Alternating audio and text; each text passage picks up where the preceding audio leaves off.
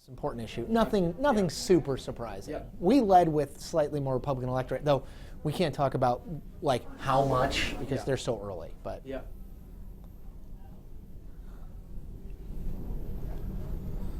I might do the night at 20,000 feet before fine, exit polls. fine.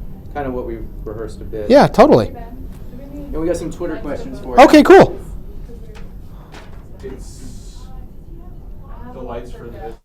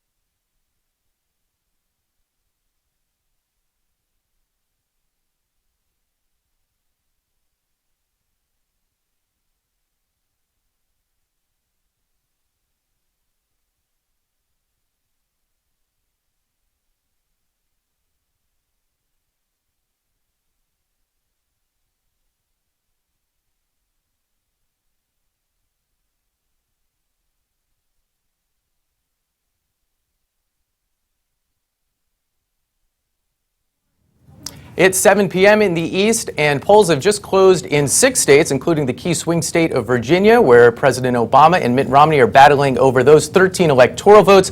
And we're also looking at a key Senate race. I'm Brook Silva-Braga, host of the Post daily news show, The Fold, and we're doing something a little different today. Live election coverage direct from the Post newsroom on the hour and throughout the night with expanded coverage starting at 9 p.m. We'll have a host of reporters gathered both here on the set and back in the newsroom, and also be checking in with reporters in swing states throughout the country. It should be a busy and exciting night, live from the Washington Post newsroom. I'll have to speak more slowly. You are in The Fold.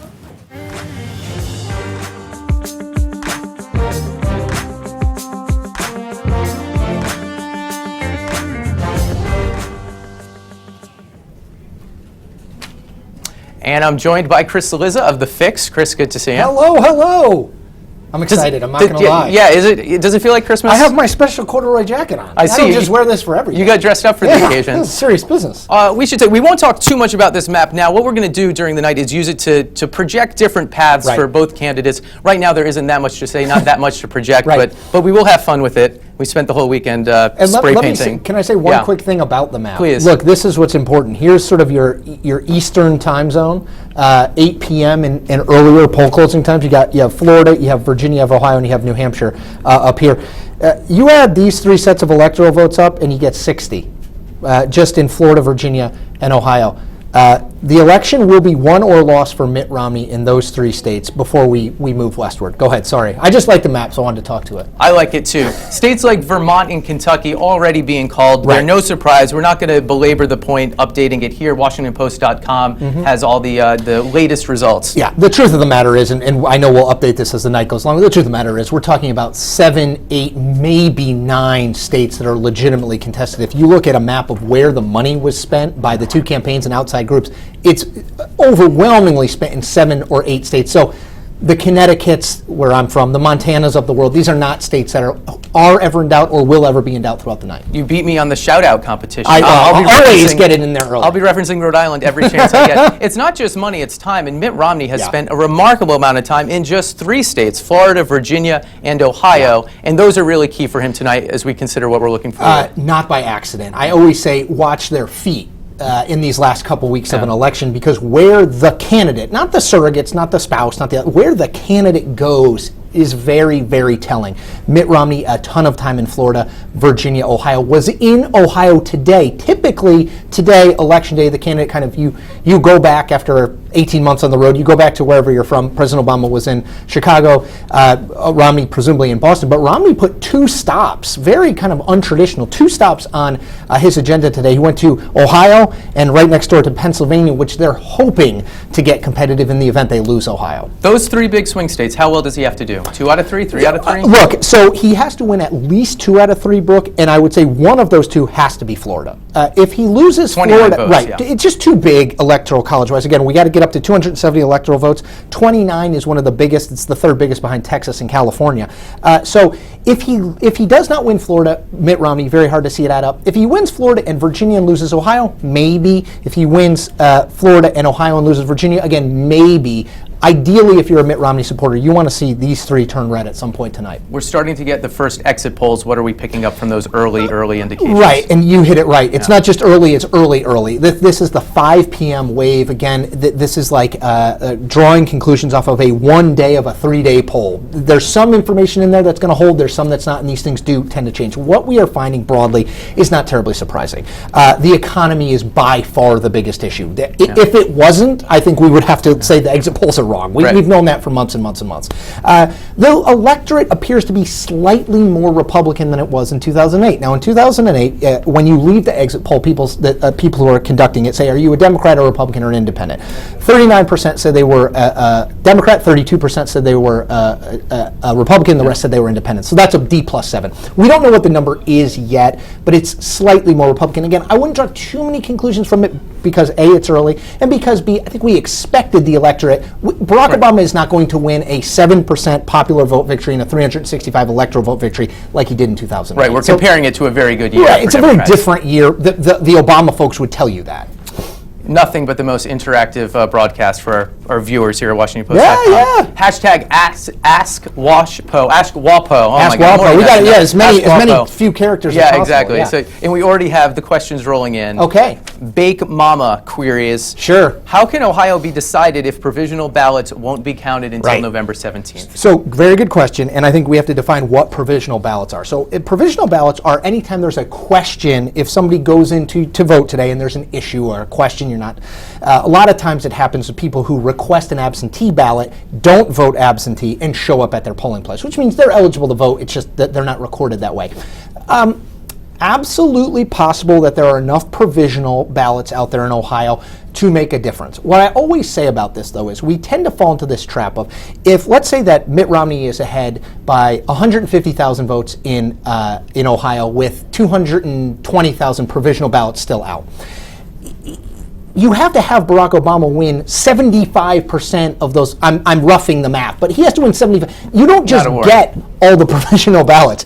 It generally breaks a little bit more towards Democrats, but it's going to split. Mitt Romney isn't going to win 0 provisional ballots. So watch the number. It's an important story as the night goes on. I mean, look, if you're focusing on one state, if you need to narrow your focus to one state, Ohio is the state you should pay attention to. Oh, there's also a provisional ballot issue brewing in Pennsylvania, and we're going to speak to Ann Gerhardt in just a second. One more. Let's get the Twitter folks. And actually, this I think comes from the Fix. A comment there. Hey, the Fix. Sure. Okay, here I am. Yeah, you see how chatty they are. Does the slightly more R electorate, the Republican exit polls we just referenced, captured in the exits, mean a Romney victory or Obama by a nose?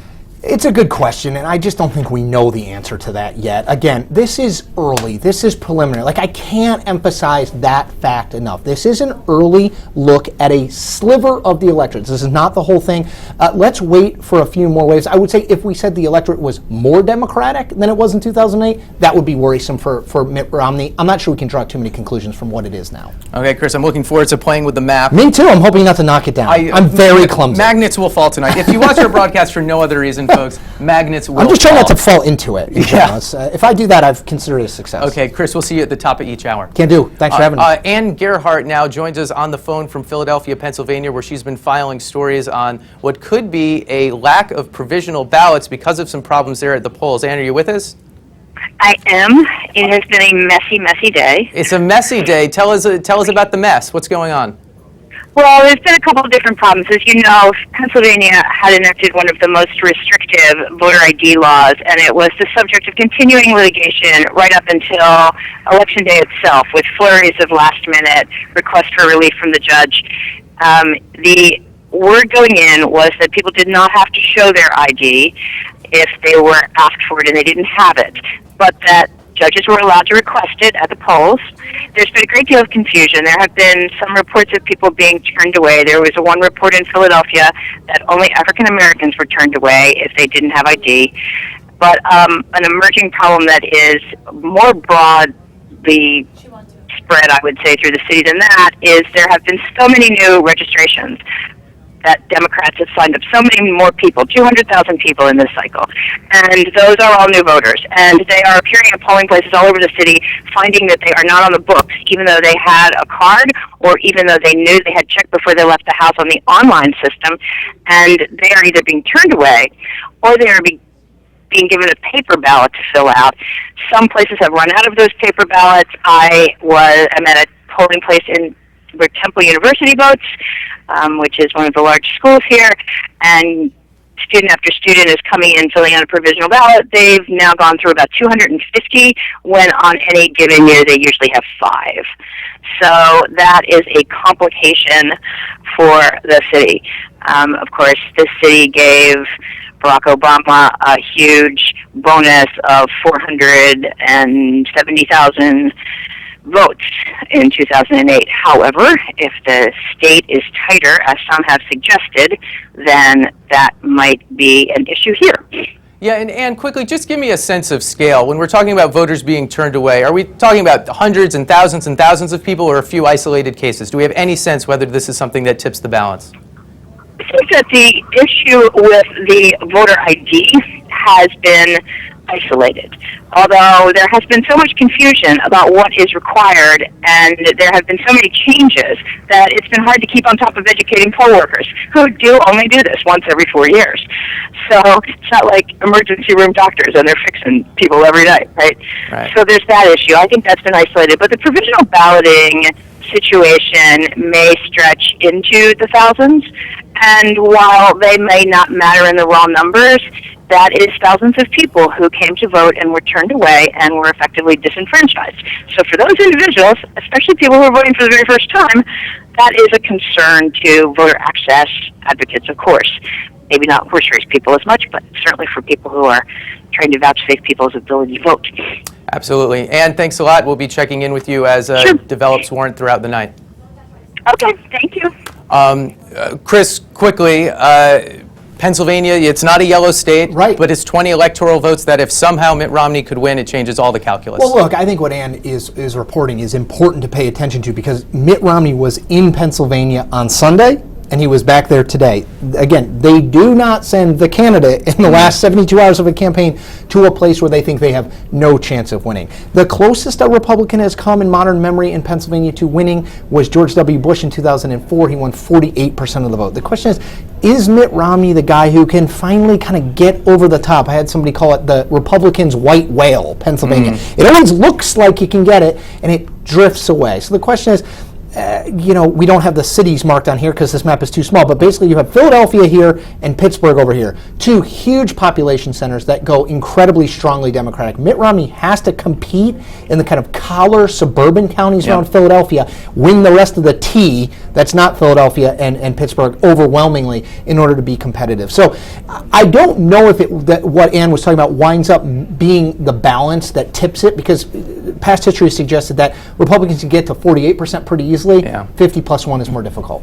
Okay, we will see you at the top of not just the next hour, but every hour the rest of the night, so buckle up. Wee hours. And we will be back with you, obviously not just with Chris, but starting at 9 with a whole cast of characters. Emi Kolawole will help me co-host back in the politics desk, and we'll also be joined by more of reporters like Ann who are gathered around the country. So we'll see you back at 9, and until then, we'll leave you with pictures. I'm sorry, at 8. 9 and, well, I don't know what time zone that would be. I can't fake that one. I meant 8, I said 9. We'll see you at 8, and for now, we'll leave you with pictures from different sites around the election, around the nation, on this Decision 2012 night.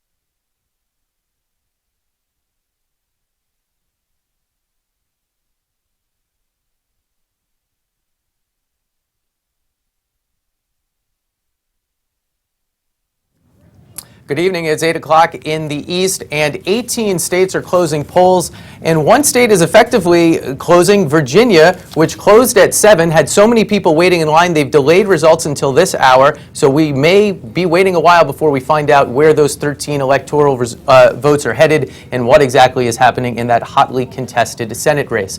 This is the second of what will be many hourly updates live from the Washington Post newsroom. Chris Silva, to my left, laughing at the enormity of it all and how little we still know. I'm Brook Silva-Braga, host of the Washington Post's evening newscast, The Fold, and tonight we're going live throughout the evening, both from the newsroom here, where we have a cast of thousands, and from swing states around the country. We'll be joined by Ed O'Keefe in Columbus, Ohio, in just a minute. It's results time, almost. We'll see what we know. Live from the Washington Post newsroom, you are in The Fold.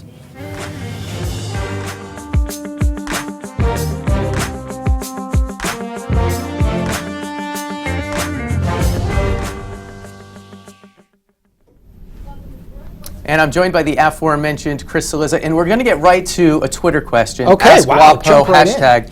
Well, because it goes right to the issue Sure. of the moment. Eli Bonner asks, why are there long lines to vote? Don't we have enough polling places available? Yeah, so it's a really good question, and I would say what every state tries to do when it comes to the election is try and game out roughly how many people are going to come and when they're going to come, but it's very difficult. I would say a good example of this phenomenon is here, Brooke. About 50 feet over here, you have the Washington Post food for the evening.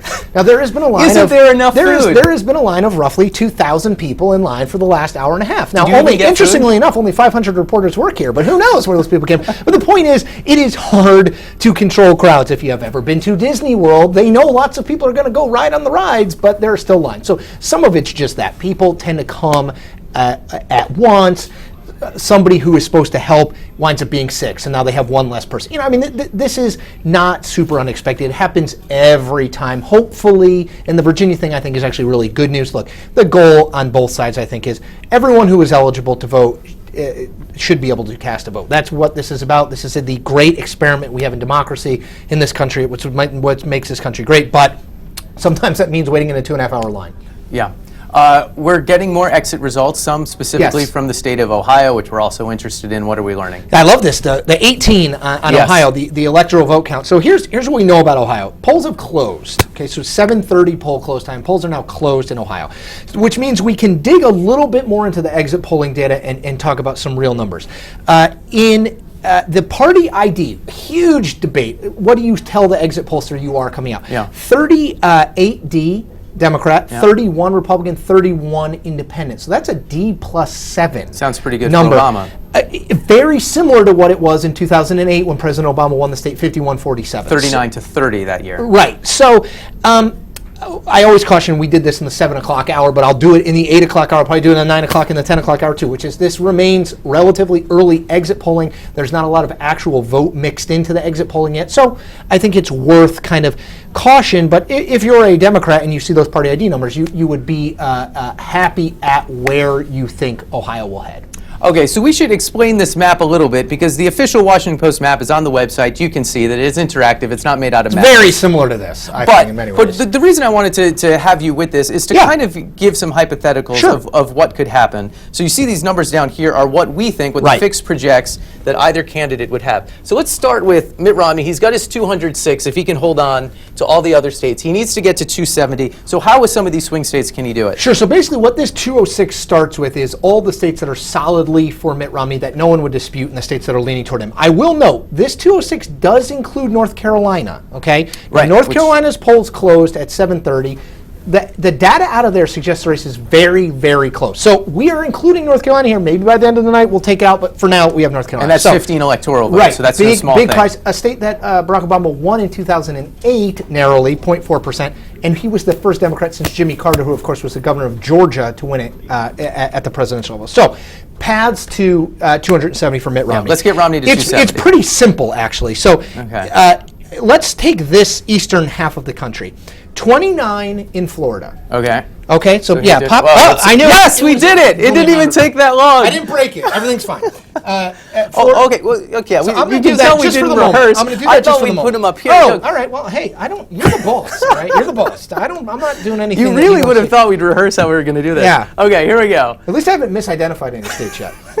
No, Wait, Connecticut. wait, no, guys. okay. So, so you have 29 here. So let's put those 29. Then let's take these 13, which is Virginia. Of course, Right. you know that from the outline of the state. Yep. Again, polling very, very close here, but let's put that here. Yep. Now, this is the critical one. Ohio. Let's put Ohio up here, 18. This is 60. I'm no math genius, but it is. You get to add these three, you have 266. Now, what does that mean for Mitt Romney? It means that all he would have to do at that point is win any one of New Hampshire, Wisconsin, Iowa, or Colorado. Any one of those, even tiny New Hampshire up here, gets him to 270 electoral votes or more. That's what he needs to win. And the problem is, if you take any one of those three away, boy, now it gets Right. harder. So here's a. Let's take Ohio away. It's the state where he's out of all of these states that we have up here. These three. It's the state where he's trailed the most. So let's take that out. Okay. Now he's at 248. It's a heavier lift because now you're talking about 248. So another 16 only gets him to 264. Another 4 only gets him to 268. It's why Ohio is so important because without Ohio, you're looking at something close to, from sort of the Great Lakes westward, you're looking at something close to Mitt Romney needing to run the table. Polling in Wisconsin and Iowa suggests slight edge. This is pre-election polling, not exit polling. Polls not closed there yet. Suggest a slight edge for Barack Obama, and that's when the math becomes hard. Now, let me just say one other thing.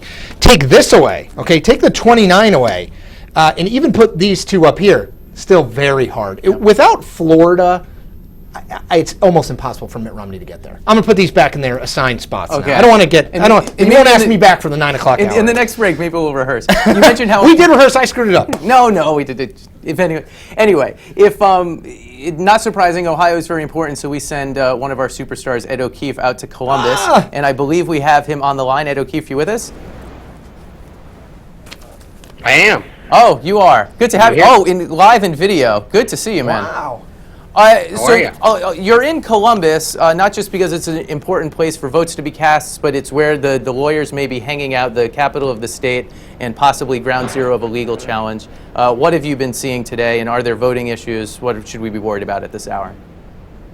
I have seen those lawyers in my hotel, in fact, both campaigns stalking them over in the beautiful DoubleTree down the street. As far as we know, state officials saying here that everything went relatively smoothly. There were some reports of perhaps not enough ballots in certain neighborhoods, some people complaining that they had to fill out provisional ballots, but otherwise, for the most part, the state officials said that things so far have gone pretty smoothly, and with a fraction of the votes in, the president has taken an early lead, suggesting that those early ballots that were cast across the state are skewing in his favor. There were about 1.8 million early ballots either mailed in or cast in person over 35 days. And so far it looks as if they're leaning towards the president.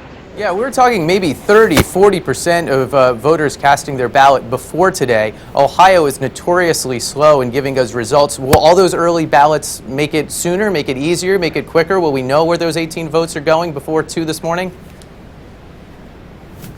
Sure. Well, the indications from both campaigns are that you would see an early Obama lead as expected because he won the early vote 4 years ago. He was expected to do well again this year.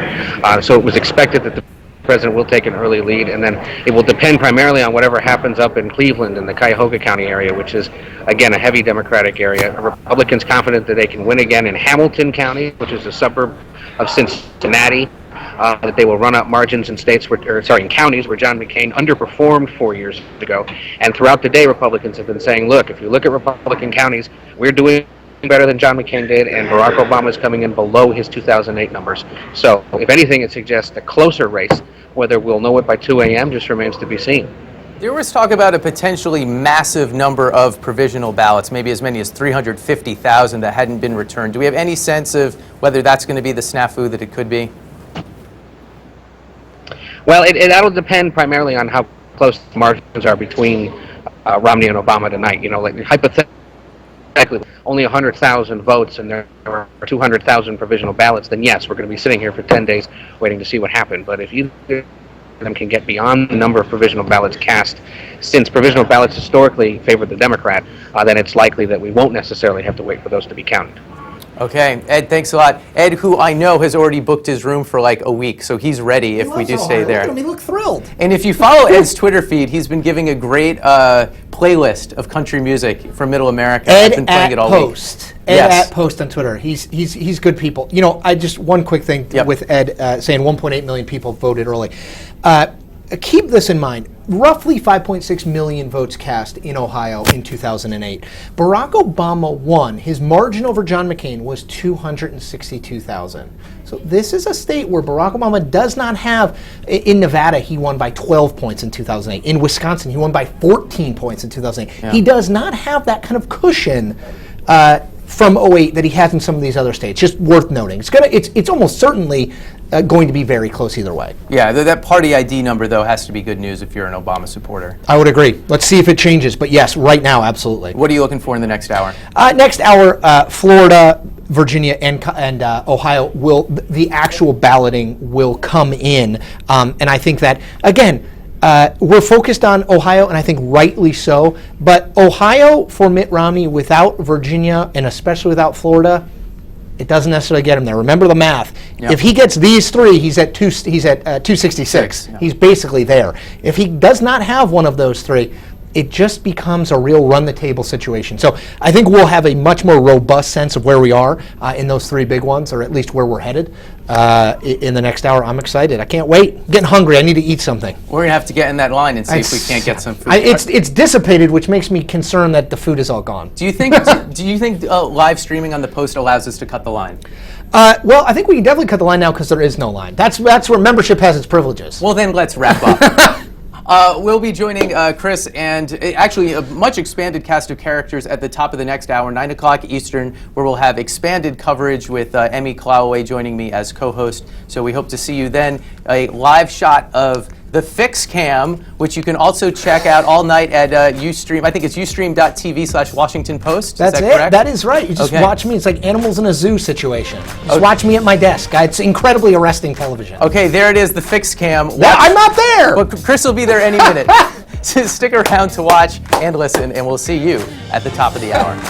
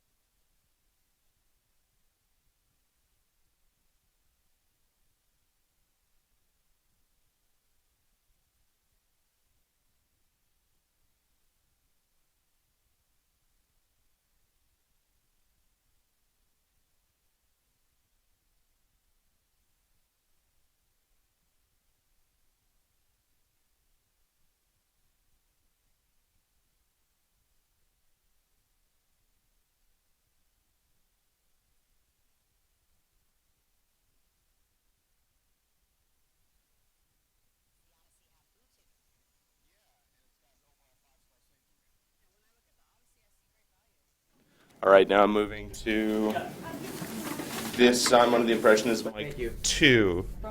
I think that this one is mic 2. Okay. Mic yeah. 2, mic Maybe 2, the mic problems. 2. Kind of been. Check, checky, check. He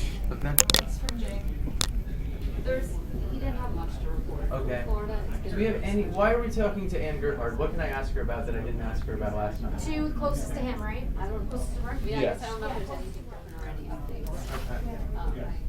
Can you go again? Yep. 2, I believe that this is mic 2. Check 1, 2, 3 for mic. Audio check. Mic 2. Chris Murphy, yes. Okay. Check 1, 2, 3. Mic 2, mic 2. 3. Check 1, 2, 3 on mic.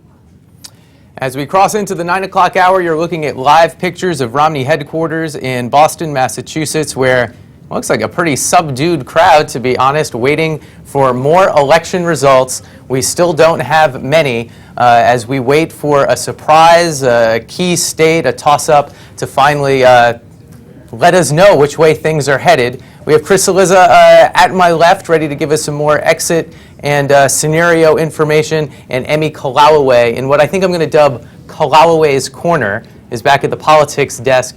She'll be speaking to Aaron Blake and a bunch of our other reporters. We'll also be checking in the next half hour with some of our reporters out in Florida to find out what's going on there, as well as Pennsylvania. We have one, it's not a call, it's not a Washington Post call, but we want to pass along what the Associated Press is calling. They are identifying the Connecticut Senate race, which was one of the places where Republicans thought they might be able to take control of the Senate if they had a good night. It's not a good night for Linda McMahon, who has lost her second bid for the U.S. Senate. Chris Murphy, the Associated Press is projecting, will win that race. The Washington Post needs to see a little bit more before we make the call. It's a half hour of coverage live from the newsroom, and our reporters around the country, live from the Washington Post newsroom. You are in the fold.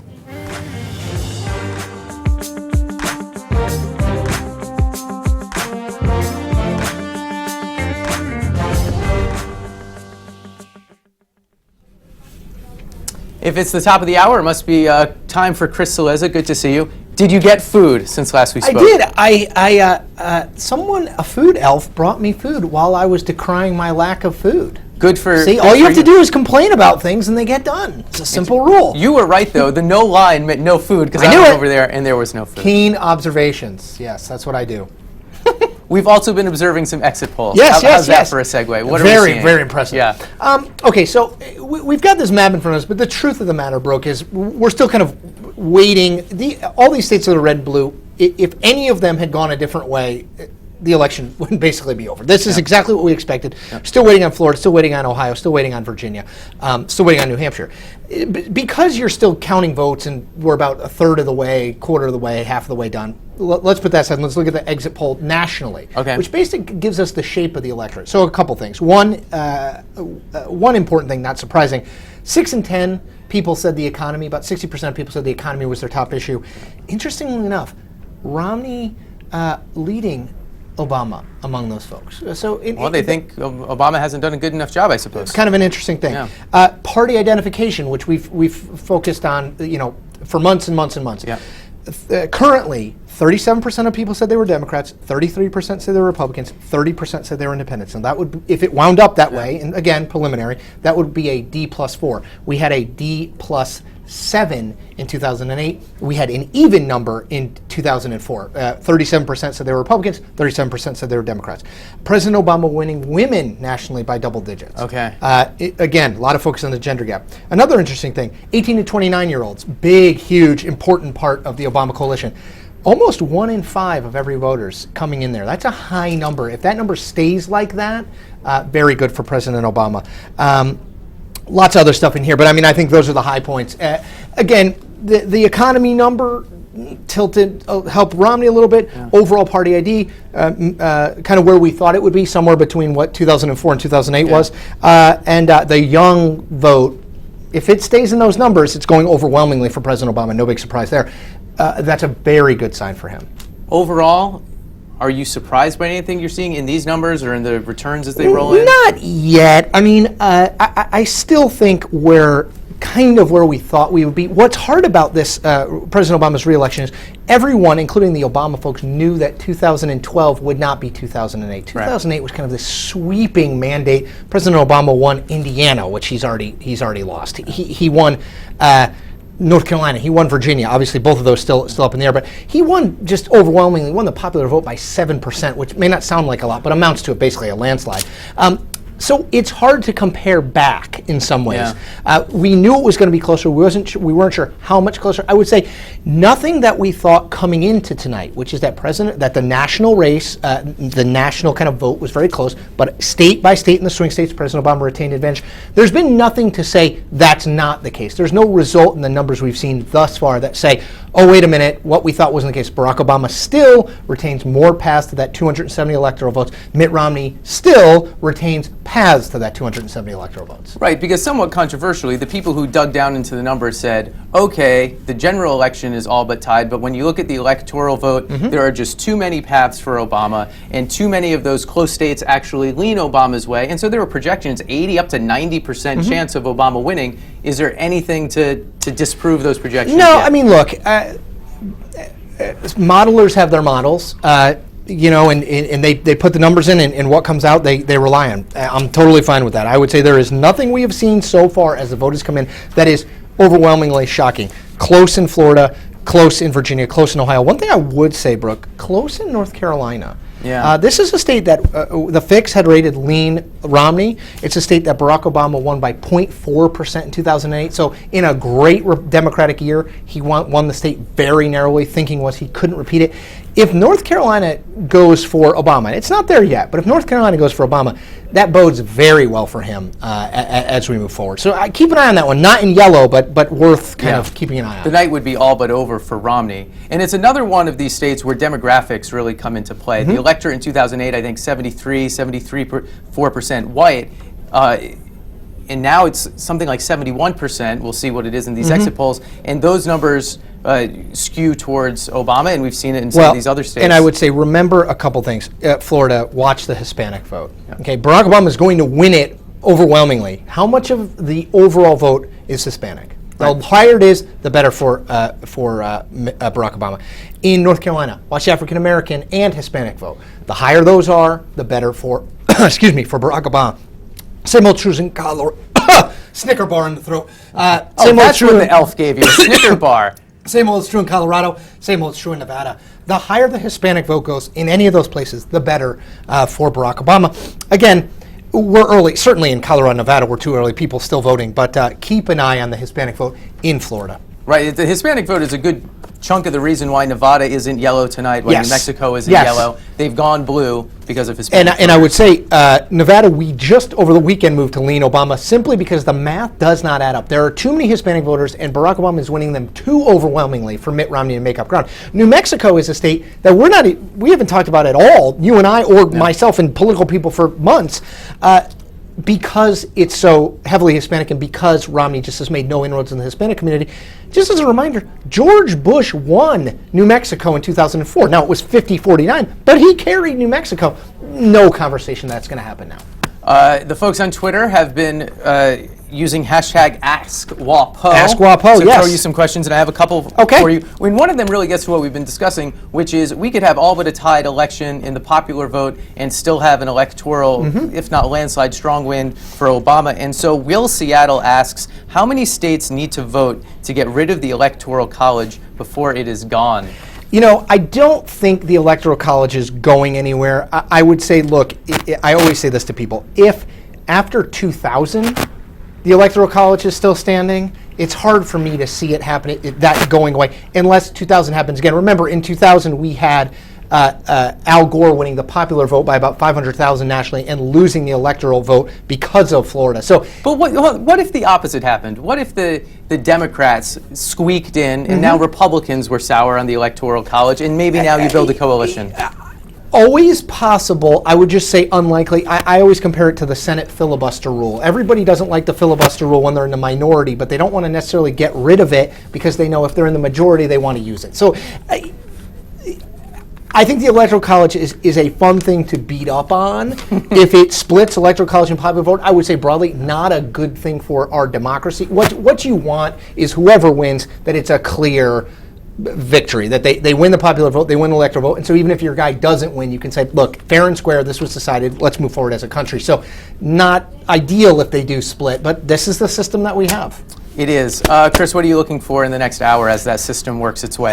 North Carolina, Virginia. North Carolina is surprisingly close. Virginia, critically important to Mitt Romney. I think the Ohio count, Brook, is just going to take a while. Virginia is a pretty quick counting state. Polls close there at 7, so we're now into hour 2 of the count. That's a big one. If Barack Obama wins Virginia, as he did in 2008, it tells us something about Florida, North Carolina, Ohio, and moving westward. So that suggests Romney on his heels a bit. Virginia Certainly, and North Carolina. if Barack Obama wins Virginia and North Carolina, Good night. I never say never, but you'd much rather be Barack Obama Yeah. than Mitt Romney if that did come to pass. Okay. Chris, thanks a lot. We'll see Thank you at the you. top of the next hour. Love it. Emi Kolawole is in, yes, I'm going with it, Kalawawe's corner. Emi?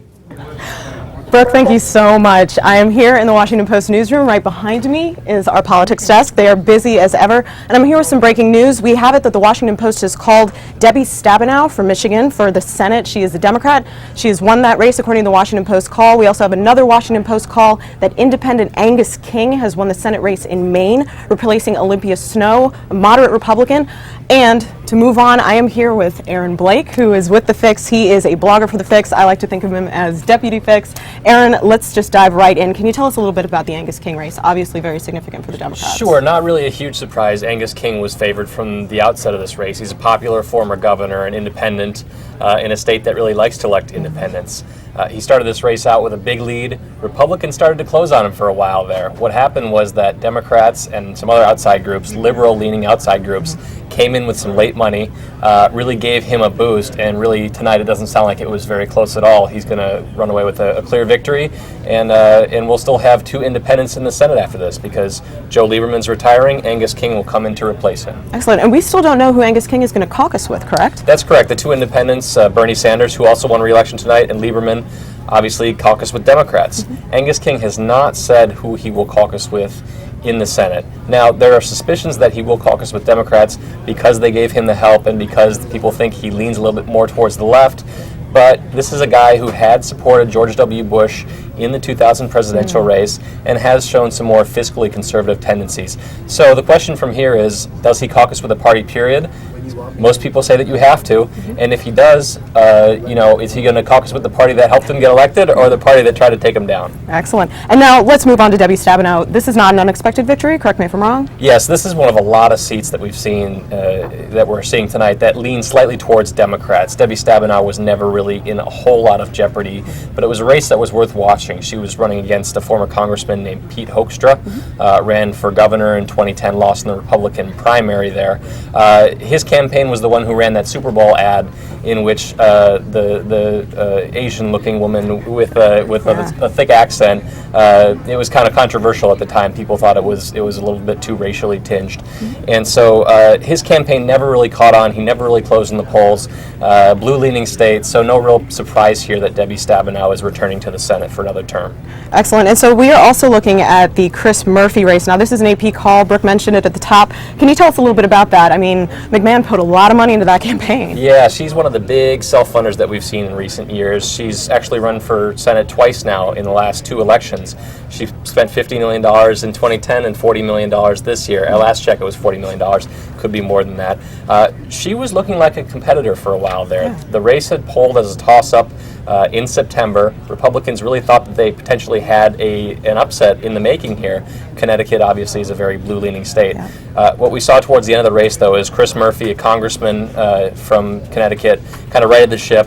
McMahon has a lot of kind of vulnerabilities. She comes from the pro wrestling world, where there's a lot of kind of unseemly things over the years. And so I think that eventually Democrats kind of got the ball rolling a little bit, were able to define her in the ways like they did 2 years ago. And in the end, it was enough for Democrats to hold a blue-leaning state. Excellent. Well, thank you so much for your time, Aaron. We appreciate it. And if you've got questions for Aaron or anybody else, just ping us on Twitter at #AskWapo. Brooke, back to you. All right, thanks a lot, Emi. As we go about 15 minutes past the 9 o'clock hour in the East, the Electoral College vote may not mean that much. We're still waiting for a lot of states to report, but we'll update you anyway. President Obama with 93 votes so far that the Washington Post can confirm 142 for Mitt Romney. Now, almost every scenario we've been considering gives the state of Pennsylvania to Obama. He won it easily in 2008, in part because of his tremendous success on each end of the state, the urban centers of the state, specifically the city of Philadelphia. And Ann Gerhardt has been reporting for us from there tonight on some irregularities, at least at some polling places. Ann, are you with us? I am. We spoke to you a couple hours ago, and you were reporting on a number of different problems at the polls. What have we learned in the last couple hours, and what is the state of some of those irregularities?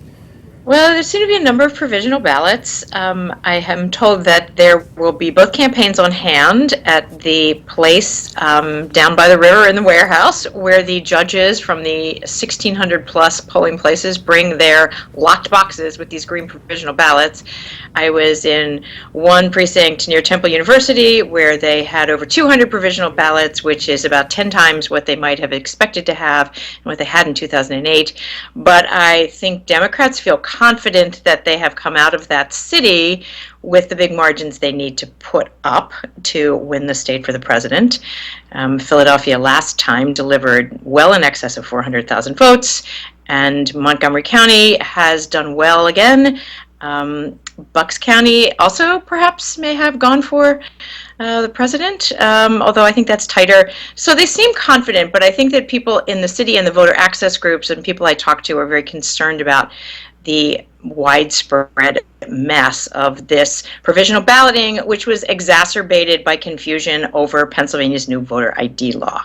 Right, so on the raw numbers, they feel happy, but otherwise they don't. So we'll see. It may not be so great, though, for down-ticket people in Senator Casey's race, which had tightened up, and for some of the other row offices in the state. So we'll have to wait and see about that. Okay, and let me understand exactly why there are so many of these provisional ballots, because you reported how Democrats registered 196,000 new voters, and some of them, when they went to the polls, were told, hey, we don't have your information, you can't vote. Are those the folks voting provisionally unexpectedly, or where are all these votes coming from? Well, I think a lot of it is that. I mean, I talked to a number of Temple University students who, particularly the girls I noticed, they were clutching their little blue and white voter registration card that came in the mail that they knew they had to bring. And if they weren't in the books, they weren't allowed to vote anyway. That is actually not the process in Philadelphia. If you have your voter ID card that they sent you to show that what your polling place is, they are to allow you to have an affidavit so that you can vote on the machine. So I think there's a great deal of confusion, and it was not deliberative. It was mostly, in some ways, I think, confusion. I don't want to say so strongly incompetence, but there were a lot of misunderstandings about the rules. However, later this evening, I've gotten a number of calls from some voter access groups in which there were a number of people who have been registered for years, both in Allegheny County and in Philadelphia, who got there and were told they weren't allowed to vote. And so it's unclear whether that's an intermittent issue, how large that is, whether it's some kind of a purge. This is a state, I think you have to understand, where there's a great deal of suspicion and skepticism about voting working and the process, because there has been such acrimony over this new law which requires you to proffer ID with a picture, and only of certain kinds, even if you have been voting there for years. And the process is, you go up, you say your name, they find your card, you sign where you signed before, so they've got your master signature, and in you go. So I think I heard from a number of people who felt very unhappy about that. And I talked to one man outside of a polling place who said, I never thought in all these years, an African-American man, I never thought in all these years that I would be watching this level in a northern state of this sense of not trusting us. And then he said, but on the other hand, I never thought I'd see a black president either. And then he said, and on the other hand, maybe those two things are related. So that's the tenor of what I heard a lot around the city. People not having a great deal of faith in the process anymore. Ann, thank you so much. Reporting from Philadelphia, Pennsylvania tonight. We appreciate all the info. I'm joined now at the desk by Bill Turk, who's been following these issues across the country. The problems they're having in Pennsylvania tonight, have they been common? Are we seeing a lot of it, less than we expected? What? Well, Pennsylvania has pretty much emerged as kind of a hot spot so far this evening. But we're seeing, I think, probably a pretty predictable mix of problems. New York and New Jersey are still suffering from the lingering effects of Hurricane Sandy. In New York City, there's still hundreds of thousands of people without electric power. And you now have many polling places have been collapsed, into one. They've been consolidated. There's confusion about that. People are having a hard time finding their way to the polls. In New Jersey, about 600,000 people still without power, and everyone looking over their shoulder at the forecast for tomorrow. So people are not being able to vote in a fairly easy way, and the state allowed people displaced by the storm to vote electronically over the weekend. There have been some complaints about that people are not getting ballots back electronically from the county after applying for email ballot. And so you have all of this. For better or worse, New York and New Jersey, we're not worried about electorally because we know which way they're going to go. But states like Ohio, we've been following closely, and obviously will be very important tonight. How are things going there? Things seem to be going pretty much as we expected. There are the problems that everybody sort of predicted with the provisional ballots. So there's some preliminary indications that the rate of provisional ballots is high, particularly in the urban counties, and this means that there'll be more to count in the 10-day period following the election. And do we know why? Is this that same issue of they sent out so many of them before, or what? Well, that's part of it. The other part is apparently there's a problem. A lot of people are showing up at the polls, giving their name, and there's not a match in the electronic registration records. A lot of these registration books are set up for a very precise match. So if there's a middle initial out of place, or a street, if it's ST period instead of street spelled out. No, really? Well, that's what we're told. Because that just seems ridiculous. Well, yeah, I mean, it's election night.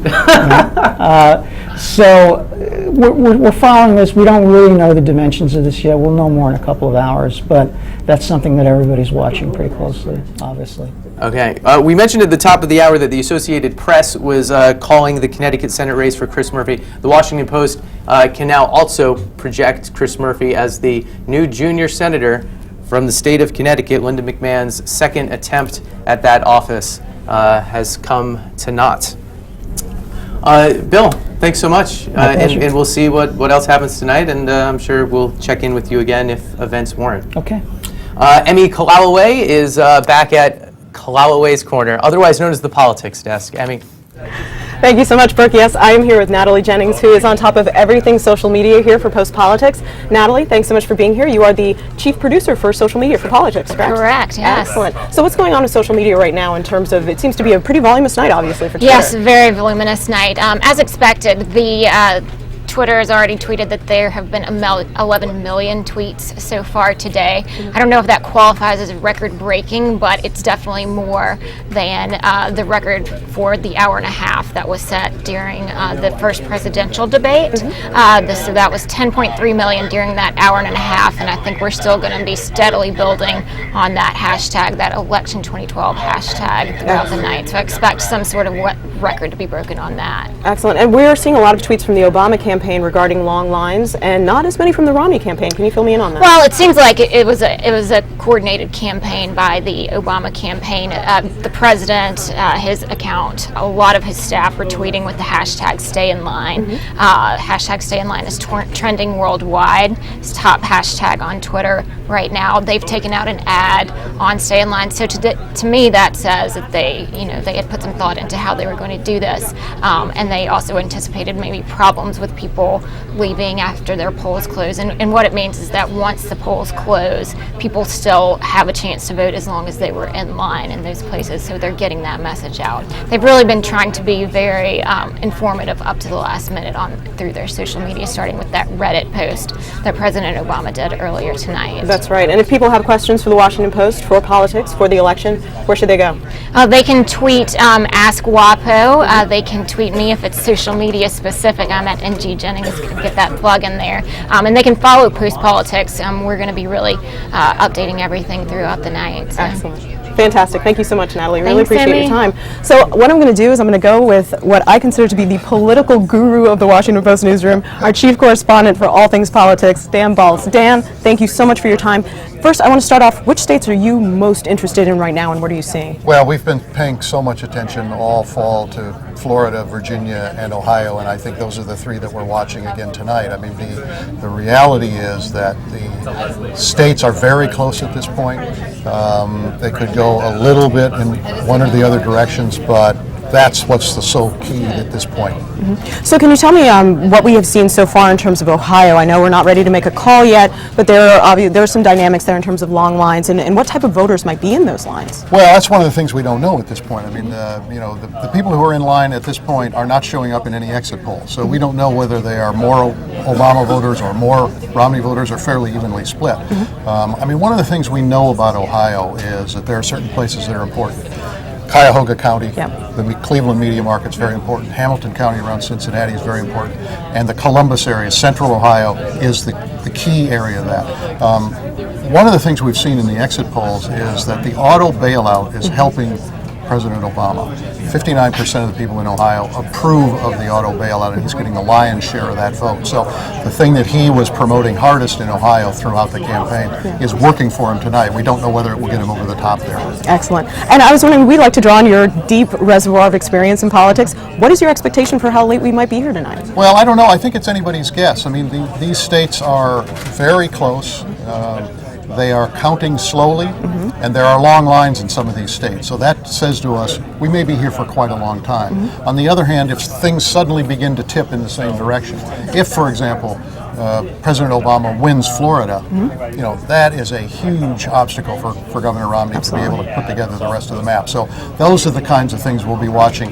It's too early at this point to know how late we might go, but by 11 or midnight, we may have a better sense of how long a night it just might be. Excellent. And as we're looking at the East Coast, can you tell me sort of the states to watch out for? I know we've seen some results in Virginia. We aren't yet ready to call some of the big races, but can you tell me, if we could drill in on Virginia, if you don't mind for a minute, what we might be seeing here, just sort of our neighbor to the south? Well, I mean, the critical thing for Virginia, for both candidates, is really what happens in the Washington suburbs, in these northern Virginia area, Prince William County, Loudoun County. Those are the places where one or the other is going to win or lose this race. So we're watching that. I haven't seen enough of the vote there to know who's in better shape or not, but those are the places to watch. New Hampshire has enormous lines, according to what the networks are telling us. New Hampshire is a battleground state. It's only got 4 electoral votes, but given the way these scenarios play out, it could be important. North Carolina is a state that Governor Romney has assumed he would win. It has been too close to call tonight. It is a state that the Obama campaign said we will never give up on this state. There's a real battle underway down there for that. Excellent. Thank you so much, Dan, for your time. And if people want to find you, can they find you on Twitter? At Dan Baltz, if I remember. Dan Baltz, right. Excellent. Thank you so much, Dan. All right, Brooke, I'm going to send it back to you. Thank you. Emi, thanks a lot. We didn't even get into Florida much today in that discussion or in the discussions we've had here, and it's obviously one of the most important states that Romney is going to have to win in order for him to have a chance as he moves towards the middle and west part of the country. Brady Dennis is in Tampa, Florida at a Republican event where those 29 electoral votes that Romney basically needs to win now that firewalls like Michigan have held for Obama. Brady, what is the atmosphere in Tampa tonight?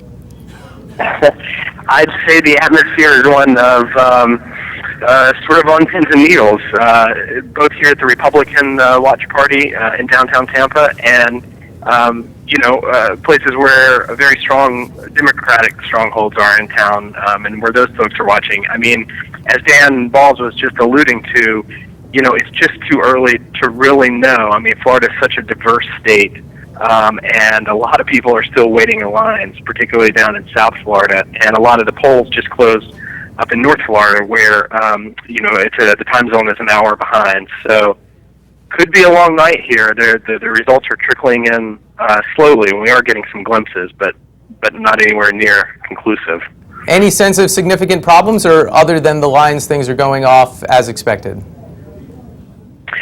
Yeah, I mean, around Central Florida, what I've been most of the day, I think generally things have been fairly smooth. I didn't see a lot of long lines. I heard only about scant voter problems.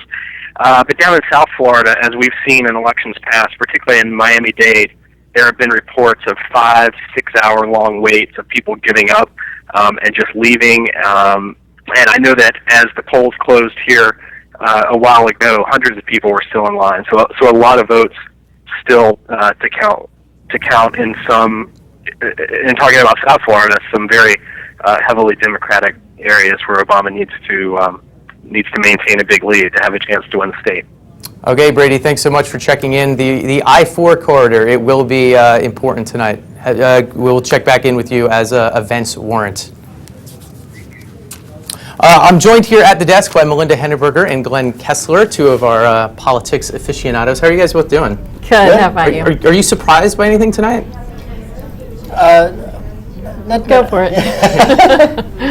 Well, it seems to be unfolding pretty much as the polls before the election had indicated. I mean, one thing that is interesting, you can see how some of the messages put forward by the Obama campaign during during this election cycle, you can see how they have resonated. For instance, if you look at the exit polls for Ohio, and you can see that the auto bailout was important for 6 out of 10 Ohio voters, and of those voters, 75% went for Obama.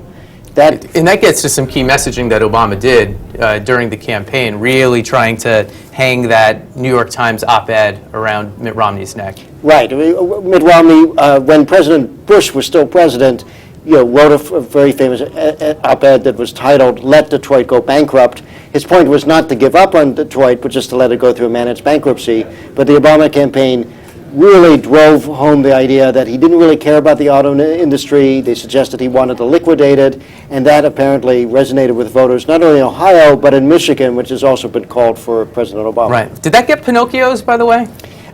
Obama's treatment of that? Yes. Well, it went back and forth, because Romney would mischaracterize what he wrote in that op-ed, and then Obama would mischaracterize what Romney said in that op-ed. So they both got Pinocchio's, backwards and forwards. Plenty of Pinocchios to go around. We shot a segment yesterday on the science of Pinocchios here on The Fold, and you identified that during this campaign, Romney had 2.4 Pinocchios on average, Romney 2.1. My mother called me this morning and said, "Tell Glenn, I don't think anyone with more than 2 Pinocchios should be eligible to run for president."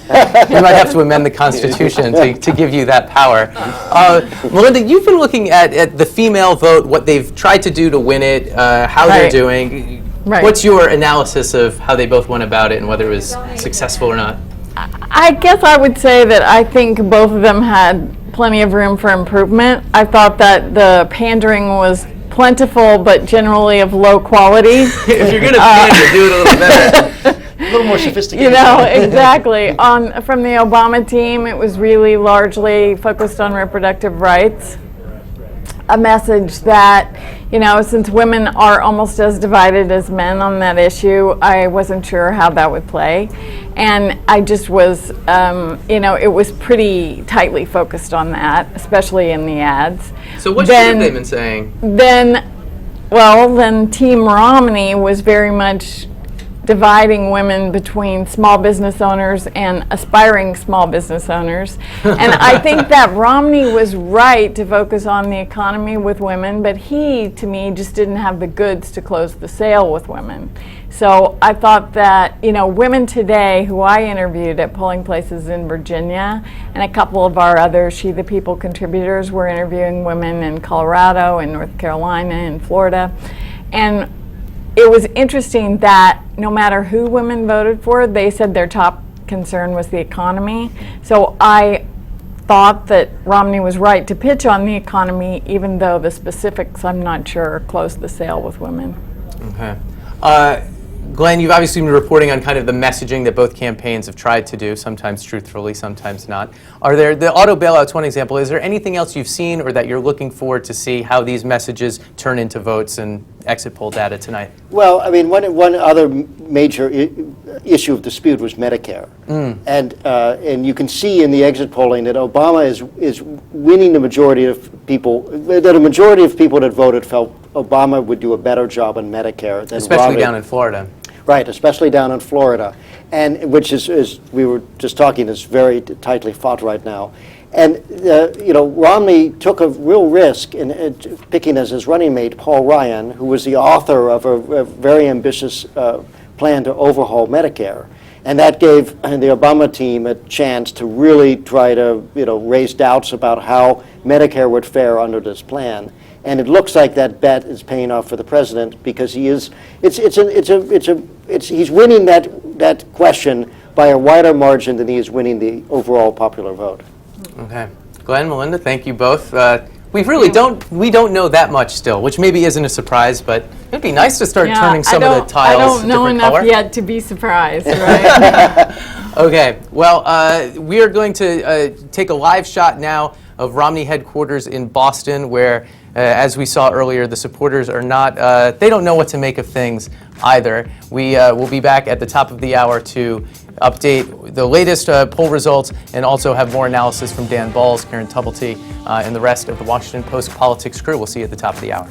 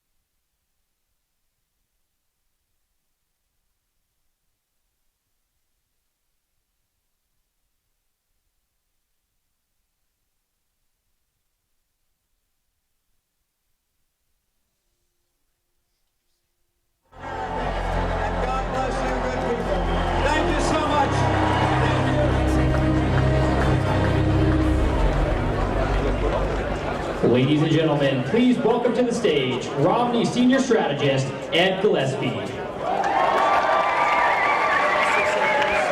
Thank you all. It is great to see you all here tonight. This is so exhilarating. I had the honor and the privilege to travel with Governor Romney over the couple of 3 days for the home stretch here. And what incredible intensity we saw out there, the crowds, many of you were there. But most importantly, what we saw was one great standard bearer carrying a message for freedom and free enterprise and job creation in this country. And we're going to have a great celebration here tonight.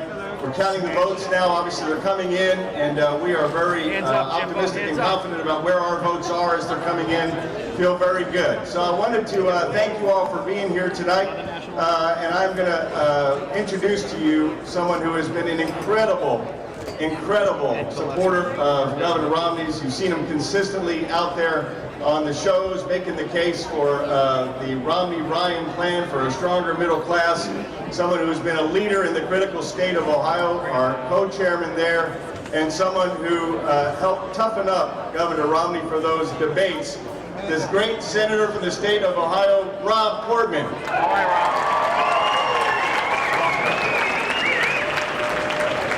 Hey, Steve, thank you, buddy, and thanks for all your hard work.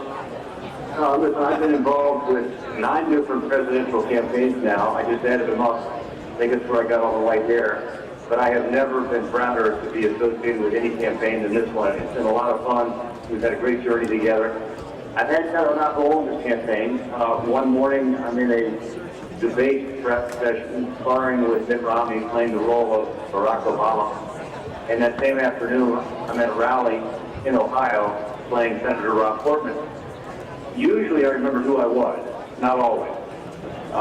Look, it's been a great opportunity to get to see the campaign from the inside. You get to see some incredible work being done by everybody in the room tonight and so many other volunteers around the country. I want to draw attention, if I could, to the amazing effort that we have put forth here in Ohio. I'm the chairman of the Ohio campaign, as you know. I'm here tonight in Columbus, Ohio. Staff and team members who are volunteers. And I will tell you folks, Scott Jennings, who's our state director, has done a terrific job working under Rich Beeson and Matt Rhodes. We have knocked on more doors and done more telephone calls than any campaign in the history of Ohio. We've actually knocked on 20 times more doors than all doors in 2008. We have made more phone calls by far than 2008. In fact, we have made more than twice as many phone calls. We've never seen anything like it before.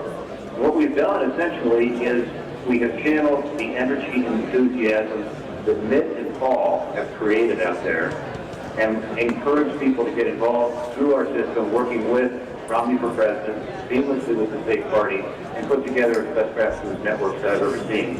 And we did it, folks, with fewer resources than the Democrats had at first, and certainly with less time because we had to do a primary process first. So I'm really proud of the effort. I'm proud of our volunteers. I'm proud of the way we've worked with Boston. And everybody tonight ought to be extremely proud of the work that you have done. I'm happy to tell you that in Ohio we're seeing some good results. We have good turnout in southwest Ohio. In some of the swing areas, we've got some early voting results in now. In places like Lake County that some of you follow, or Hamilton County, we're seeing better than expected early voting results for us, and frankly worse than expected for the Democrats. We've also seen some good results in coal country tonight, which are from Belmont County. So we are doing what we expected to do in energy counties in Ohio, and that encourages me a lot. You remember during the campaign that Mitt talked a lot about this Friday night saying of clear eyes, full heart, can't lose. So I want you to think about that tonight. We have clear eyes. We see the direction of our country. We know it needs to be changed. We know that Mitt has provided us with a vision for a better future. But we certainly have full hearts. We are seeing the passion here on the ground in Ohio I've never seen before, and energy and enthusiasm for this campaign, showing up at the rallies, also showing up again at the grassroots effort. And then finally, we can't lose. We're doing the right thing for our state, for our country, and finally for our families. I feel really good about it. So we'll see what happens here later tonight. I'm confident, and I just again think that everybody in the room tonight and the whole team in Boston ought to be very proud of the work you put in. And the effort will pay off. So God bless you. Hope to see you guys soon. Cross paths soon. And thanks again for letting me be a part of this really exciting journey.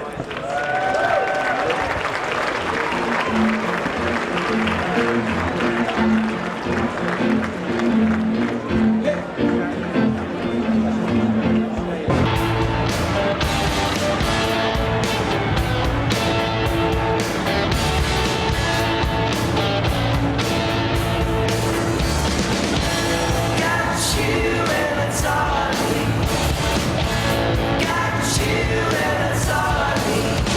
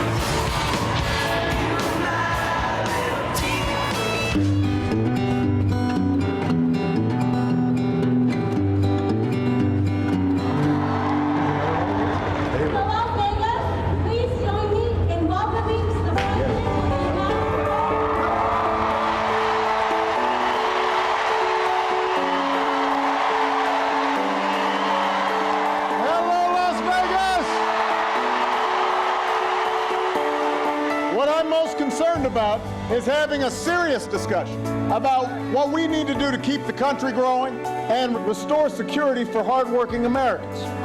Because in the coming weeks, you're going to have a big choice to make, Nevada. But the question is, whose plan is better for you?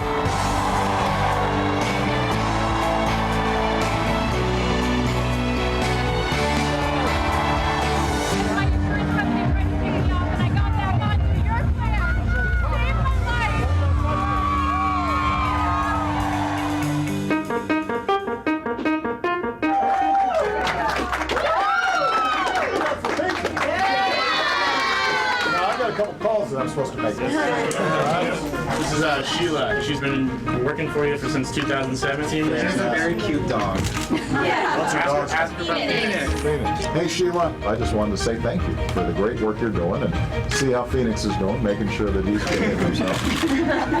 He's also willing to do a little canvassing. I need to have him talk to Bo, because Bo's loafing around all the time in the house while I'm out here hustling for votes.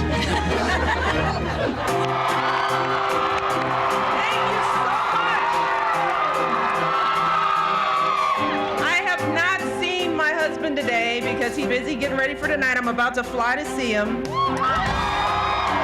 This is from me to you, honey. Happy 20th anniversary. If you want to give me a nice anniversary present, from now until November, we are going to need every single one of you to work like you've never worked before. It is time to get started, so we've got to turn all this energy into action.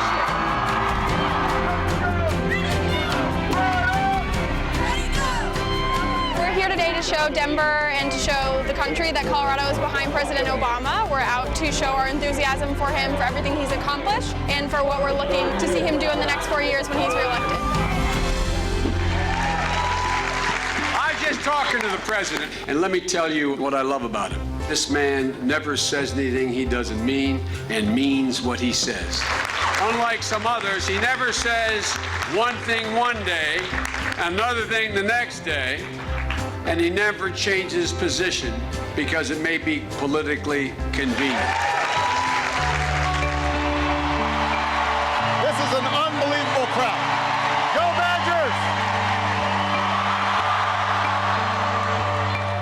Whoever it was that was on stage last night doesn't want to be held accountable for what the real Mitt Romney's been saying for the last year. And that's because he knows full well that we don't want what he's been selling over the last year.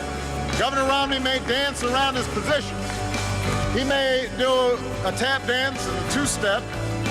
But if you want to be president, then you owe the American people the truth. I still believe in the American people. They are what gives me strength every single day.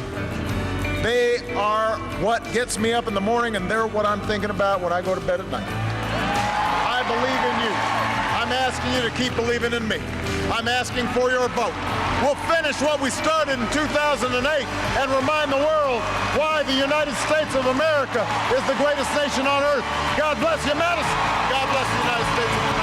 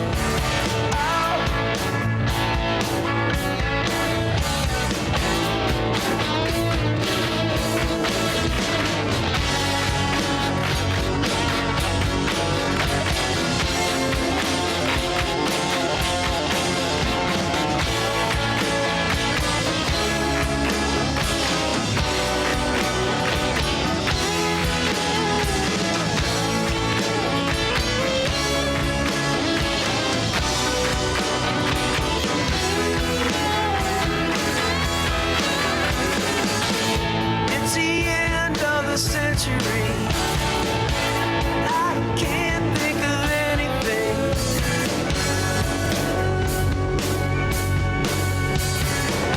except you. It's the end of the century. I can't think of anything but you.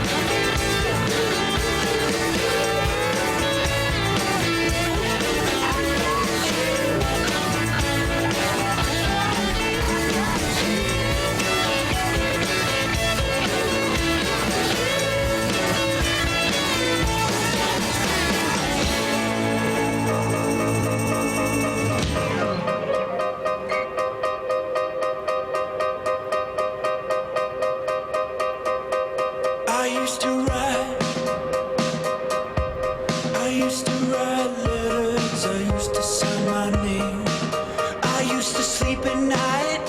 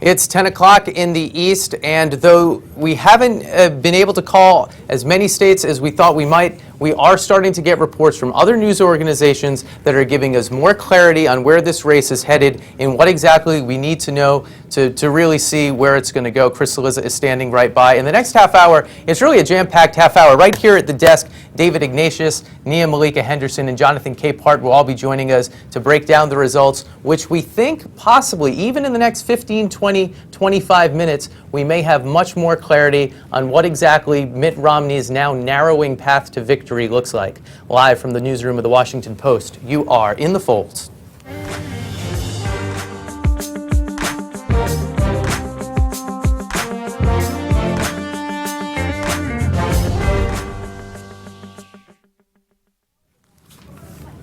And if it's the top of the hour, it must be Chris Cillizza. Oh, you are warmed up. You are raring to go. Yeah. You are raring to go. Lather. You are in a full lather. It's an election night lather brought to you by Chris Cillizza. Thank you, yes. Okay, so the Washington Post is not yet ready to make some calls, but we can report what some other news organizations are calling, and they're significant calls. Yeah, so look, the Post is being cautious, rightly so, but we have other news organizations, big news organizations, calling some of these states. Wisconsin, NBC has called Wisconsin for Barack Obama. NBC has called New Hampshire for Barack Obama. CNN and CBS have called Pennsylvania. We should say basically everyone's called Pennsylvania at this hour. CBS, Barack NBC, Obama. ABC, Fox, and AP. And that was one we talked about earlier, Brooke. You know, that is 20 electoral votes. Mitt Romney was there today. They spent $2 million on TV in the last week. He was there Sunday with a big rally. I think the thinking in the Romney campaign was, if this guy right here, if Ohio was not going their way, Pennsylvania might be able to offset it. That is now gone. If Ohio wasn't going their way, maybe Wisconsin could offset it. That is not happened. New Hampshire, it's 4 electoral votes, but it's 4 electoral votes that Mitt Romney doesn't have that Barack Obama does. Very quickly, and we've talked about this. So why don't we do the hypothetical and catch people up? Because I think at this hour Here. we're starting to. You get the 6. And we figured, I think our rehearsal, which turned out to be live on the air at 8 o'clock, Yeah. we might know what we're doing now. And I noticed that North Carolina and its 15 electoral votes haven't gone for Romney yet either. So this is a great point. So this 206 number includes 15 electoral votes in North Carolina because we had all fixed. Many other people had. I just referred to myself in the third person. God, that's awful. Okay. Had thought North Carolina was going to be a Romney state. Very close. Now, I would say 78% of precincts reporting, Romney 51.2, Barack Obama 47.6 or 7. So he does lead, but still plenty of vote out, not been called by anyone yet, probably closer than we thought. So that's 206 with North Carolina. So now let's see. There is basically, at this point, one path for Mitt Romney, and that's including North Carolina. It's this. He must win Florida. He just must. Very close here. I just looked before I came on, bro. This is amazing. 6.2 million votes have been cast and counted in Florida already. Barack Obama's ahead by 15,000. Wow. So it's close. How many dangling chads? Obama. Too soon? Way too soon. I'm just trying to get through tonight. Okay. Obama people feel confident here. Look, they're not going to say they don't feel confident, but that's one. Okay, step 1 for Romney, win Florida. Step 2, win Virginia. Win Virginia. Very close. I just looked again. 75% of precincts reporting. He is ahead. Romney is ahead, but plenty of votes still out, and plenty of votes still out in good Democratic areas. Step 3. And this has always been, in some ways, it's a nothing new under the sun thing. Ohio. He can't really, at this point, we've done this math before. This is 60. We were waiting for it. Isn't it great? Someone was saying before, is stupid magnetic board? That wasn't me, because I'm very cool under pressure, so it's definitely not that. So that's 60 right here.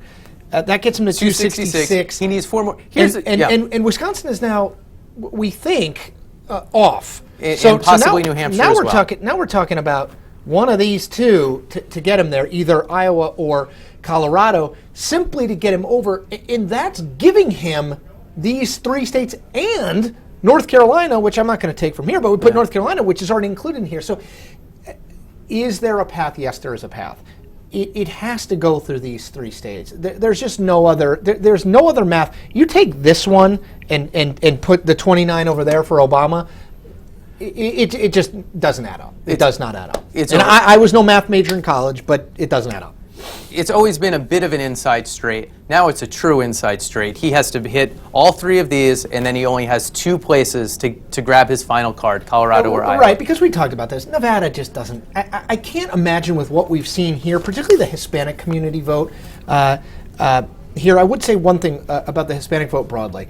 What this election is showing is this country is changing quite rapidly from a demographics perspective, and not in a good way for the Republican Party. 1 in 10% of the national electorate, according to the National Exit Poll, is Hispanic. Barack Obama is winning 69-30 over Mitt Romney among that group. He is winning by 40 points among the single largest growing and fastest growing community over the last decade. That matters in Florida, certainly. It matters in North Carolina. It matters in Colorado. It matters in Nevada. And I'll tell you what else, Brooke. It's going to matter in New Mexico, Arizona, Texas, in the not too distant future. The Republican Party simply cannot lose the Hispanic vote by 40 points nationwide and continue to maintain its status as a sort of national majority party. It can't be done. This is not Mitt Romney's fault. This is a broader problem for the party. And if he does wind up losing, I think that is a point where the party stands on immigration is something that's going to be litigated out in these coming months and years. I'm not going to traumatize you with the words 2016. It wouldn't traumatize me. My mind is already worrying. But that's one of the reasons Marco Rubio is such an attractive Republican candidate. And I would say, so who are the two of the top names in 2016 if Mitt Romney comes up short? Jeb Bush, former governor of Florida, who won a majority of the Hispanic vote in his re-election race in 2000. And it continues to appeal to them even when it's not in vogue with his party. And the party. saying the party needs to. Yeah. And Marco Rubio, a Cuban-American from Florida. That is not by accident. I would point out a few other people. Susana Martinez in New Mexico, first female Hispanic governor elected Democrat or Republican elected in 2010. Another name you might be hearing more from. The party has a Hispanic problem. We knew that was the case going into this election. It is in very sharp relief this evening. It's why Florida is as close as it is. We mentioned NBC projecting New Hampshire for Obama. We're now getting word the Associated Press is also jumping on that bandwagon. Washington Post, not yet. We have the Ask WAPO. I find it such a mouthful. I don't know why. I didn't come up with this. You're adding hashtag. more letters. Ask WAPO. It's not that hard. You put the little number sign. Hey, you're not the guy who knocked Florida off the map. Well, give me time. The night's young, unfortunately. We got some more questions, and one of them gets to our focus will naturally turn a bit towards the Senate, and another NBC projection is that Elizabeth Warren will take that seat. Yeah, in Massachusetts, absolutely right. Kay Bush asks you, how likely is it for a state to go one color for a senator and the other for president? I mean, it depends. The answer is it depends on the state. Let's see about Virginia. I don't see any path where if Barack Obama wins the state, George Allen will the Republican will almost certainly not win. In Florida, you saw the Democratic Senator Bill Nelson win overwhelmingly, called very early on, still a competitive race. In Ohio, most news outlets have called the Senate race for Sherrod Brown, the Democrat, still not called at the presidential level. Remember, in some of these places, the Senate race is less engaged than the presidential. You're seeing much less spending, you're seeing all those sorts of things. I would say, just one quick note on the Senate, if you take Elizabeth Warren, which is a Democratic pickup, if you take Maine, where Angus King, the independent former governor, but who we expect to caucus with Democrats, he is another pickup. And if you take Indiana, where Joe Donnelly, the Democratic congressman, has won.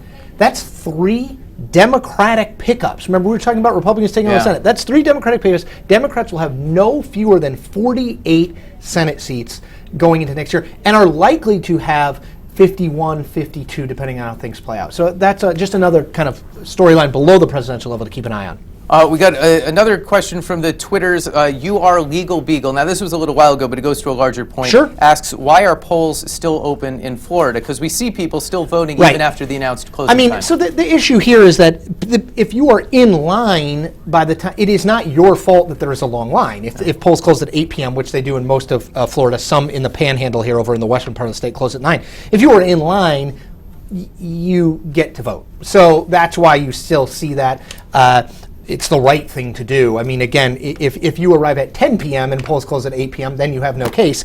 But if you're in line at 6:30 and it's just a huge line, they're going to make sure those votes are counted, which I would say more likely that vote gets a little delayed in terms of a final result because we know there are these big long lines of people waiting. What are you looking for in the next hour? What does Mitt Romney needs to show something? If any of the 3 of these fall to, and let me put North Carolina here, if any of the 4 of these fall to Barack Obama, the race is, for all intents and purposes, over. It may not. It may not be called at that point, but it's very, very difficult. Look, this is a math problem. I mean, this is a math problem. You have to get to 270. You have to add it up across the country, Texas, California. We know where most of these places are going. So you just have this narrowing group of states that Mitt Romney can win. And at some point, if one of these 4 come off the table, this is 15 electoral votes, all double-digit electoral votes. If at some point one of these come off the table, the math just doesn't add up. Yeah. Chris, thanks a lot. We will see you again at the top of the next hour. What where hour we may, is it? Is it 10? I don't. There's a clock back there. It's 10:10. Okay. I know. This is my normal checked. bedtime, but I feel great. Yeah, I know. I tried to sleep in myself. Thanks a lot. We have one more piece of housekeeping. We mentioned NBC calling the Massachusetts Senate race for Elizabeth Warren. The Associated Press is now doing that as well. For more on the congressional situation, we turn it over to Emi Kolawole. Thank you so much. I'm Emi Kolawole here in the beating heart of the Washington Post newsroom. We are here with Aaron Blake, Deputy Fix. Aaron, let's start with the big news. AP calling Massachusetts for Warren. Let us know, what does that mean? It means that a rising Republican star is leaving the Senate now. Obviously, Scott Brown won that race almost 3 years ago now. It was a big win for Republicans, signaled the beginning of the 2010 wave. But winning re-election in Massachusetts just proved too difficult. Elizabeth Warren ran a strong campaign. I think we're going to start talking about her as a potential presidential candidate down the line here. Excellent. And so we are also looking at Indiana. Can you tell me a little bit about what's going on there? It's my understanding that, Murdoch is not going to make it. He's not going to make it. This is obviously, he made a comment a couple weeks ago at a debate in which he said that sometimes when rape results from pregnancy, it was God's will, and apparently that rubbed voters in Indiana the wrong way, even though it's a socially conservative state. He dropped in the polls immediately, and now he's lost that race. So Republicans yet again have lost a race where a conservative candidate beat the more establishment, more moderate candidate in the primary, went into the general election and had a lot of problems. We saw it earlier this year with Todd Akin, whose race has not been called, but he's expected to lose tonight. And we saw it in 2010 with Sharon Angle and Christine O'Donnell in Delaware. So this is a kind of a troubling trend for Republicans in their quest to regain the Senate majority. And this is sending Joe Donnelly, Democrat, to the Senate, correct? Correct. Blue Dog Democrat, very moderate, pro-life. Democrat from Indiana. This was a guy who was drawn out of his House district by Republicans in the state legislature. Instead of running for re-election, he ran for Senate, gave Democrats a good candidate in a race that they weren't expected to compete in because Richard Lugar was a strong favorite to win re-election. He loses the primary, all the pieces fall in place, and now Joe Donnelly is going to be a senator. Wow. And now let's talk about the balance of power. We've got Ohio, we've got Indiana, we've got a lot of states coming through now. Give us a tour through the Senate. What does it look like right now? Sure. We don't have any toss-up states that have been called yet. All the states that we've called for Democrats have been lean Democratic states. So there's no big surprises right now. But Democrats have won enough races right now where, along with the senators who are not up for re-election, they have 48 seats in the bag. As long as Angus King in Maine will caucus with them. That means they are very, very close to assuring that they will have a majority in the next Congress. At this point, it looks like it's likely that they will. Excellent. Aaron, thank you so much for your time. And if people have questions for you, it's hashtag AskWapo. That's again, hashtag AskWapo. Aaron Blake, Deputy Fix, thanks again. Brooke, back to you. Emmy, thanks a lot. I'm lucky enough to be joined by Associate Editor and Washington Post columnist David Ignatius. Good to have you here on election night. Great to be here. Has this night been what you expected so far? Well, it's still early. I think Pennsylvania is really important. It does look as if the things that we were seeing in the late polling are holding up tonight.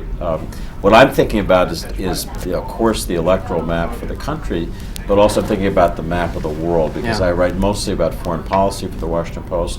And I'm thinking that whoever wins tonight may wonder, why on earth did I want this job? Because sign up for this? The number of difficult problems that are going to hit the next president early after January, after inauguration, is really staggering. I mean, there's a situation in Syria that's moving toward total chaos, a war getting out of control. A decision has to be made about what role the U.S. is going to play. There's essentially an offer on the table from Iran for a negotiated settlement, and beyond that, if that doesn't work, the prospect of war with Iran. In Afghanistan, the situation is going from bad to worse to even worse. I mean, the exit strategy really isn't holding together. So the incoming president is going to land in that chair he wanted so much and be faced with these huge problems. So I'm thinking about that tonight. The exit polls and just the nature of the campaign we just watched suggest this wasn't really a foreign policy election.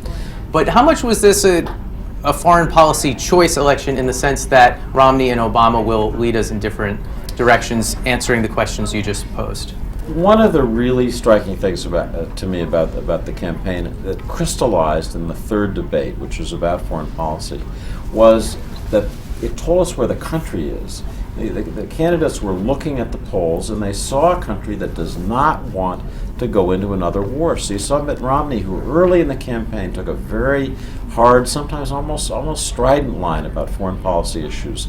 Tough, talking about the president not being tough enough with adversaries, not being working with allies like Israel. By the time of the third debate, that had almost disappeared, and you saw the two candidates expressing almost identical views. If you look at the exit polls, you can see that foreign policy was not an important issue. It was more important, it seems, to Democrats than Republicans, and the trust factor, which has always been a problem for Democrats. We have to remember, election after election, Democrats had trouble convincing a country they were strong enough, tough enough on the national security and defense issues to be president, to be commander-in-chief. That's gone. I mean, it's basically a dead heat on that issue, looking at voters across the board.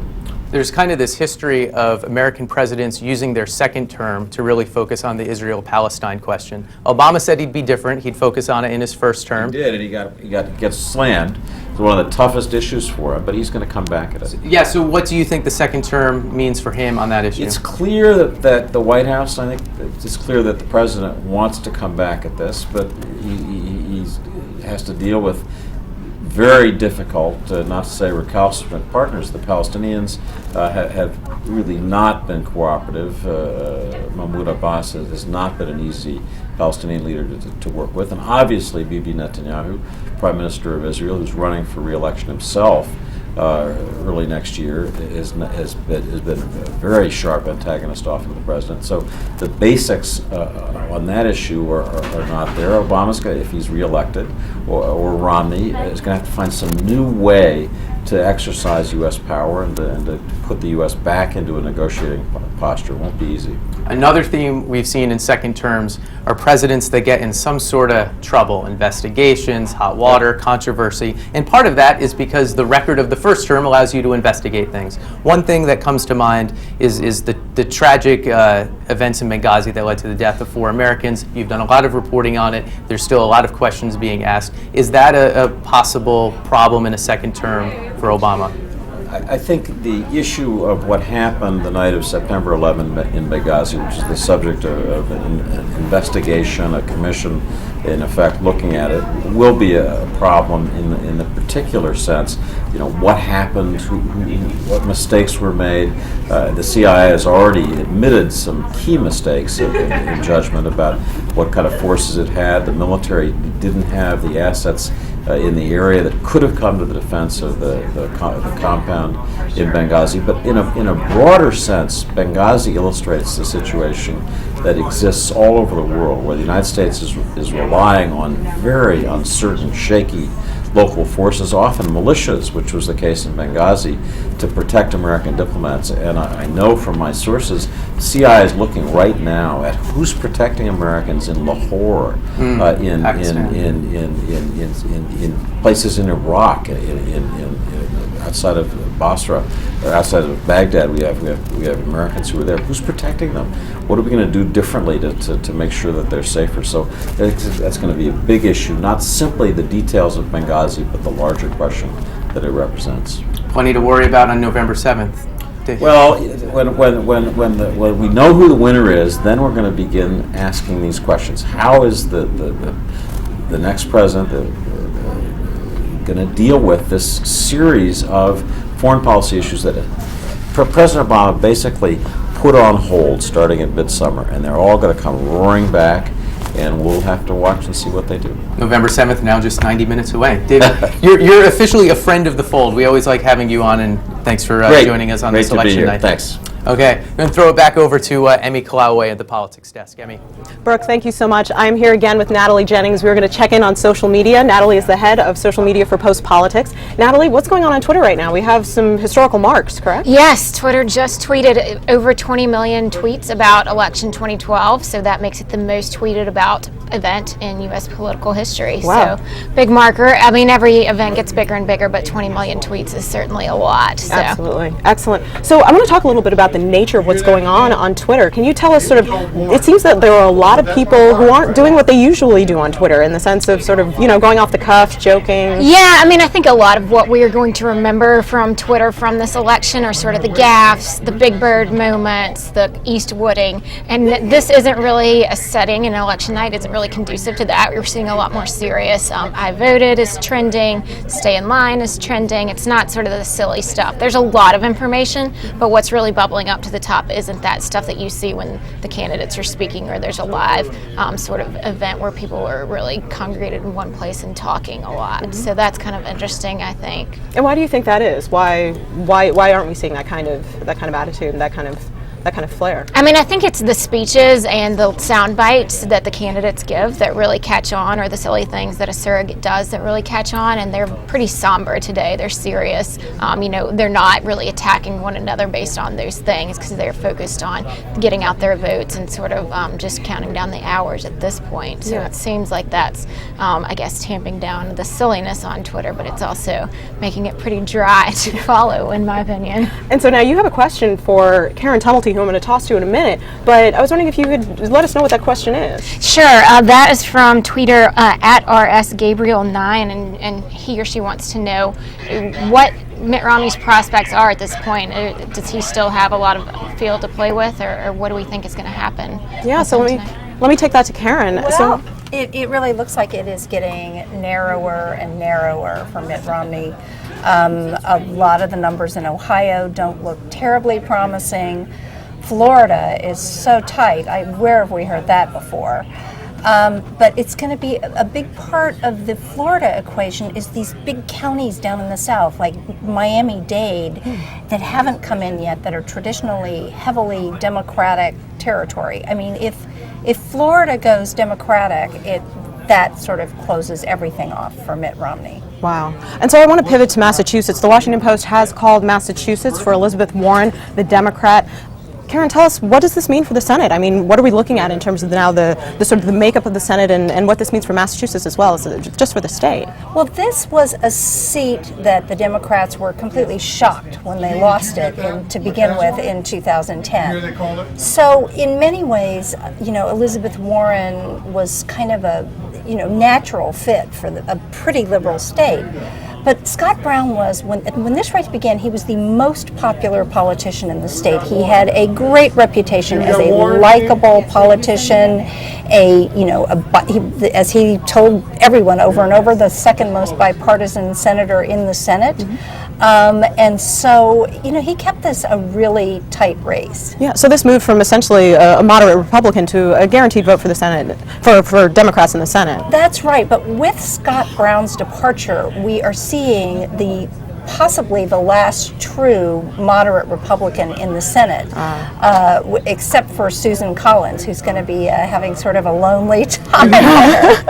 So I'd like to go 30,000 feet up. You obviously have a deep reservoir of knowledge in terms of political coverage, not only here, but around the country. Could you tell me a little bit about what you're seeing so far, what you're paying closest attention to in this presidential race? Well, I think this presidential race has been almost unique in that it's going to be hard, however this comes out tonight, for anybody to claim a mandate. It has been so negative and so lacking in kind of a positive vision. And the other thing is that even though, for instance, Congress is unpopular just about as it has ever been, the American public nonetheless appears to have decided they want to keep having a Republican House and a Democratic Senate. And this really is a formula, I think, for gridlock. And it is going to require the next president, whoever he is, to go out, I think, in the country and do what only a president can do, which is kind of forge that consensus out there and bring it to Washington, rather than promising, as the last 3 presidents in a row have, to come to Washington and change the way things get done, because they ain't getting changed, it looks like, with this election. Wow. Well, Karen, thank you so much. And you're a prolific tweeter, correct me if I'm wrong. Where can people follow you on Twitter? I'm at K Tumulty. Excellent. Thank you so much, Karen. Thank you so much. Appreciate it. Brooke, I'm going to take it back to you. Okay, thanks a lot. I'm joined at the desk with Nia Malika Henderson. Good to have you. First time in the fold, which is a shame. Thanks for inviting me. And on our big night. Yeah. We heard Karen talking about kind of how negative it's been. Maybe there's not going to be much change if things don't change tonight. What do you make of where the GOP goes from here if what looks like might happen follows through? Right. Well, there has been a lot of talk among GOP folks, Republicans, down, for instance, in Tampa. Even then, they were sort of thinking about where they go from here. And one of the big things they were looking at is this demographic challenge that seems to, we don't know obviously what's going to happen tonight, but this sort of demographic firewall that Democrats seem to have assembled is really an uphill battle for Republicans to overcome. We're talking about African Americans and we're talking about Latinos. So I think that is a place where they're going to have to look to see where they can grow their party. You saw so far in this campaign that there have been record turnout in places like Ohio and places like Pennsylvania from African American voters. Same for Latinos in places like Florida, Colorado, and Nevada. So that's a big challenge. You talk to Republicans, they feel good about the bench they have. They have people like Susana Martinez out in New Mexico. They have somebody like Marco Rubio, Ted Cruz, of course, in Texas, a new senator. So they feel like their turn is coming up, and they have a sort of grassroots level enthusiasm for some of the folks who are in office now. But so far, this is a big challenge for them. President Obama suggested a couple weeks ago in an interview that at first was supposed to be off the record, and then we learned the details of it, that he thinks he can get immigration reform done in his second term, should he have a second term, because Republicans will be chastened by tonight's result and say we need to deal with Latino voters. Do you think that could happen? I think that's exactly right. In Iowa, before that caucus, when you had Mitt Romney come out and say he was against the DREAM Act, my Democratic sources essentially said they felt like they could get 70% of the Latino vote, and exit polls are showing that they're going to get pretty close to that. And you heard from Mitt Romney early on in one of sort of behind the scenes tape as well, him saying also that the GOP would be doomed if they weren't able to make inroads into the Latino population. By 2015, Latinos will be 30% of the population. So I do think on that issue of immigration that if you look at what they need to do in terms of coming together and bipartisanship, that might be the place where you can actually get something done. It is very easy to prematurely call the demise of a candidate or a party. That's right, and we don't want to do that. And Mitt Romney's path to 270 still looks something like Florida, Virginia, Ohio, Colorado. That would do it. Yeah. But as we've said, the path is getting narrower. Right. So we can just softly consider, if not second guess, the campaign Romney ran. Did he run a campaign that you question? Right, I think, if Romney loses, and again, we don't know this, my sense of the Romney campaign was it was sort of run as if they had a lot of time to make their case. He was, as much as he touts his record as a businessman, he also seems to have an approach to politics that is akin to a freshman in college, in the sense that he procrastinated, I think. He wrote the paper the night before it was due? Exactly. I think he was running a 4-week campaign. He looked at the debates. He looked at that as a jumping off point to introduce himself to the country. But all the while, you had from the Democrats at least a 4-month campaign where they were hammering him over these issues in these swing states, particularly the auto bailout. And you didn't see much of a response from that. In interviews he would give, 2 months, 3 months into this thing, he would say there's still time. And really, I think there wasn't as much time as he needed. Again, we don't know what's going to happen, but I think people will look at the kind of campaign he run and whether or not he got his case out early and often enough in the way that Democrats did. Nia, thanks so much. Great, thank you. It's a night of 1,000 Washington Post stars here. Jonathan Capehart ready to come back on the set, but first, Emi Kolawole back at the politics desk. Emi. Brooke, thank you so much. Yep, I'm here in the politics desk. Everything is happening behind me. If you hear ancillary noise, that is a newsroom at work. But for the time being, I am here with Aaron Davis, Maryland politics reporter. Aaron, tell us what's going on. We hear that Roscoe Bartlett, the Republican, has conceded in Maryland in the 6th congressional district, correct? Right. We have a little bit of a nail biter going on tonight in Maryland. Not the presidential race, that one's pretty clear. Yeah. Clearly for Obama. But we do have all these interesting ballot measures in Maryland, and we just did get a little bit of news. This race hasn't been called by the Post, but we just received a press release from Roscoe Bartlett's campaign saying he's conceding to John Delaney in the 6th congressional district in Maryland. And this is the seat that Democrats redistrict so that they could upend the state's senior Republican. He's been in the western part of Maryland for 10 terms, and now he will be out, it appears, and the Maryland Democrats will control 7 of the state's 8 congressional districts. This will give them one more bullet in their fight towards trying to get a majority in the House someday. Excellent. So just to be clear, we have not yet here at the Washington Post called that race, but you have received news that he has conceded. Right, we received a press release from the campaign, yes. Great. And now we have a number of ballot initiatives also in Maryland. Can you run us through those, where we stand right now? Yeah, so it's an interesting night. We have same-sex marriage on the ballot, the DREAM Act in Maryland, and we also have a huge gambling initiative that would expand gambling across the state. Of those 3, same-sex is the one that is getting some national headlines. That's on the ballot not only in Maryland tonight, but also in Washington State and in Maine. This hasn't been on any ballot in 2 years, but now we have one night where it's on the ballot in 3 states. And we had a poll about 2 weeks ago and that said that it looked like same-sex marriage would be up by about 9 points. Tonight the gap is closing, as it does historically on this issue in the final days before the vote. And so now we're seeing 51-49, 52-48, depending on which update. Similarly with gambling, that one's running right at 50-50. And one thing we can say is it does look like the proponents of the DREAM Act will have a good night, it appears. We're not calling that yet, but they're up by 20 points right now. And we want to be clear, this is the Maryland DREAM Act. How does this relate to the National DREAM Act initiative? Sure. Slightly different. The National DREAM Act that would provide a path for citizenship for illegal immigrants, that's remained at a standstill in Congress for quite some time. But some states, 12 right now, have legislation that allows an illegal immigrant who's a high school graduate to go on and get in-state tuition rates at a college, public university.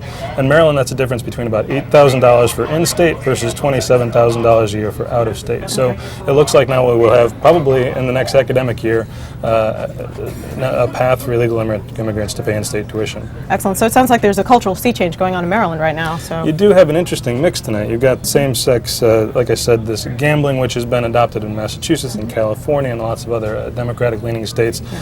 Maryland has by registration numbers, the second most Democratic state in the country. But socially, they've lagged on some of these issues compared to their other Democratic counterparts. So excellent. Tonight we'll see. Aaron, thank you so much for your time. Really appreciate it. Best of luck in the field tonight. Great. Brooke, I'm going to send it back to you. Okay, Emi, thanks a lot. So we may not be first all night, but we're going to do our best to be right each time we make a call, and we have a couple. Joe Donnelly is the Washington Post projected winner in the Indiana Senate race that got some national attention. And the Post is also confirming what other news organizations have been saying. The state of Pennsylvania and its 20 electoral votes will go to Barack Obama. There it is. It was a bit of a reach for Mitt Romney, but it was a state that he potentially would need if he's to lose one of these other 3 states, Ohio, Virginia, and Florida, that at this hour are fairly close. Erin Haynes is following another close Senate race down in Richmond, Virginia. She's at Tim Kaine's headquarters. Are you with us, Erin? Yes. Hi. How are you doing? I think we have you. We do have Erin? Okay, I cannot hear Erin, but Erin, let me just ask you, and then you can answer as you will. What is the mood down there, and what do we know, if anything, about this very closely and hotly contested race? Well, the race obviously still too close to call here. We've got people that are still in line in Virginia, and of course, you know, if people were in line at 7 o'clock, they are still able to cast a ballot and are being encouraged to do so by both parties.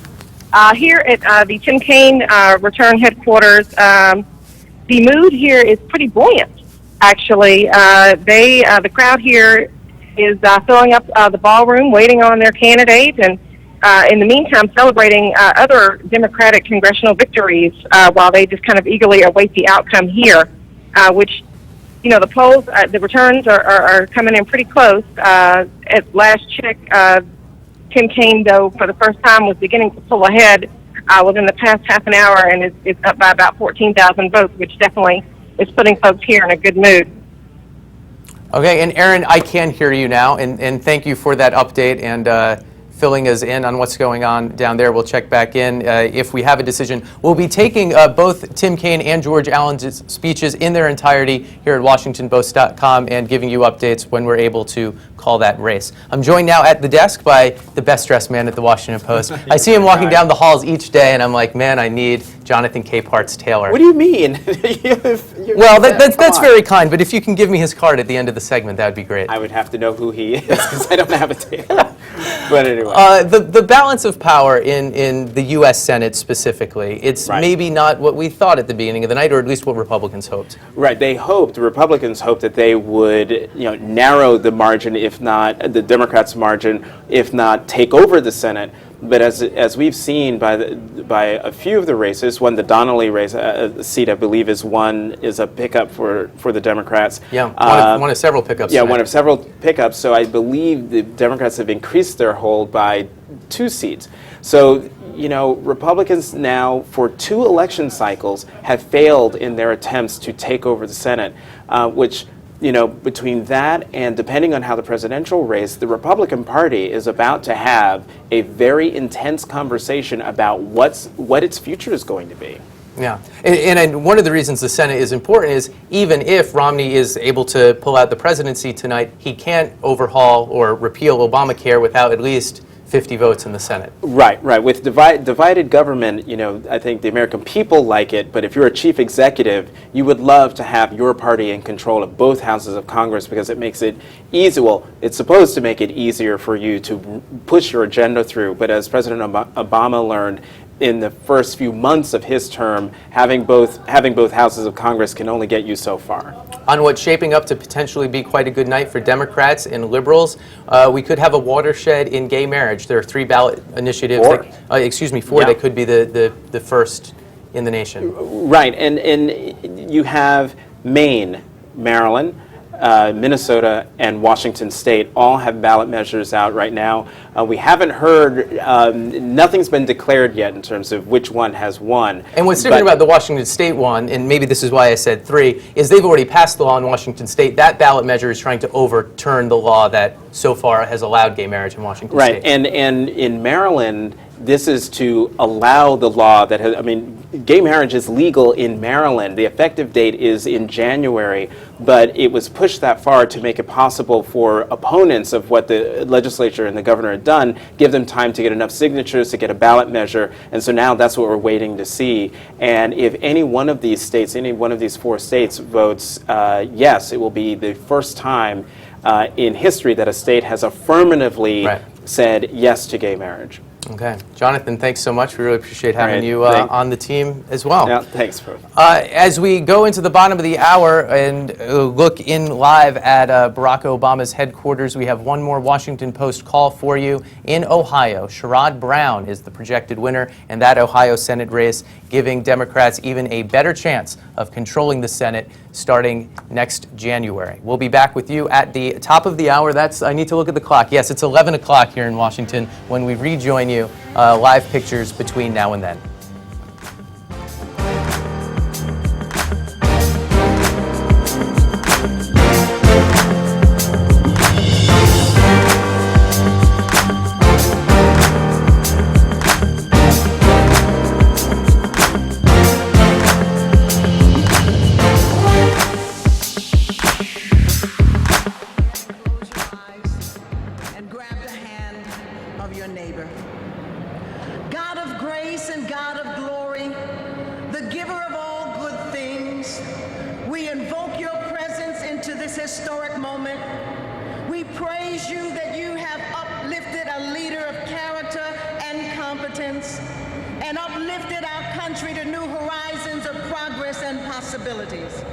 Grant to us your grace, Lord, in this great hour, as we once once again stand upon the threshold that hope has provided.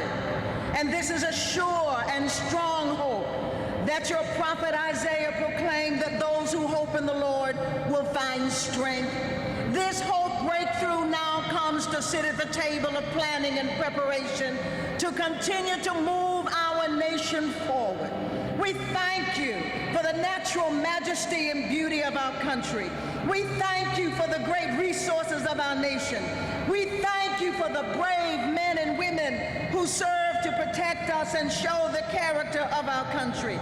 And we thank you for the faith and labor that sustains us and sees us through difficult economic times, devastating natural disasters, as our prayers continue to be with our brothers and sisters, rebuilding and recovering from storm and flood.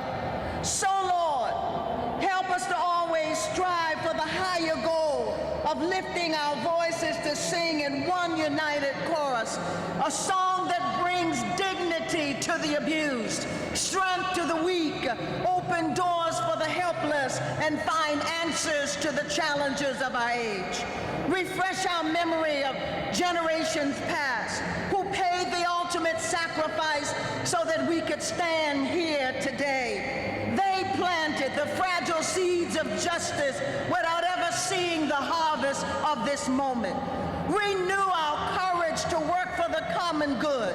Raise this great nation of ours to be a model of service and sacrifice, virtue and victory, grace and guts. Surround us with a faith that cannot fail and a love that will not pale in the face of any adversity. Shadowed beneath thy hand, may we forever stand true to our God, true to our native land, and true to our hope in the future. And I pray in the name above all other names. And together we say amen. Squeeze your neighbor's hand and say amen again.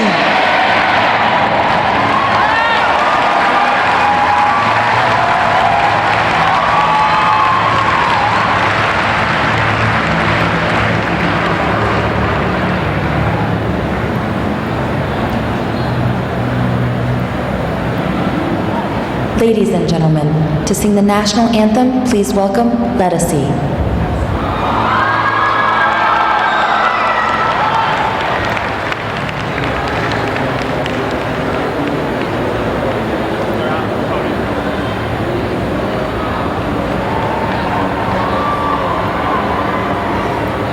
Oh, say, can you see by the dawn's early light what so proudly we hail at the twilight's last gleaming, whose broad stripes and bright stars through the perilous fight o'er the ramparts we watched were so gallantly streaming, and the rocket's red glare, the bombs bursting in air, gave proof through the night that our flag was still there. Oh, say does that star-spangled banner yet wave o'er the land of the free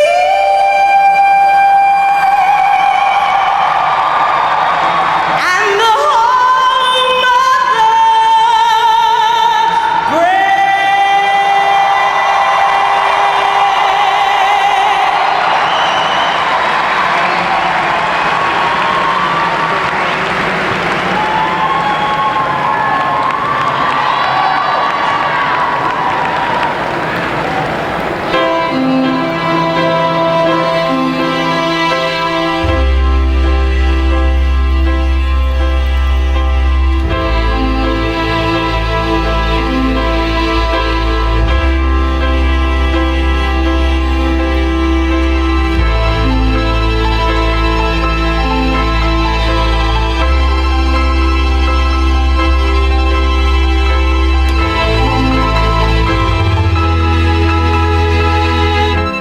there's one thing that we learned in 2008.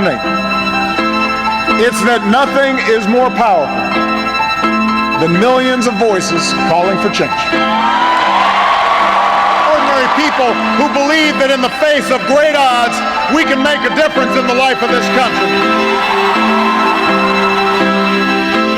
I voted for President Obama in 2008 because of what he said he was going to do. I'm voting for him in 2012 because he did what he said he was going to do. It's not over with yet. We have 4 more years to go. We all have to work to make those 4 years happen. What is really at stake is the job that has to be completed. We need to continue it, and that's why I'm out here. It matters, and I want to do my part. It's going to take all of us working together every day. Fired up, ready to go! I am going to work my tail off to see that he gets reelected because I don't want to see all the work that he's accomplished undone. This is my first time really going out there. I've been voting, but I've never taken the initiative to go out and knock on doors and tell people to get going. People are getting energized and realizing that it's not just the president. It's about all of us. I can't sit this one out. If Obama doesn't win and I didn't help, I wouldn't be able to live with myself. We got to keep it going. We got to keep it going for 4 more years. We have to. We have to do it. So if you're willing to stick with me, if you're willing to fight with me and press on with me, if you're willing to work even harder in this election than you did in the last election, I guarantee you we will move this country forward. We will finish what we started. We are still fired up. We are still ready to go. And we are going to remind the world just why it is that the United States of America is the greatest nation on earth. Thank you. God bless you. God bless the United States of America.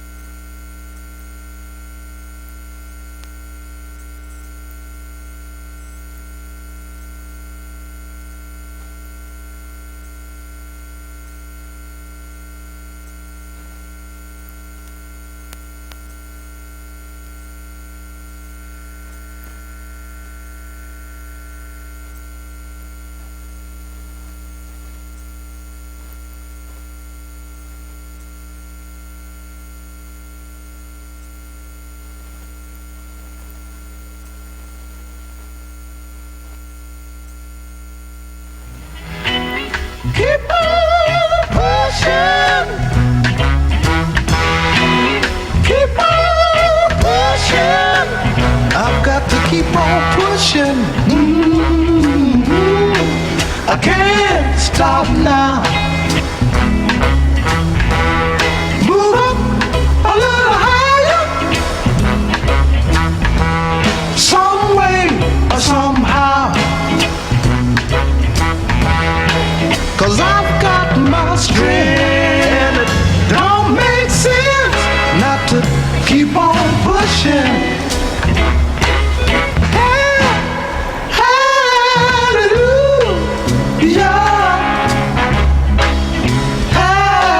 hallelujah. Keep on pushing. Now maybe someday I'll reach that higher goal. I know I can make it with just a little bit of soul. 'Cause I've got my strength, and it don't make sense not to keep on pushing. look yonder. What's that I see? A great big stone wall stands there ahead of me.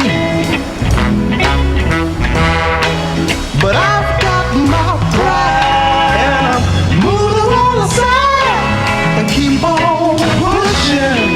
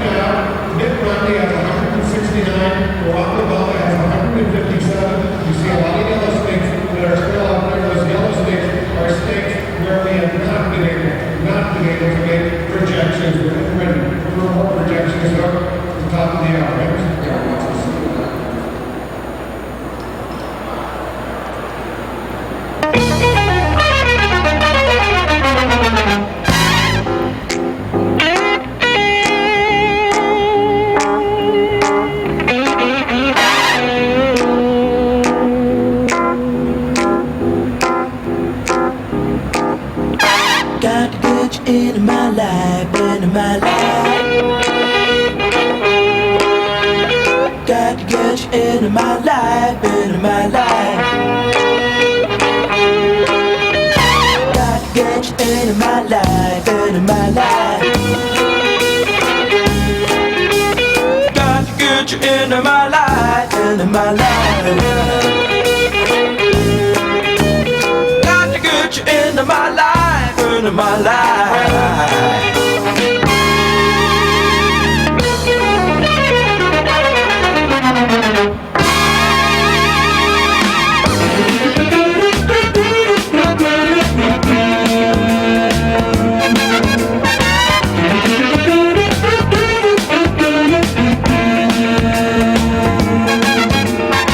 I was alone, I took a ride, didn't know what I would find.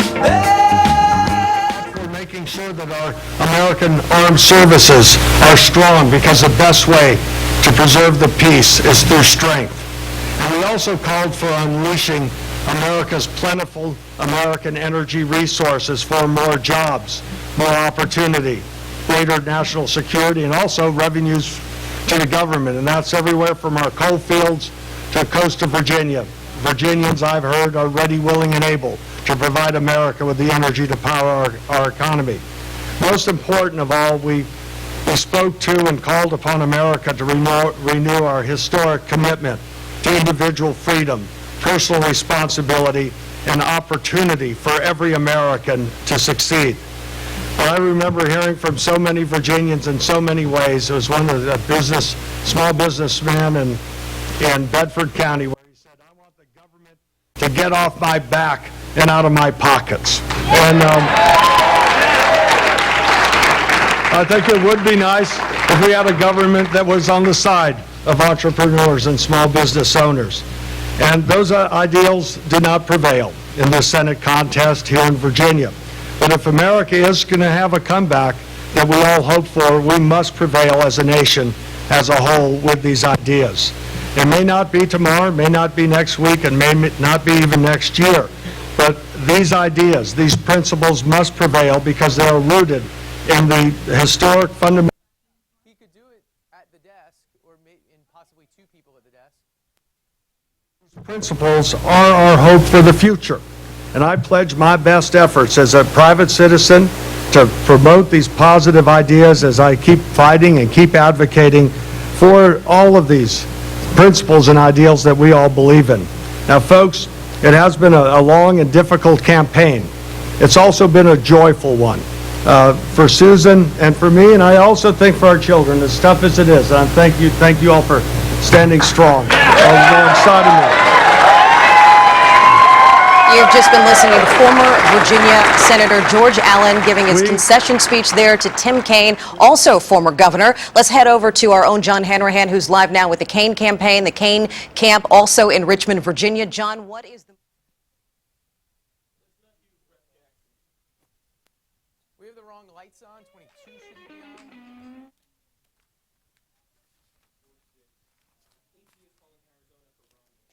Okay.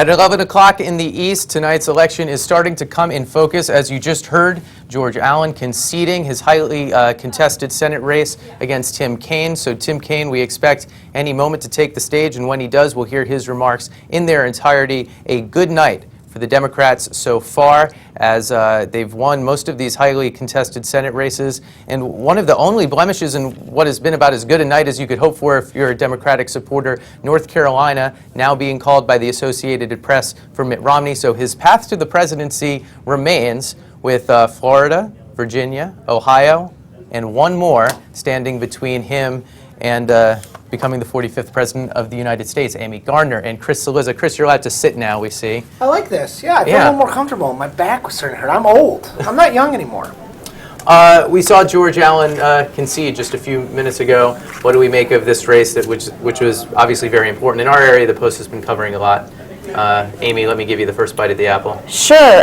Well, what we all suspected going into this race was that George Allen was likely to underperform Mitt Romney in Virginia, and right now that's exactly how it looks like it turned out. There are a lot of independent-minded, moderate Virginia voters who haven't been happy with President Obama's leadership, but who supported Tim Kaine, a very popular governor in Virginia from 2005 to 2009.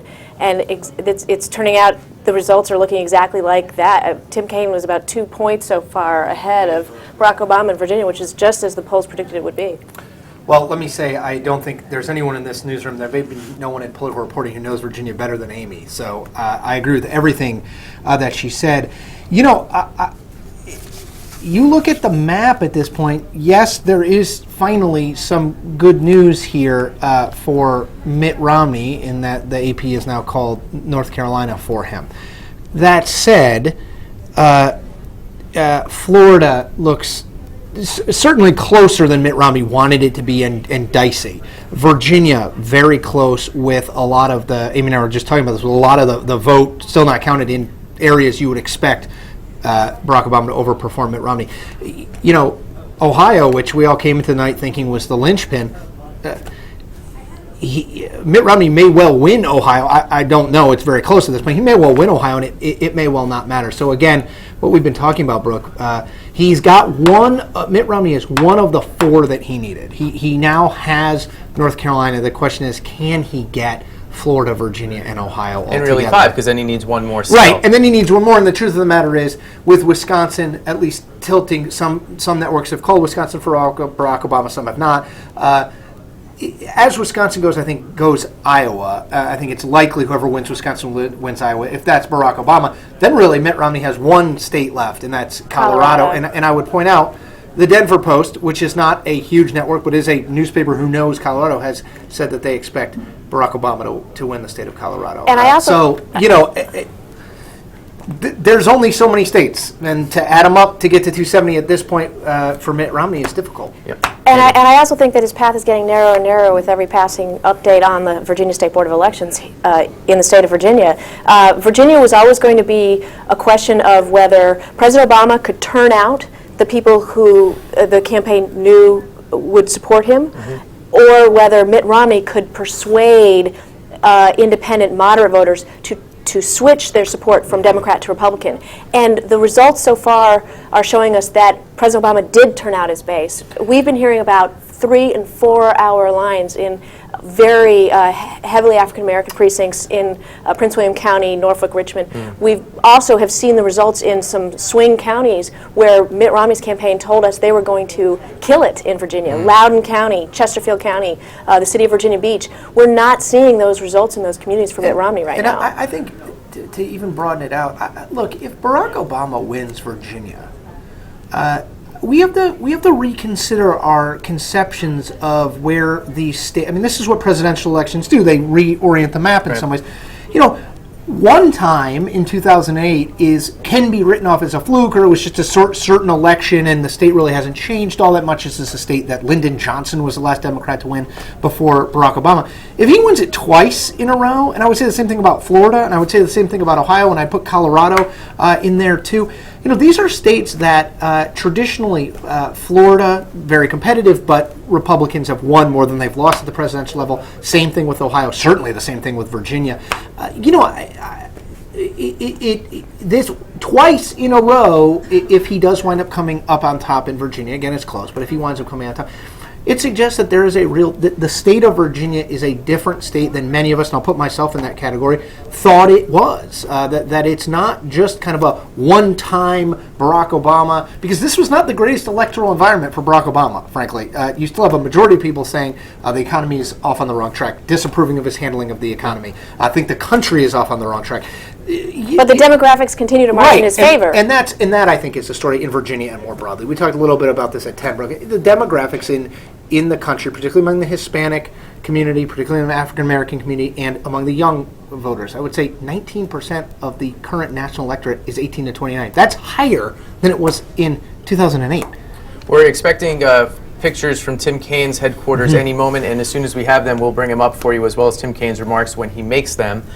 Looking ahead a bit, there is some concern that maybe the Democratic bench isn't that deep in terms of presidential politics looking forward. Now that Tim Kaine's got through this difficult race in an important state, do you think his name's on the list in 2016, Amy? I think there's another senator in Virginia who might elbow him off the stage for distinction. His name is Mark Warner, but we'll have to see. Yeah, that's actually, it's an interesting thing. I'll throw it out there because I'm unabashedly into the next election as opposed to the current election. So let us get through the night. You asked the question. Yeah, you opened the door. It's a hanging curveball for me. I know her people say no, but there is if Hillary Clinton does not run in 2016, there is no obvious national female candidate. Elizabeth Warren has now been elected to the Senate in Massachusetts. Watch her speech at the convention, watch her reception, watch the money she raised. Although, for whatever reason, we haven't seen the picture yet, Tim Kaine is in Richmond. You know what? We did it again!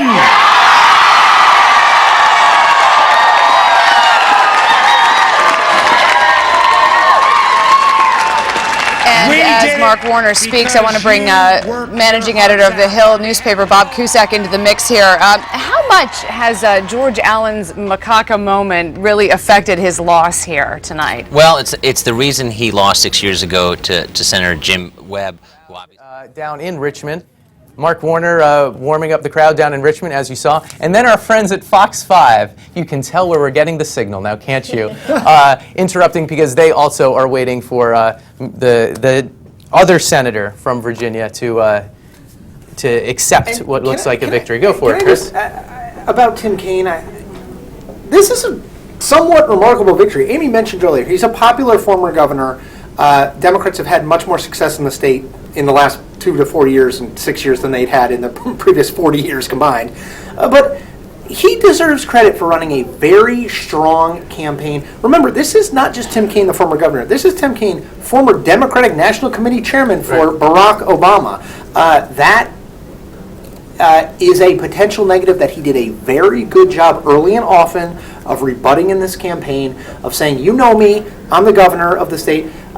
He's also he's an emblem. He epitomizes the Democratic politician who understood how to turn Virginia red to blue. He is the guy who turned Virginia red to blue in 2005 by redrawing the map. He was the first Democrat in a long time, when he was running for governor, to win Loudoun County, Henrico County, Prince William County. Right, but particularly Loudoun and Prince William, those kind of like exurban D.C. that had been Republican for a long time. And point towards the demographic change. They point toward the demographic, but he was the politician who saw it and put it into action and created a blueprint for Jim Webb the next year, for President Obama 2 years after that, and again for everybody who was on the ballot this year. Okay, thank you both. Emi Kolawole has been waiting patiently over at the politics desk. Let's send it over to her.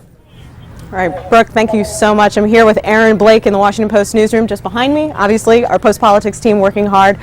Aaron, let's talk about Virginia Senate. Let's just start there. Obviously, Allen has conceded. What does this mean for the balance of power? What does this mean for Virginia? Well, obviously, it's big for Virginia, and we have a lot of listeners and watchers out there that I'm sure are from Virginia. But this is the one race that looks like it is going to return Democrats to a Senate majority. If we think that Angus King in Maine is going to caucus with Democrats, Tim Kaine's win is going to get Democrats 250 seats. And if President Obama wins re-election, that means they would control the Senate. The way the rest of the map is working out, it's clear that Democrats are going to get past 50 seats at this point, barring some kind of a huge disaster in which they lose blue states like New Mexico. So at this point, Senate looks like it's going to remain Democratic. And so let's trickle up just a little bit. This is not, I mean, we kind of expected this for Virginia for the Senate race, but what does this mean for the president in Virginia? Well, the president hasn't performed quite as well as Tim Kaine did in Virginia. We're seeing the third-party candidates pull a little bit of the vote away from the president that Tim Kaine was able to keep in his campaign. So we have a very close race in Northern Virginia. We're still waiting for some of the Northern Virginia suburbs to come in. When we do, we'll see where this race stands. Right now, it's very, very close. If Mitt Romney cannot win Virginia, the math suddenly becomes very, very difficult. And now let's look at the South. Let's leave Virginia for a little while. Let's look at the House races in the South. Can we talk about how Democrats and Republicans are performing there? Yeah, as expected, Republicans have won a number of seats in North Carolina where they drew a very tough redistricting map for 4 Democrats in that state. 3 of those Democrats have lost. Mike McIntyre is trying to hold on. The one race that I think is really interesting tonight is John Barrow in Georgia. He's the one white Democrat that's left in the Deep South.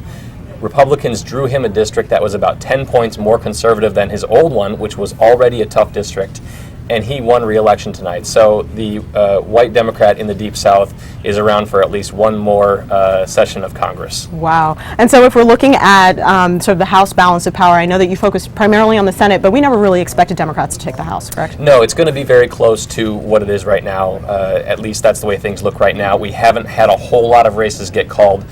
Republicans have picked up some seats on the East Coast because of what's happened in North Carolina. Democrats are probably going to get some seats back once we get further out west, states like Illinois, where they drew a really good map for themselves and could pick up as many as 4 or 5 Republican-held seats. So by the end of the night, I think we're going to have a single-digit gain for either party.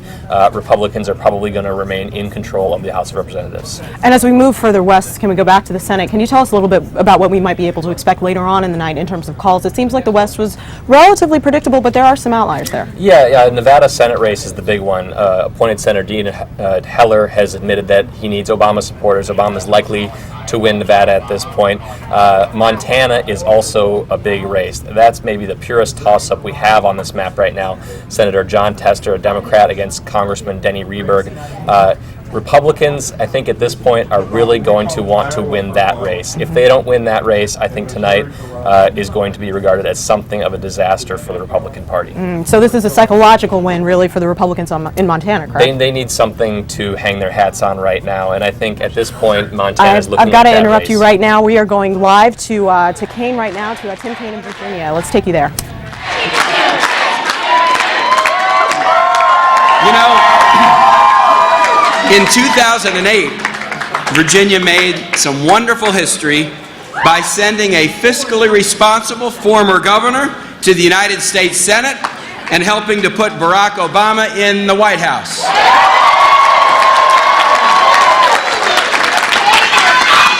Well, the night is still young, but thanks to you, we're already halfway there to doing it again tonight.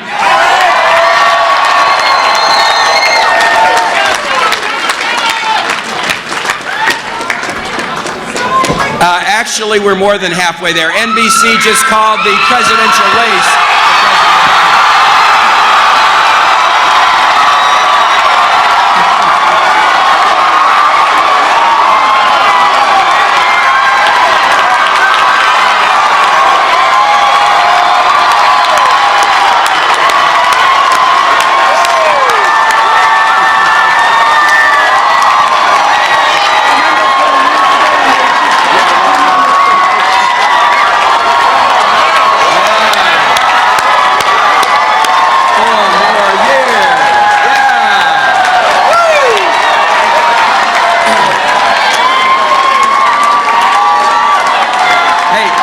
For sending that note up.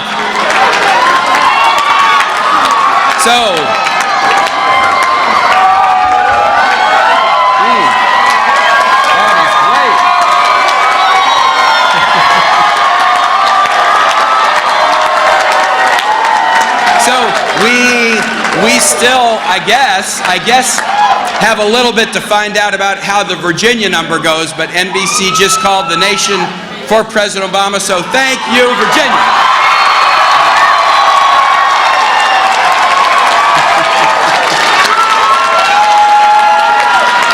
You guys look great. Thank you so much.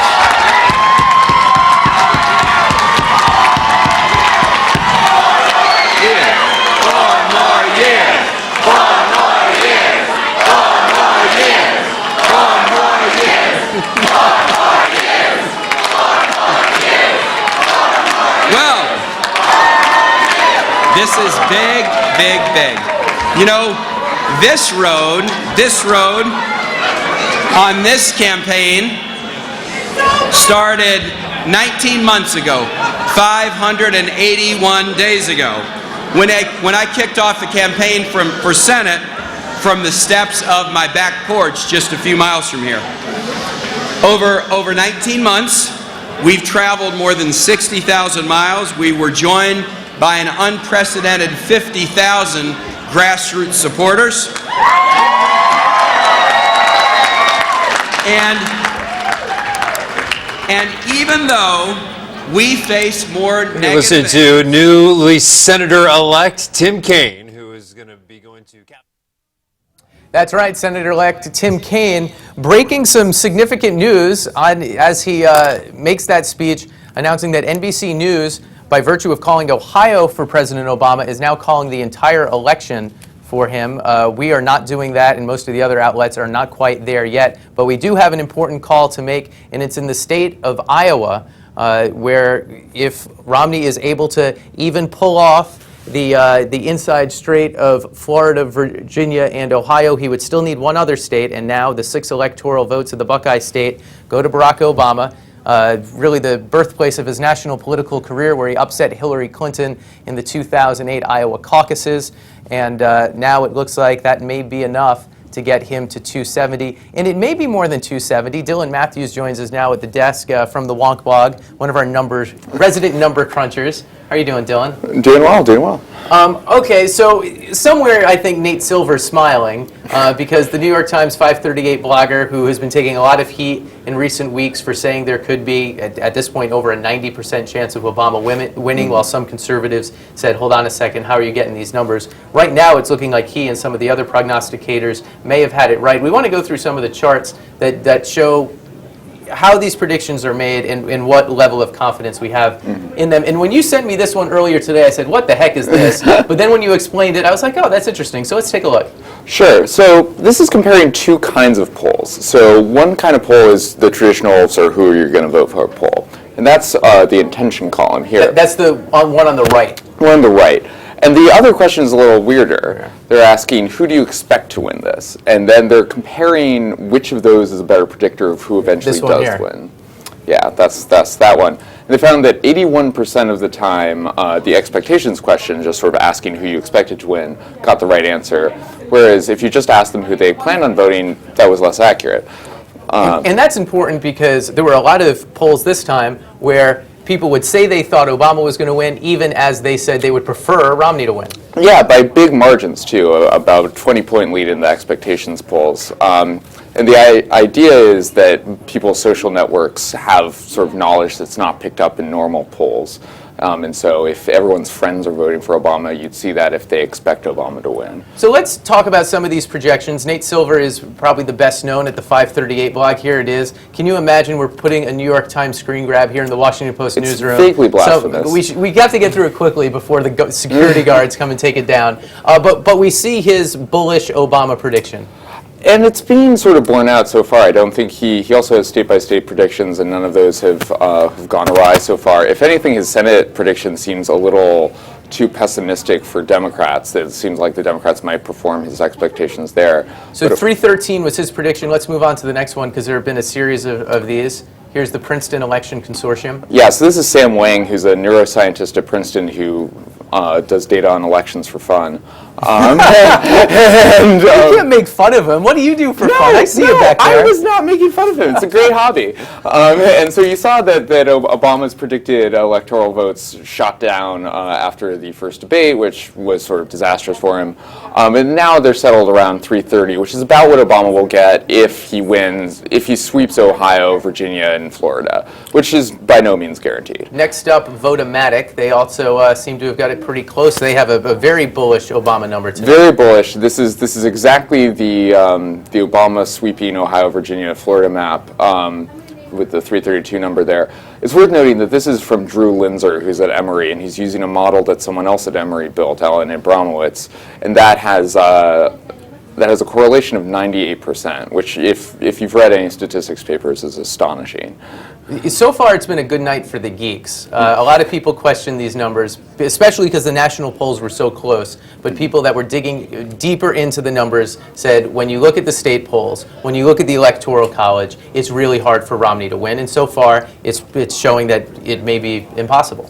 Yeah, and the demographics show that too, that there's been big Latino turnout, big youth turnout. All the groups that Obama needed to come out have come out. Dylan, it's always great having you in the fold. Another friend of the fold. Always a pleasure. We're going to throw it back over to Emi Kolawole at the Politics Set. Emi. Brooke, thank you so much. I'm here again at Post Politics, here in the Politics Desk. I'm here with Bill Turk. Bill, you've been covering a lot in terms of voter irregularities, provisional ballots. How are things going right now in terms of the races? Well, I think compared to what people thought was going to happen tonight, it hasn't quite turned out. The dire predictions have not quite come to pass. There's still problems in various places. Philadelphia's had a tough time with disagreements at polling places over voter ID. Same thing in Ohio, also in North Carolina. Sporadic technical problems in various places, and of course people in New York and New Jersey still having a tough time voting.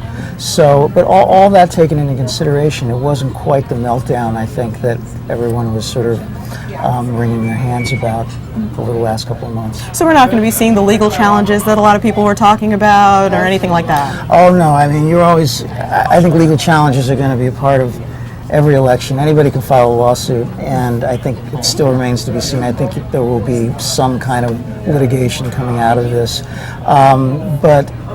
But in terms of the ability of people to vote, I'm not sure. I think things went better than people thought they might have gone. And now in terms of turnout, is this a record turnout, or are we just sort of seeing normal numbers relative to 2008? I haven't seen any turnout numbers. I know that we're probably going to have a record early vote, maybe 35, even 40% of the electorate. But as to what happened tonight with turnout, I don't think we know yet. Obviously, the lines were long. There's huge interest in this election, but I don't think that's been sorted out yet. And there were some videos going around online about people going for Obama and getting Mitt Romney and vice versa. It's my understanding this happens every 4 years. You have 110,000-120,000 polling places, millions of pieces of equipment. Some of it old, some of it, when you have that level of technology, there's going to be glitches and strange glitches sometimes, but I haven't seen any evidence of some kind of huge systemic meltdown technologically tonight. And remind me, this is election number what for you with the Washington Post now? It's my second with the Post, but I've been in and around presidential races since 1988. And now relative to those other races, is there anything that stood out to you in terms of voter turnout, voter irregularities? It seems like this was a pretty normal race, but I'm trying to draw on your context here. Well, I think since 2000, things have really changed because there's so much more scrutiny now on what is going on in the polling places, and a lot more care and oversight with the technology. I think that what happened in Florida in 2000 sort of was a wake-up call to everybody that the system was desperately broken.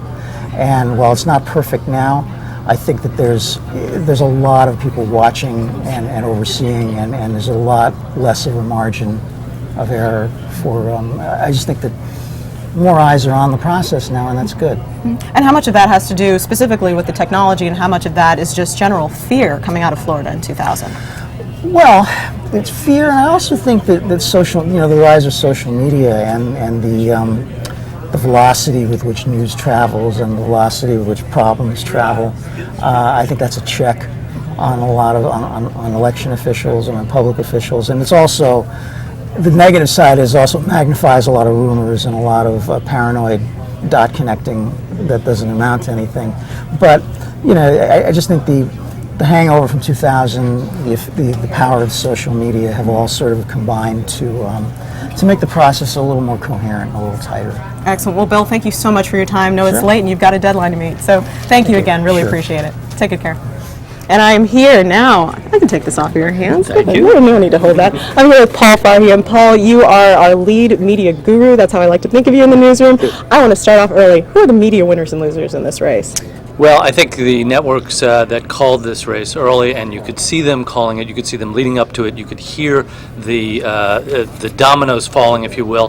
That would be NBC, which was the first to call. CNN just called about 6 or 8 minutes ago. And just to be clear, this is a call for the national win on the presidential level. But they were also very precise in the way they stacked it up, and you could hear the momentum building for Obama. Interestingly, Fox News, I thought, was very, very standoffish in terms of what they wanted to say about Obama's chances. They seemed to be holding out hope for Romney to make a comeback, but as the evening wore on, you could just feel that the path was beginning to close for him, and that was something that they started to pick up on as well. And there really wasn't, it seemed, a whole lot of doubt in this, despite all the buildup in this and the too close to call projections going up until yesterday, and even today with a lot of people projecting that it was going to be a very tight race and we'd be here all night. In fact, this race closed about as early as the 2008 race. And now in terms of projections versus actual calls, the Washington Post has neither projected nor called the race for President Obama. However, these networks are projecting, correct? They're projecting, that's exactly right. And I would say that the Post has been very conservative in its calls throughout the night, state by state. We have lagged behind, if you want to put it that way, but we have been cautious in calling the winners. The networks, having learned lessons over the years about calling it early, still were ahead of the pack, and I think a lot of people followed them, including newspapers. We were a little bit slower off the mark, and that might not be a bad thing. It's a difference of a few minutes, but I think people always want to know who we think and who the media thinks is the winner in each of these cases. Excellent. Paul, well, thank you so much for your time. Really appreciate it. You're a big tweeter. Can people follow you on Twitter? Yes, they can. At farhip.com. At farhip, excuse me. Excellent. Thank you so much. Thank you. And if you have questions, please send them to #AskWapo. Again, that's #AskWapo. Brooke, back to you. Thanks a lot, Emi. As you guys mentioned, NBC making the call now about 15 minutes ago, CNN calling the re-election of Barack Obama across the country. While, as we've noted, the Washington Post isn't quite there yet, we can report that the Associated Press, who we're working with closely tonight, has called the state of Ohio for Barack Obama, which is a de facto call since there are basically no paths for Mitt Romney once Ohio goes in the Obama column. So with a clear understanding that the Post is not yet calling tonight's election in full, we bring in David Ignatius and Nia Malika Henderson to talk about what seems all but certain and what, at the very least, has been a very strong night for Democrats. David, your thoughts on why? I'm looking at the factors that seem to have come together in what we now think will be a win for Barack Obama. First of all, it's obvious the country was looking for bipartisan leadership. I think the defining image from this campaign will end up being the pictures of President Obama and Chris Christie together after the hurricane, together trying to solve a problem the public cared about. Another obvious factor in this race was the emergence of the Hispanic vote. Right. When you look at the exit polls, Barack Obama appears to have taken about 69% of the Hispanic vote. Another factor that I think Romney struggled to deal with through the race was the women's vote. Romney lost the women's vote significantly. The exit polls suggest 55 to 43. And then finally, Obama managed to show on foreign policy and in dealing with the hurricane that he is a leader. The numbers in the exit polls show that people trust him in a crisis. So I think you put all those factors together and you add up with the basic elements of a win. John McCain said in 2008 how every winning campaign is filled with geniuses and every losing campaign is filled with morons. So it's very easy to say how well the Obama campaign was run and all the good things Obama did, but he ran as a post-partisan president and has presided over a very partisan 4 years. So, Nia, I wonder if there's good reason to think the next 4 would be different. Well, it's hard to see that. I mean, we see that it, again, is a status quo election. If, in fact, President Obama has won, it looks like the Senate is going to be Republican. Or Democrat, the Democrat, and the House will remain in Republican Status hands. quo. So it'll be status quo. So the question is how he will move beyond some of the partisan gridlock. But the other thing is, I think Democrats, if you look back at what Obama has actually been able to do, I mean, he's had a pretty good record of legislative accomplishments rivaling LBJ. So I think the question is going forward, does he do what second-term presidents typically do, which is focus a lot on foreign policy, or does he try to pick off a few domestic issues, whether it's around immigration or whether it's around gay marriage? Because I think one of the things you're going to see is that this demographic that you talked about, blacks, African Americans, I think they're going to be looking at this second term as a way to advance some of their more progressive causes. If you look at the African American unemployment rate, I think it's something like 14.9%. It's incredibly high. So it's a question of whether or not he turns to that liberal coalition that carried him to the White House, if in fact that is what happened. Well, that is an important question, and that's been a point of fear among some conservatives. They say when this guy doesn't have another election to win, he'll move even further to the left, although some say perhaps just the opposite. Maybe the first term has taught him the lessons that he needs to be that uniter if he wants to get more things done, especially because most of the important legislation he passed was when he had a filibuster-proof majority in the Senate, which he will not have even if Democrats hold on to the Senate. And I mean, he has said that he feels like if he is reelected, the Republican fever would break, this fever of obstructionism, if you call it that, and that this would be essentially a referendum on how the Republicans have gone about the business over the last 4 years on the Hill. And whether or not that happens, I mean, I think that's a very optimistic thing that Republicans all of a sudden will want to be, part of a grand bargain. But we'll see right away, right, with the fiscal we're cliff. going to see a lot of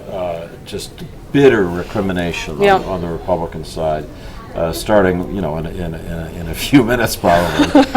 But again, I come back to the defining image of this campaign being Barack Obama and Chris Christie standing together. I think there's a lesson for the Republicans in that. What is that lesson, though? Is the lesson that they just handed the election by playing nice? The lesson is what the country wants is to see politicians from both parties together.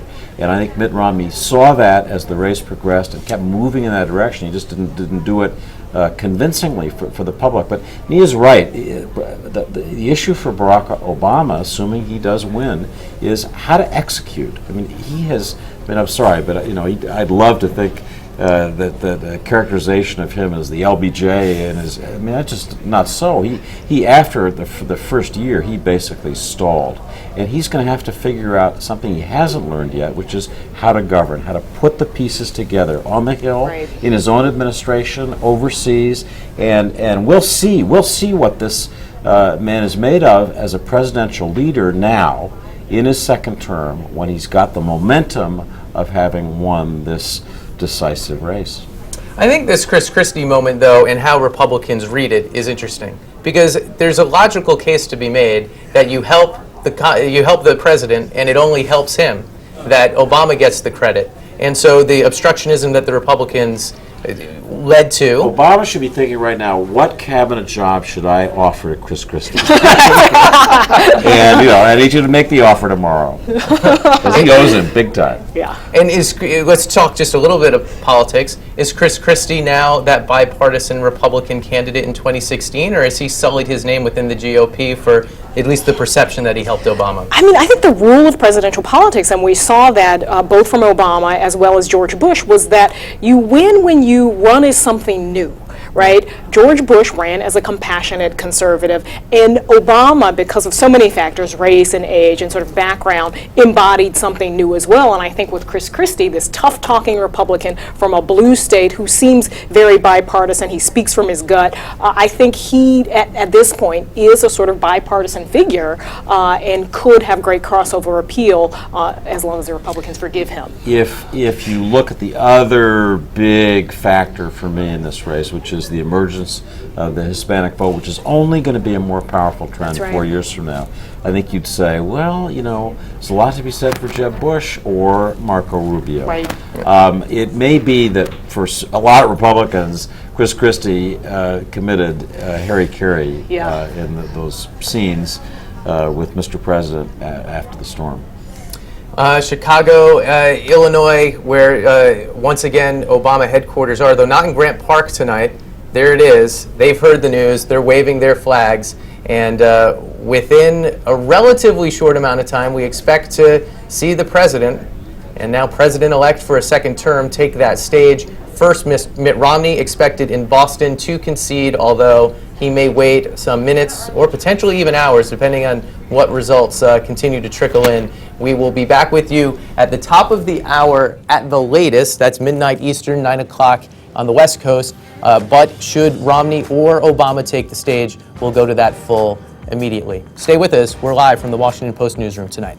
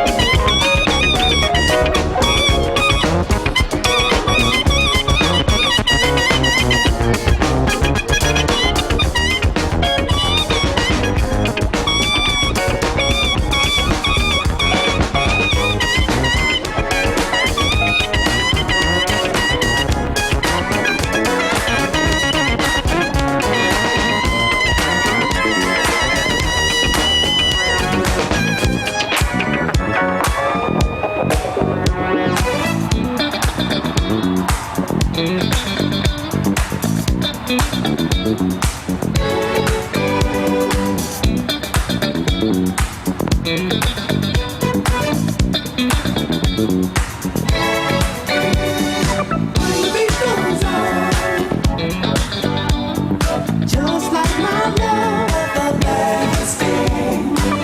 The beat goes on, still moving strong, on and on. Do you ever wonder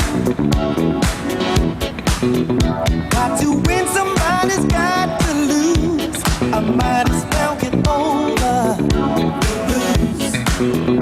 Just like fishing in the ocean, there'll always be someone new.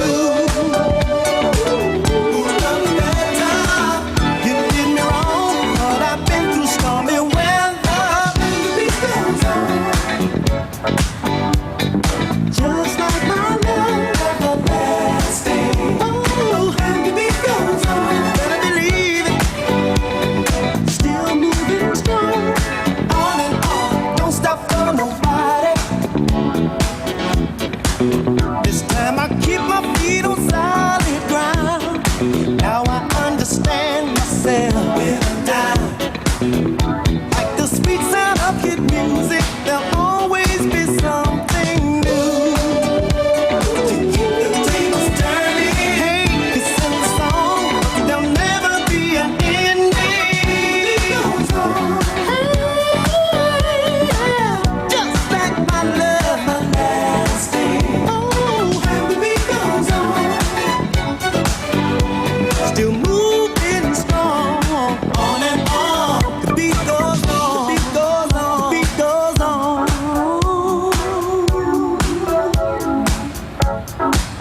The beat goes on, the beat goes on, the beat goes on.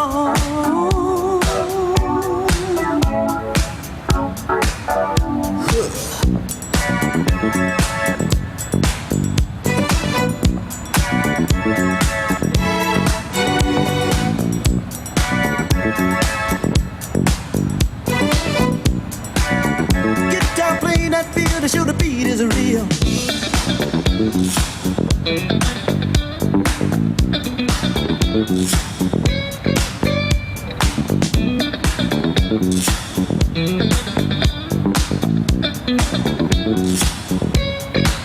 The beat goes on.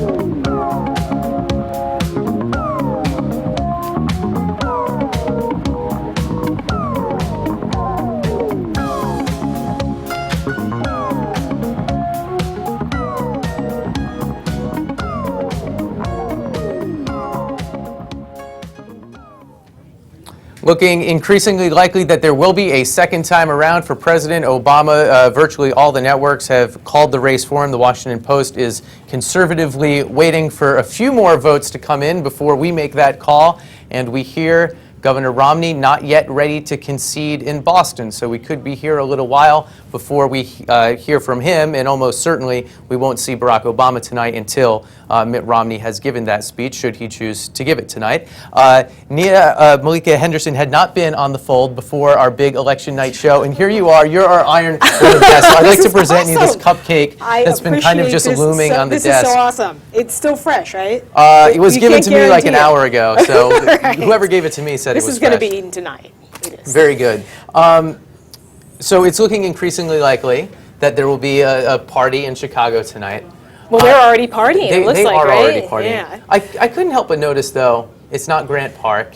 It seems like a smaller bore win. It'll be a narrower percentage. That's right. It obviously will be in contrast to what was one of the more historic nights in the history of our country 4 years ago, compared to a president who, in large parts of the country, is very unpopular, will squeak through with a narrower win, if not a bigger win than some thought. How does the emotion of this night compare to 4 years ago? You know, I always sort of felt like these comparisons to 2008 weren't necessarily fair. Democrats certainly spoiled by that huge win, 365 to 179 on the map. I guess it was up something like 6 points in terms of the percentage. But if you talk to people who support Barack Obama, they have this incredible attachment to him as a historic figure, him as a sort of legacy in terms of being the first African-American president. And I do think there was real excitement out there. I do think it'll be smaller.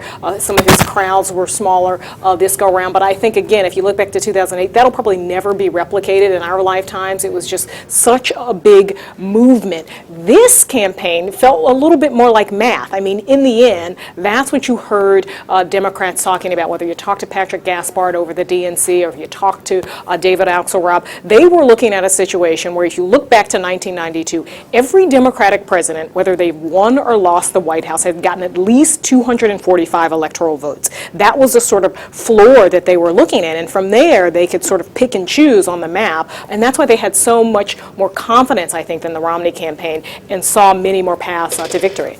There may not be that many comparisons to be made between George Bush and Barack Obama, but this one occurs to me. Both of them won their first election promising to be real transformative change agents, then won their second just barely holding on to a divided country with really the bloom off the rose in terms of them being magical figures that were somehow going to change an entrenched system. We talked about this a little bit in the last segment with David Ignatius, but I think this will be the topic of the next 24 hours. What does the next administration look like? What does Obama focus on? And, you know, that remains an unanswered question. There were all sorts of questions about Romney. What would a Romney presidency look like? Criticisms that he hadn't laid out a vision. But the same could be said, I think, for President Obama. In the waning weeks, he released like a 20-page, 4-color brochure, really repackaging some of his plans around the Jobs Act, for instance, 100,000 new teachers, $400 billion on a stimulus program.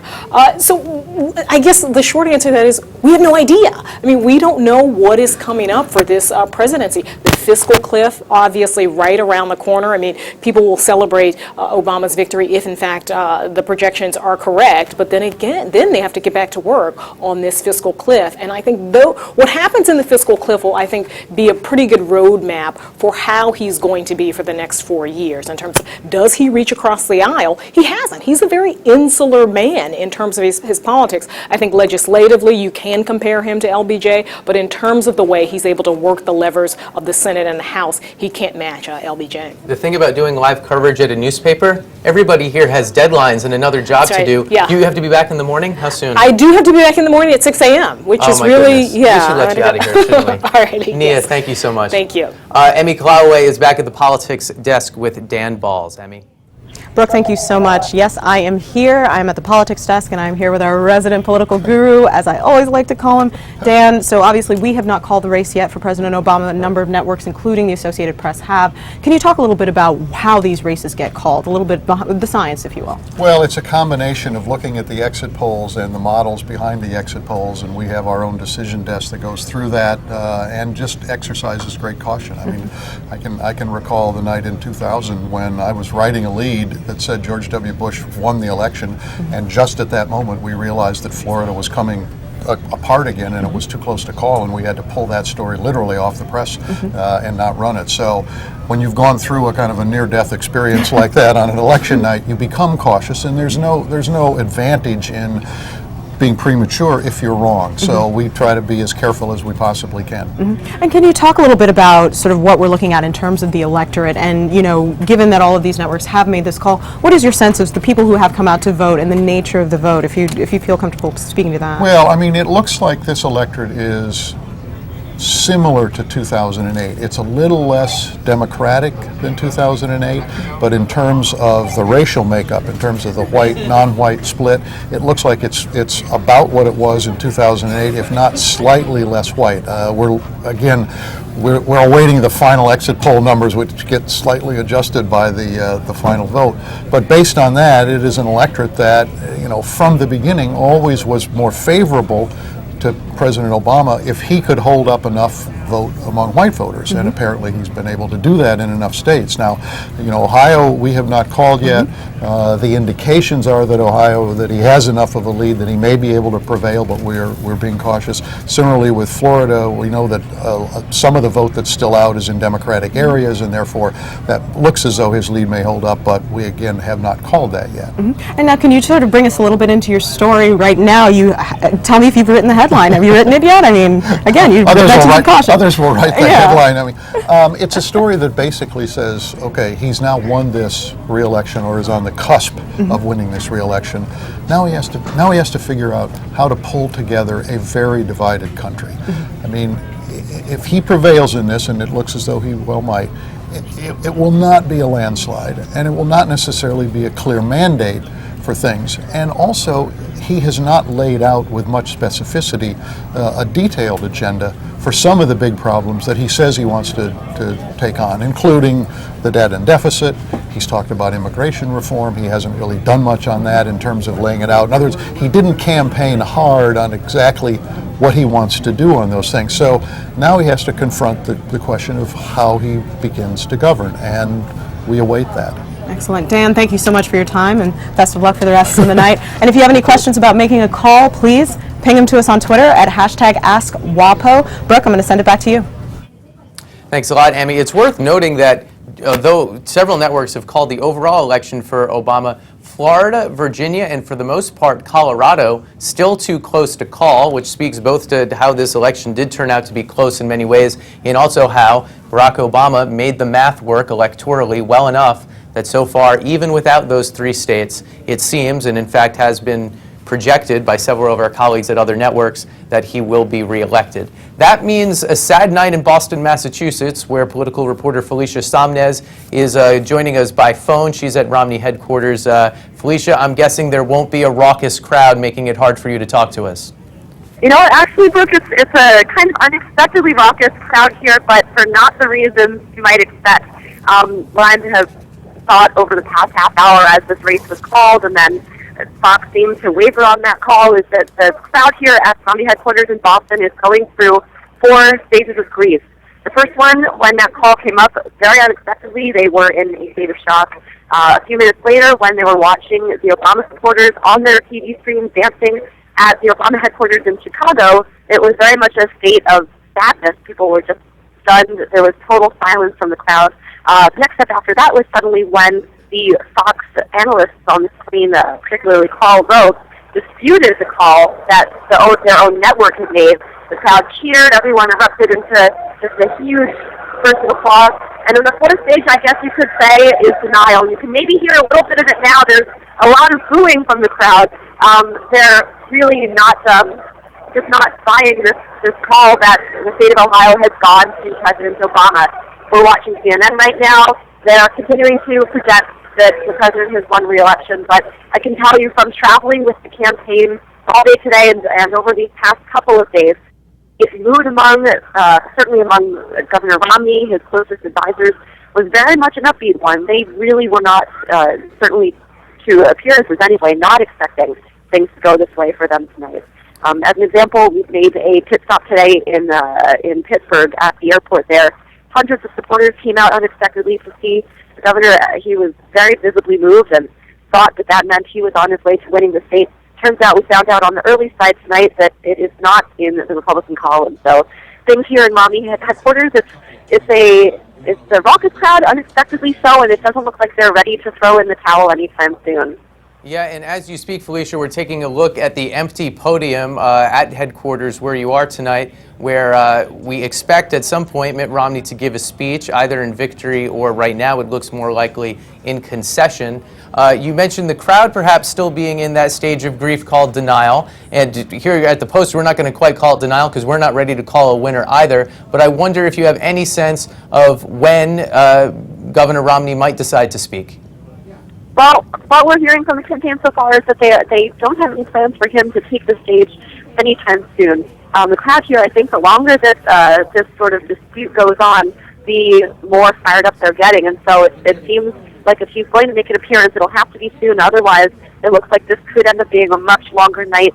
And, you know, again, we don't know the outcome for sure, but it could be a night that it did not look like it was going to turn into about half an hour ago.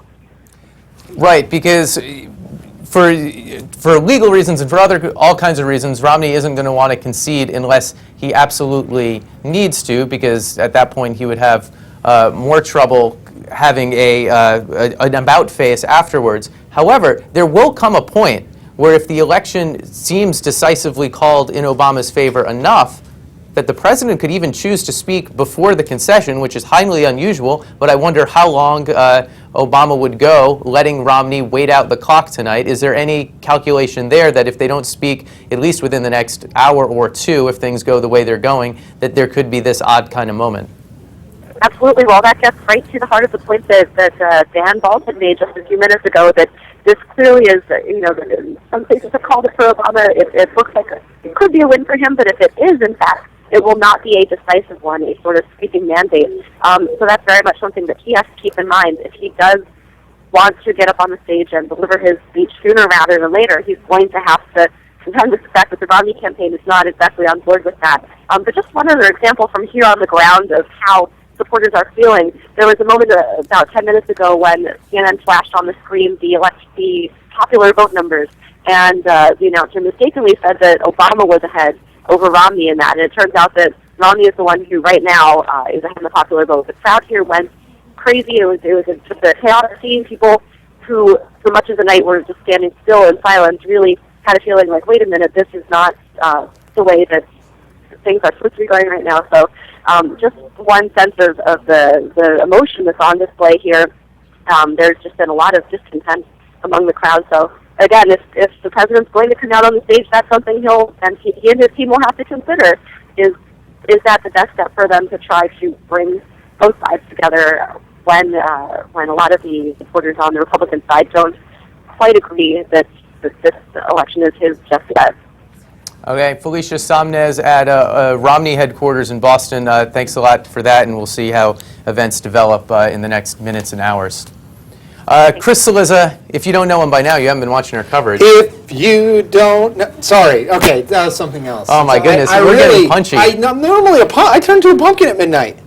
I'm living on water and Twizzlers at this point, Brooke. Well, what's the calculus Sorry, here? yes, that wasn't why you brought me on. Yeah, well, I mean, because I already gave Nia the cupcake. I have no Twizzlers. I saw that you were kind of leaving that out there all night, and I was wondering if that was kind of like a parting gift for me, but apparently not. Okay, yes. Well, Nia came when we really needed someone on short notice. She came, so I thought that she should get the cupcake. Fair enough. We're talking just a moment ago with Felicia in Boston about the calculus of how long Romney can wait before it gets unseemly. You know, my attitude here is that, look, the race is over. There are plenty of states out. I'm sure they have some modeling that suggests that some of the networks have jumped a little bit here and there, but the race is over. This is not a Florida 2000, call it, pull it back.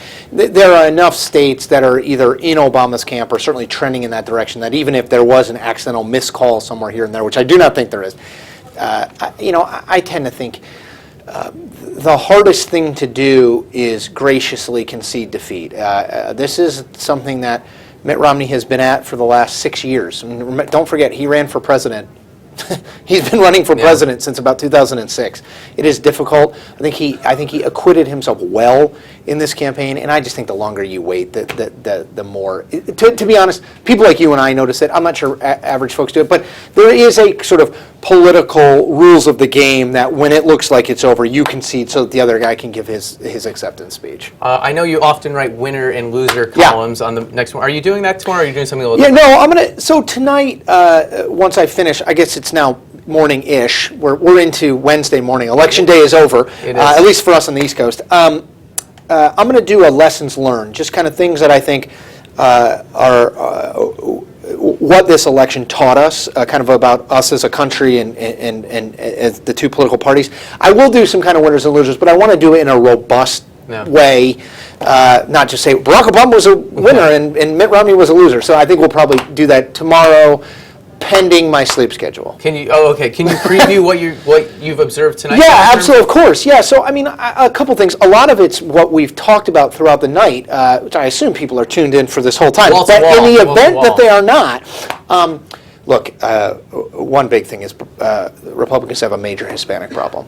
Barack Obama won the Hispanic vote by 40 points, 69-29 nationally. The Republican Party cannot be a national party in 2016 or 2020 and have that be the case. I would. Yeah, go ahead. I'm going to stop you. I know we're not the first to do it, but we'll do it as quickly as our editors allow us. The Washington Post is now calling Barack Obama's re-election. There it is. The 44th President of the United States will get a second term. The Washington Post projects he did it more decisively than many thought. Although those that dug into the numbers said this isn't as close as the national polls look, which even in the last days had it by just a point or two at most in Obama's favor. But in swing state after swing state, his campaign was able to get just far enough ahead in Ohio, far enough ahead. They deserve huge credit. It is hard to overestimate how difficult re-electing a president, even one with the rhetorical gifts, the fundraising capacity, the campaign team that Barack Obama put together in a political environment like this one. You have majorities of the country saying the country's off on the wrong track. You have a majority of the country saying that they disapprove of Barack Obama's handling of the economy. You have Barack Obama losing in the exit poll among people who said the economy was their number one issue. And yet, Barack Obama has been reelected. It is a testament to the campaign they ran in the states that matter, in Virginia, in Florida, especially in Ohio, in Colorado, in Iowa, in Wisconsin, in New Hampshire. They deserve a huge amount of credit. I mean, this was not that 2008 was easy, but this was strategically a very, very difficult undertaking. To win it, and I now think he may well win it with over 300 electoral votes, it is a substantial political achievement, whether or not you agree with the president and his policies or not. When you consider how tough the environment was for George Bush in 2004, right, how difficult it was this time for Barack Obama, who still, it looks like, easily got reelected, are we essentially electing presidents to 8-year terms? So the last person to lose after a single term was George H.W. Bush. In a weird scenario, a three-way race. Right, in 92 with Ross Perot, and a very unique political force in Bill Clinton. So we've now had 3 straight, Clinton, Bush, Obama, we've now had 3 straight 2-term presidents. I mean, I think in some ways it points to the advantages of incumbency. It is hard to beat an incumbent president of the United States who does not make grievous strategic mistakes. Barack Obama did the exact opposite of that. Barack Obama smartly saw and his team smartly saw the challenge before them and went out and turned it not into an economic referendum. The thing that I keep coming back to, Brooke, in the exit poll, 59% of people said the economy was their top issue. They voted for Mitt Romney 51-47.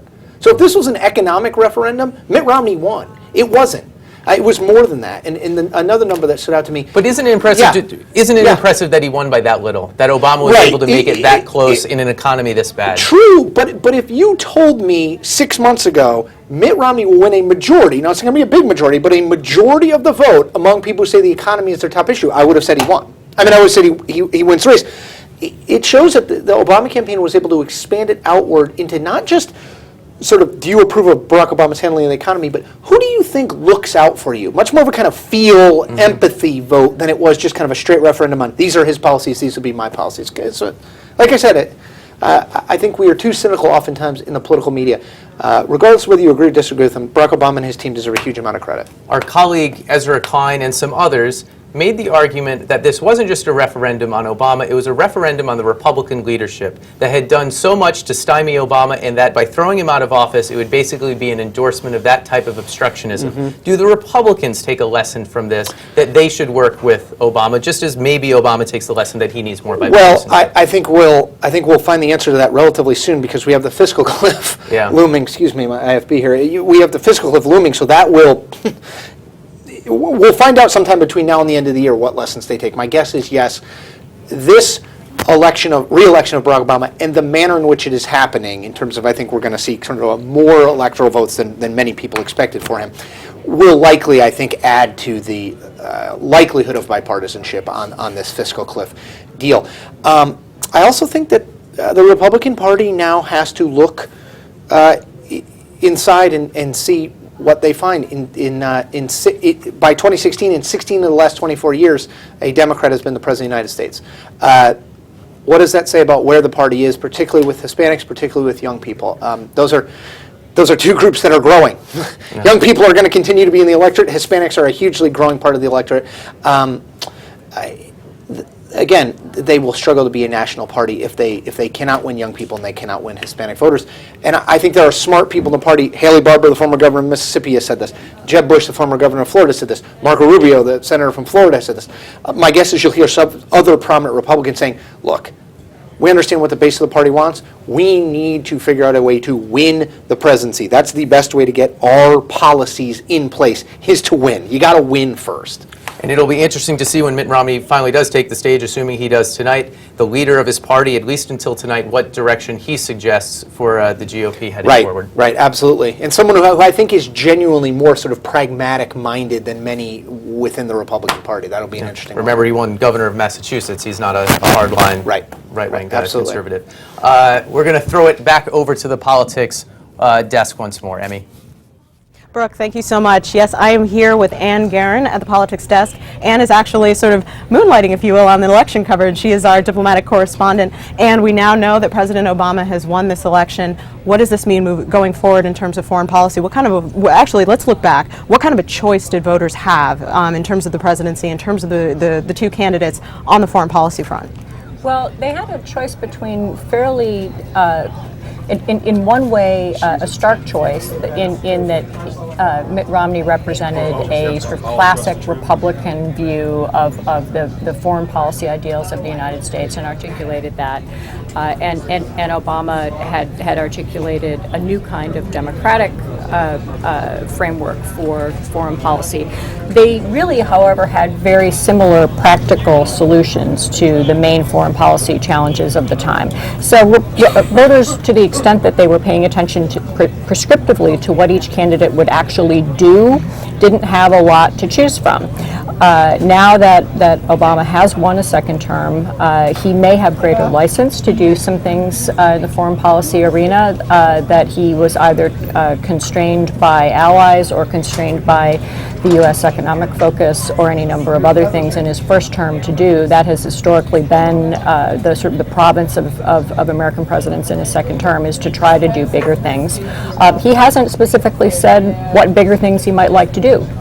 Now, in terms of looking again back at the election, we saw, Governor Romney on a trip, sort of giving his foreign policy agenda that didn't exactly go as well as perhaps his campaign would have wanted. And he also had the president sort of getting, elbows deep, obviously, in Benghazi and in Iran and in a variety of other foreign policy issues. Can you sort of, I guess, paint a picture of what we were dealing with on the campaign trail in terms of these two candidates? Well, I mean, of course, the main focus was on the economy all along.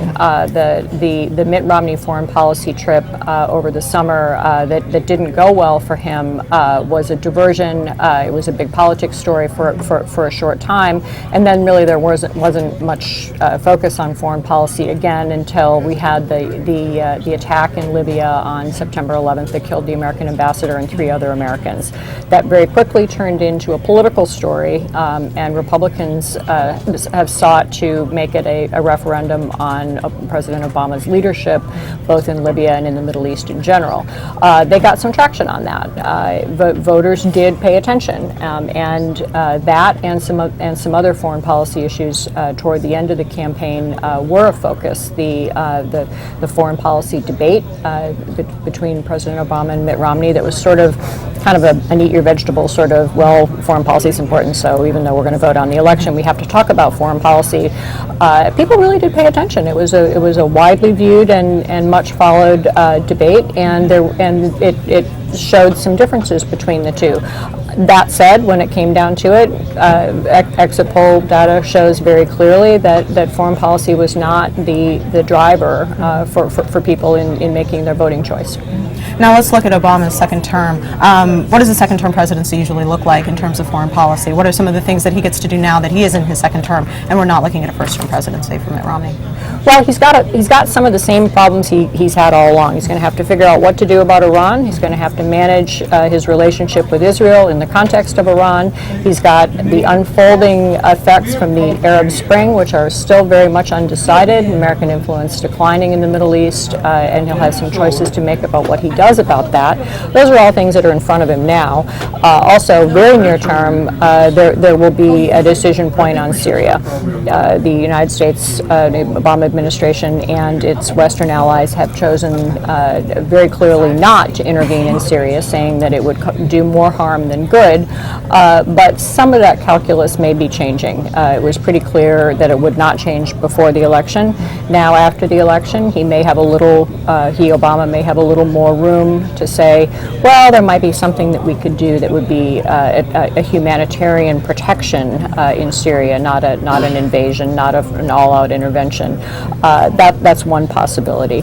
Another is one that got some headlines earlier in the year when he told Medvedev and what he thought was an off-camera, off-mic remark that he would have a little bit more elbow room or more latitude on missile defense in Europe. What he meant by that is, hey, look, after the election, we can talk. We can do something possibly that makes the Russians a little bit more comfortable with the missile defense architecture, which they absolutely hate. Well, Anne, thank you so much for your time. Really appreciate your reporting. Thank you. Absolutely. Brooke, back to you. Emi, thanks a lot. Karen Tumulty joins me now at the desk. I've been jealous of Emi. You've been back in the politics department. It's nice to have you up on the set. We're talking, as they were having their conversation, themes that aren't that surprising that will be what we spend the next 24 hours thinking about. Basically, we're going to have the status quo tomorrow with the House, the Senate, and the presidency in the same camps they were. So do they work together now better? Will 4 years of the same? Well, what we know is that it isn't working now. I mean, Washington is gridlocked. We have a gigantic crisis coming in December with the fiscal cliff.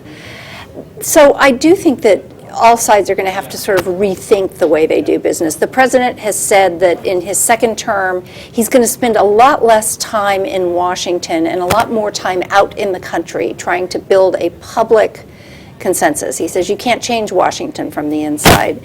And as Chris was suggesting, I think the Republican Party is going to go through a lot of reckoning internally. We've got two examples in recent history where a party has really reoriented itself after losing two presidential elections. The Democrats did it after '88, and the Republicans did it after '96. And we're going to see the Republicans, I think, go through that process again. There are going to be probably weeks and months of recriminations and finger pointing, but I think at some point they're going to figure out how they make this work. Okay.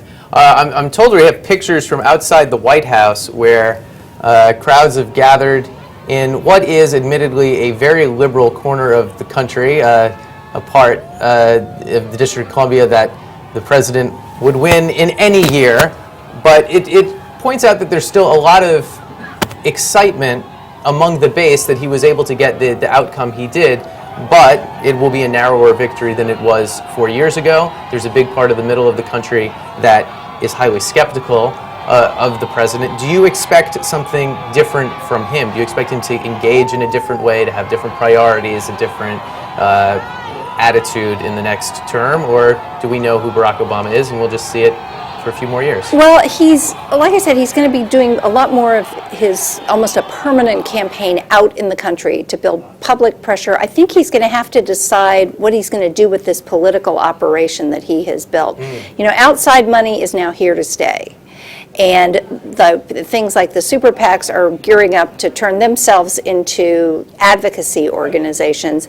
And so the president's going to have to decide what he does with this network and this operation that he has built that was geared toward his reelection.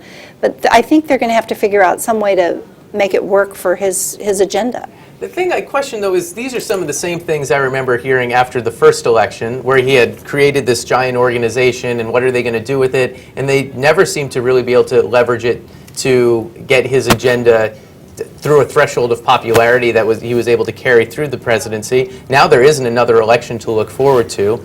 Well, one way you could do it is by somehow figuring out to get that enthusiasm for Democratic congressional candidates, to make this something that the Republicans are going to fear, because they've got their super PACs, and again, these super PACs are not going away. So, I do think the Democrats are sort of panicked at the idea that, this would be unanswered.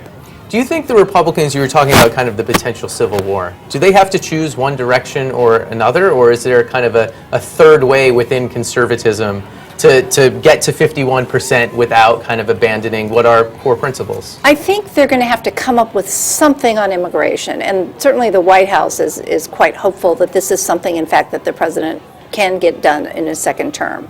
Other things that are being talked about, tax reform, I'm not so sure that they can really come around too far on that. Meaning that they can't really compromise. When there was that famous moment in the first debate where not the first debate, but one of the Republican primary debates, where none of the candidates would raise their hand in favor of $10 in cuts for $1 in revenue. Mitt Romney, even as he moved to the center, wouldn't totally disavow that. So is that a Republican position that you think will stick? We're not raising taxes, no way, no how? That, as of tonight, is something John Boehner got up and he said, John Boehner, the Speaker of the House, got up and he said, look, we got reelected too, and we have a mandate too, and our mandate is to not raise taxes. John Boehner and the president nearly came to a grand bargain during the last fiscal cliff. It was a poisoned environment at the end. Our colleague Bob Woodward, who actually will be joining us on the Fold, plug tomorrow on your Google TV and WashingtonPost.com, 6 o'clock. See Bob Woodward's analysis of tonight's result. He wrote a whole book about how that all went down.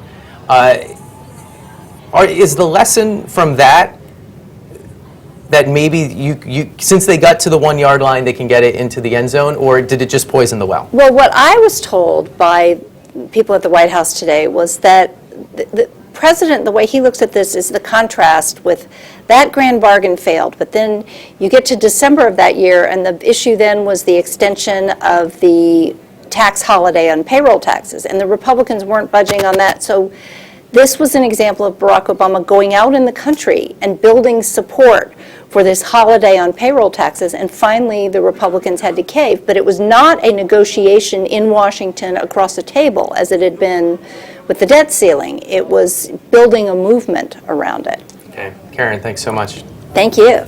Well, no matter where you are in this media landscape, if you're watching on WashingtonPost.com, you see the map. If you're watching on your Google TV, you're certainly tapped into some other environment. Almost everyone is calling this election, has called this election for Barack Obama. What we're waiting for is Mitt Romney in Boston to agree and come out and give a concession speech. We don't know when that will be. We will have it when he gives that speech, and then presumably it will be followed by the president's acceptance speech. Both will stream live on the Washington Post homepage or whatever medium you're watching this on, perhaps YouTube. There are a number of different channels. We will stick with you until then and bring those speeches to you in their entirety. For now, we head back for more analysis with Emi Kolawole at the Politics Desk. Brooke, thank you so much. Yep, we are here at the Politics Desk. Behind me, everybody covering, obviously, the news of the night. President Barack Obama winning re-election. So I'm going to take it to Aaron Blake, who is our deputy fix and just the absolute master of all things House, Senate. And I'm going to ask you to dip in on the presidential a little bit. So yeah, what's the take right now? So with Obama winning, let's just start there. Obviously, there are some things riding on those coattails. There were some recreational marijuana amendments, and perhaps even like 2 states on legalizing gay marriage. Let us in on that. Now that the smoke has cleared a little bit, and we're not we know that the Senate's going to stay Democratic, the House is likely to stay Republican, the White House is going to stay with President Obama now. We're looking at these ballot referendums in a bunch of states. 2 states tonight legalized recreational use of marijuana. 2 states legalized gay marriage. Voters in those states voted to legalize gay marriage. In both cases, those are first, and 2 states apiece did it. And let us know what those states are. The states that legalized recreational marijuana are Washington State and Colorado. States that legalized gay marriage were Maine and Maryland. Maine is interesting, especially since just 3 years ago, there was another ballot initiative in which voters struck down the state's gay marriage law. So a good example of how things have come, how far things have come for the gay marriage movement in the last 3 years. And in terms of riding on Obama's coattails, have one or the other or both ridden on essentially his victories in this? I think the president coming out in favor of gay marriage is certainly a major step in passing those 2 referenda. Anytime that there's that kind of validation out there, obviously those 2 states are heavily Democratic, and so Obama voters are going to maybe feel a little bit better about voting for gay marriage. I think that was a big part of the reason that these 2 passed tonight. And can you update us on the Senate? What's some of the motion going on there? With their victory in the Hawaii Senate race, Democrats have now assured that they will control the Senate again next Congress. They have 50 seats, and they also have the vice president because Obama won the presidency. That said, they're not going to have just 50 seats when this is all said and done. There's a number of toss-up states out there. There's still 6 states that we're watching. At this point, Democrats could actually expand on their majority in a cycle in which they were it was a very tenuous majority. We could actually see Democrats go beyond the 53 seats that they have right now. And is there a state that stands out in terms of the Senate races that you're keeping a particular eye on in terms of being particularly tight? Montana continues to be very tight. North Dakota is a very interesting race. This is a race that Republicans thought would go easily in their direction once it became an open seat. Senator Kent Conrad retired. That hasn't been the case, and the Democrat in that seat actually leads now. If she wins that race, Heidi Heitkamp, that will be kind of the icing on the cake for Democrats tonight. All right, let's drill down into the House now. Obviously, Democrats were not projected to be taking the House tonight. Have things been going well for them as they've been going in the Senate now, obviously, with the presidential race? There were a bunch of seats that they lost. They knew that they were going to lose some seats tonight. They have gotten some good news in Illinois. Illinois was their one big state where they had 5 opportunities to win Republican seats. They've already won 4 of those seats. So what that tells us, I think, is that Democrats are going to come away from this election night with some sort of a gain in seats. They're not going to face a bigger Republican majority next Congress. We're going to have to wait and see how it all shakes out, but at least right now, that's the way things are looking. So we've essentially seen redistricting take its course. Yes, and it gave Republicans a bunch of seats, and now Democrats are trying to get back to even and even get a little bit past that. They should be helped in that regard when we get out west. A lot of huge races in California. And now we've had some contentious House races. Do we know anything about Allen West in Florida, or is that still a little too tight? It's a very close race. That's one of the races that actually could be headed for some kind of a recount. This is what happens every election cycle. There's a number of House races that are very close. Allen West is very close. Another race that's very close is Mike McIntyre, that last Democratic seat in North Carolina that they were hoping to hold. He leads by about 400 votes with all of the vote counted. So we're going to be dealing with a few of these races into the next few days here and maybe even a few weeks. Yeah, so essentially, who keeps the gavel now? Or does the Republican Party look to be changing its leadership in the House? I don't think so. I think that if anything, the election at the presidential level and the Senate level was a win for Democrats at this point. On the Republican side, you can certainly make the argument, and I think people will, that this was a win for Republicans. Democrats had talked about winning the House back. They didn't come close to it. Republicans actually executed a good strategy when it came to the House and came away with some success. So it's likely when President Obama is sitting around the table addressing the fiscal cliff, he's going to be saying a lot of the same faces: John Boehner, Harry Reid, Nancy Pelosi, a lot of the same people. The leadership is going to say almost completely the same. I'd say the one person who's there's been some talk might not return to that table is Nancy Pelosi. We don't know for sure that that's the case at this point, but the Republican leadership is the same, and the Democratic leadership in the Senate is going to be the same. So we're going to have to see people come together in a way that they haven't before. Yeah, is there a race that's been particularly unexpected for you? You've been tracking this obviously for a year and a half, 2 years now. Is there a race that stood out to you that you've just sort of been like, wow, I didn't quite see that one coming?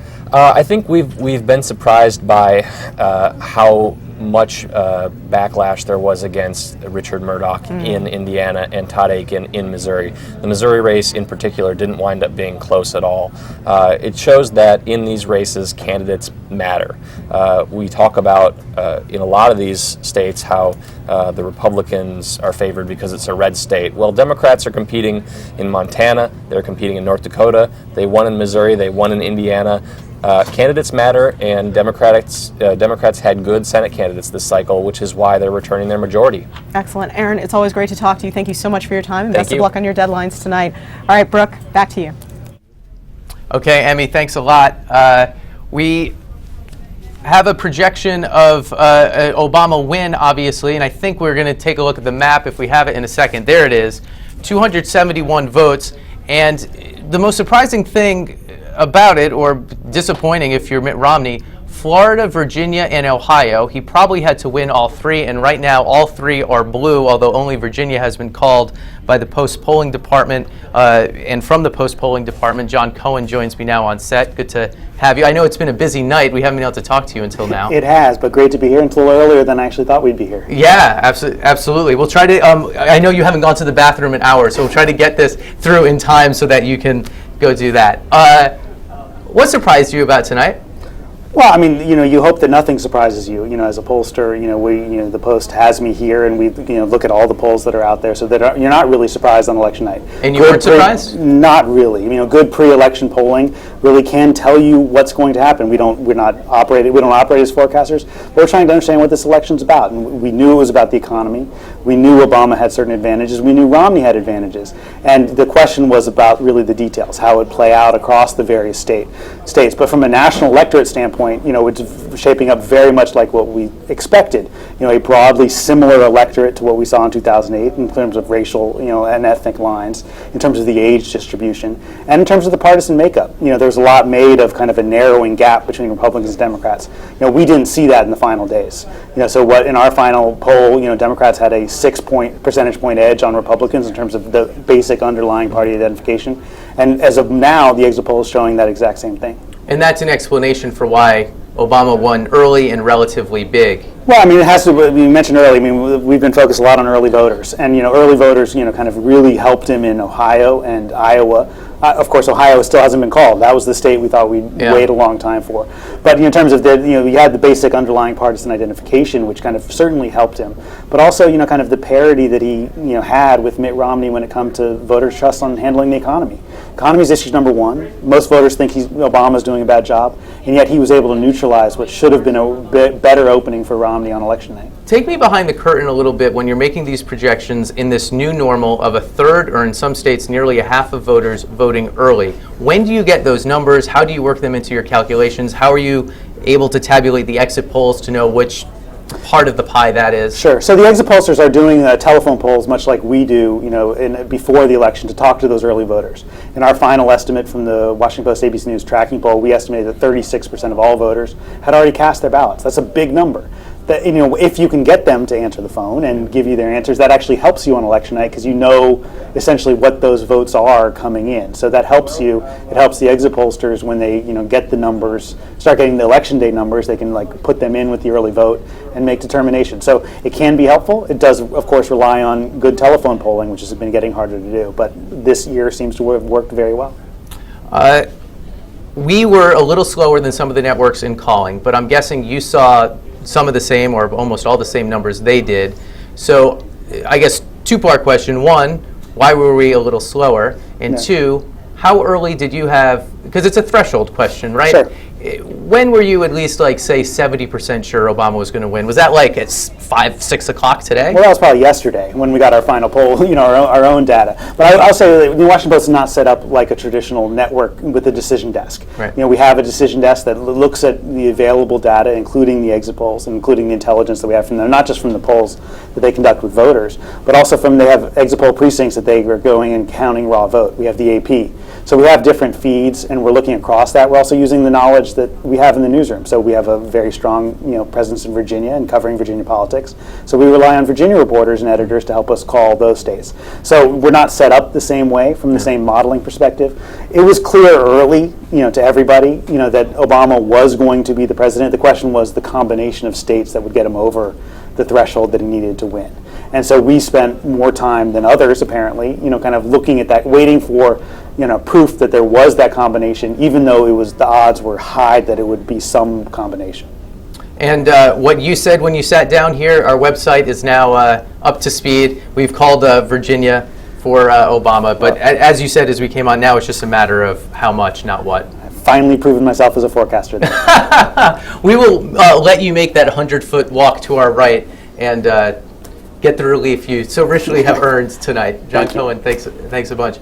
You saw that picture in the lower right-hand corner a second ago. Now you see it full screen. It's Romney headquarters in Boston, Massachusetts, where we expect, and we hope, because it will bring a conclusion to what we think we know, and will be confirmed by Romney agreeing with what now pretty much every major media outlet in the country is projecting: a re-election for Barack Obama and a defeat for Governor Mitt Romney. We're going to stay on this picture. We may cycle through some other live feeds, but we're going to stay on it waiting for Governor Romney. We'll come back in with analysis as warranted as we go past midnight and 35 minutes in the East and await for Governor Romney to concede his hard-fought and long election for the presidency he couldn't quite achieve.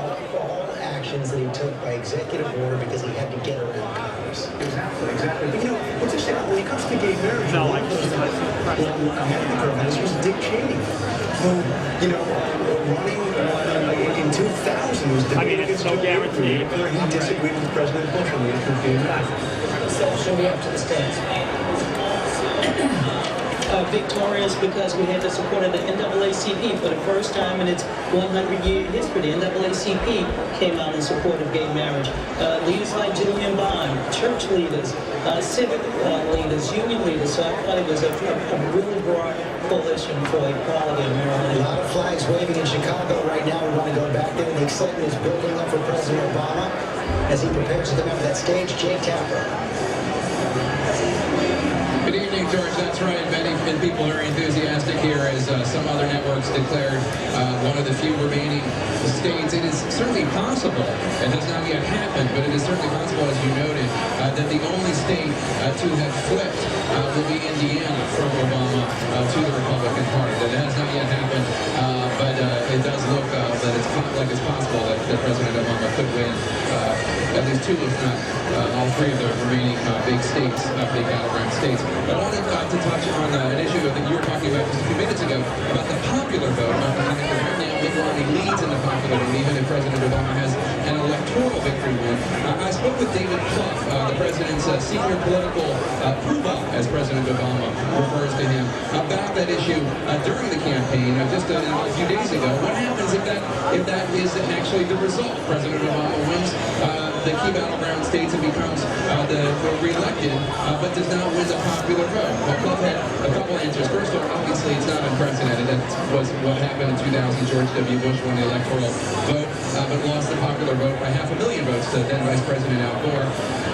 But beyond that, Clough said, these are the rules, and this is how we play. We play by the rules. We could go to New York or California and drum up more votes, I guess, but that's not the rules of this game. And he related it, actually, in an interesting way, to the 2008 Democratic primaries, and the fact that Hillary Clinton would focus on these big primary states like New Jersey, while President or then Senator Obama's campaign campaign would go to the smaller, population-wise, smaller states like Idaho and eke out a victory there and end up basically with the same result, winning 10 delegates, while Senator Clinton spent a lot more money, made a much bigger effort, and had the same result. And he said, these are just the rules, and we are abiding by the rules. Ultimately, it's a game, it's a race to 270 electoral votes. That said, we still don't know the popular vote yet. No, and they may get the best of both worlds, because as you were talking, there was a little bit of a flip.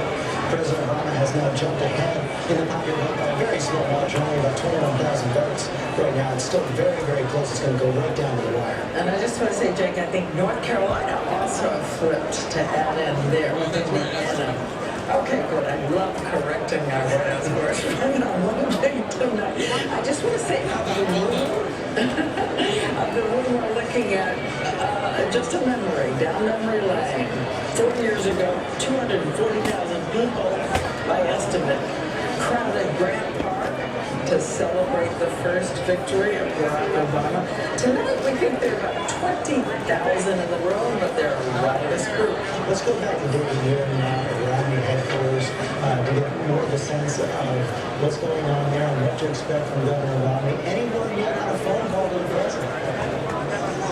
You know, in the last check, he hadn't called the president yet, and as I mentioned earlier, there was some talk about whether there'd be any contesting of the election. I have heard from our key Robbie Surgeons, and that's not at all what's going on here, but there is a little bit of a delay as we wait for the governor. George, as you can imagine, there's going to be Monday morning quarterbacking here about the campaign. Was there really things that could have done better along the way? Governor Romney was asked about that today. He said, you know, there probably were mistakes that were made, were human.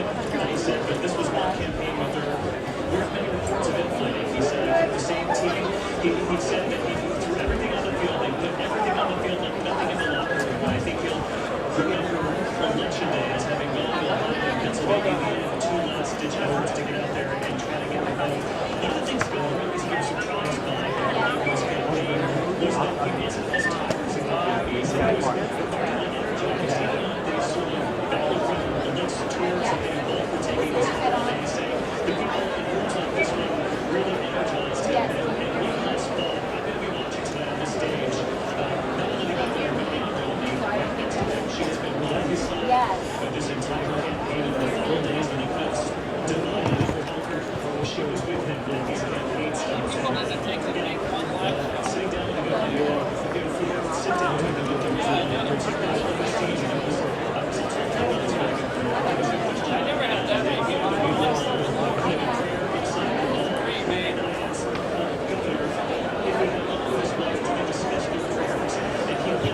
and he said we actually took a moment, we took a lesson together, we shared it with one another, and we went down to Western Wall. There was a moment when he really broke through. That's not something that's been fully questioned by anyone, certainly the depth of the relationship between Mickey and Romney. She's been there for decades. She's a fellow testimonial. She talks about how he's been her rock, and I'll be watching her way into the campaign. It was Emi Kolawole who's able to give her a lot of emotion about the support she was seeing in these families.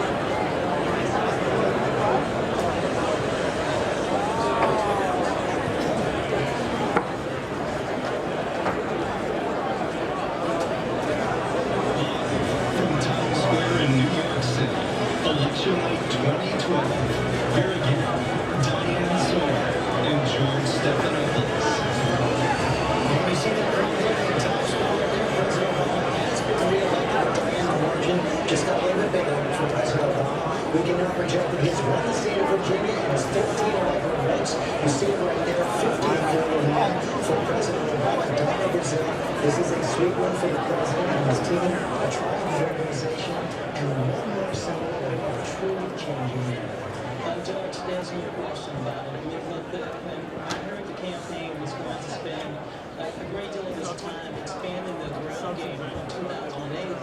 I kept saying to myself, why? And they said, no, we're going to increase the number of organizers. You're looking at a live picture of the podium where we expect Mitt Romney to speak in just the next few minutes, apparently prepared to concede the race he's been running in some regards for 5 or 6 or 7 years. The Washington Post will run a headline and a picture much like this. This is the latest edition, grabbed off a printer back behind me in the newsroom. Obama winning a second term, and Mitt Romney's political career seems to stop Karen Tumulty at the same place his father George Romney's did back in 1968. And I was thinking back, the first time I ever interviewed Mitt Romney, it was in 2007 when he was thinking about running the first time.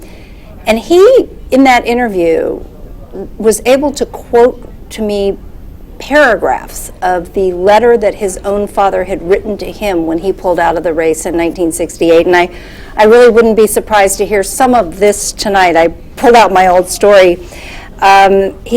His father, George Romney, wrote to him, "We went into this not because we aspired to the office, but simply because we felt that under the circumstances we would not feel right if we did not offer our service.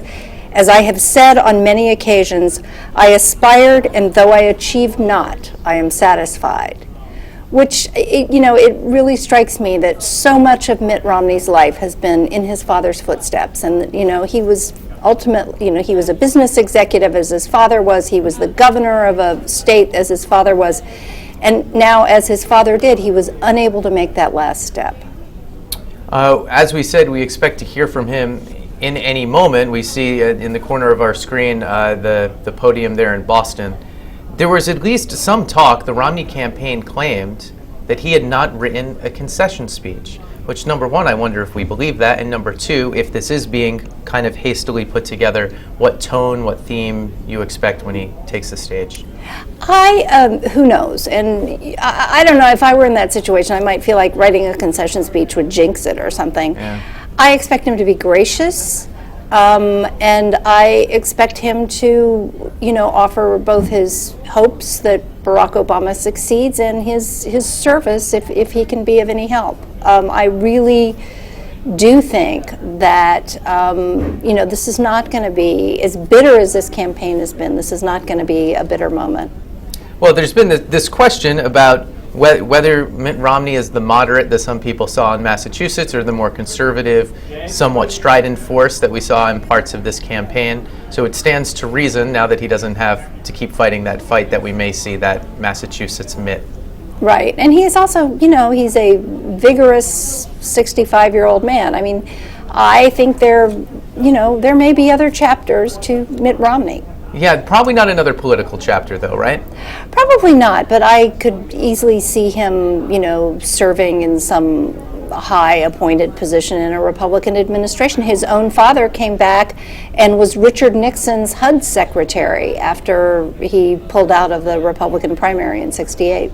And it seems like some sort of private sector role would make a lot of sense. He's obviously been in politics the last many years, but that's where he spent the majority of his adult life. Not that he needs the dough. Not that he needs the dough. The estimated $250 million net worth. At Romney headquarters, Dana Milbank is on the phone. The op-ed columnist joins us now. Dana, are you there?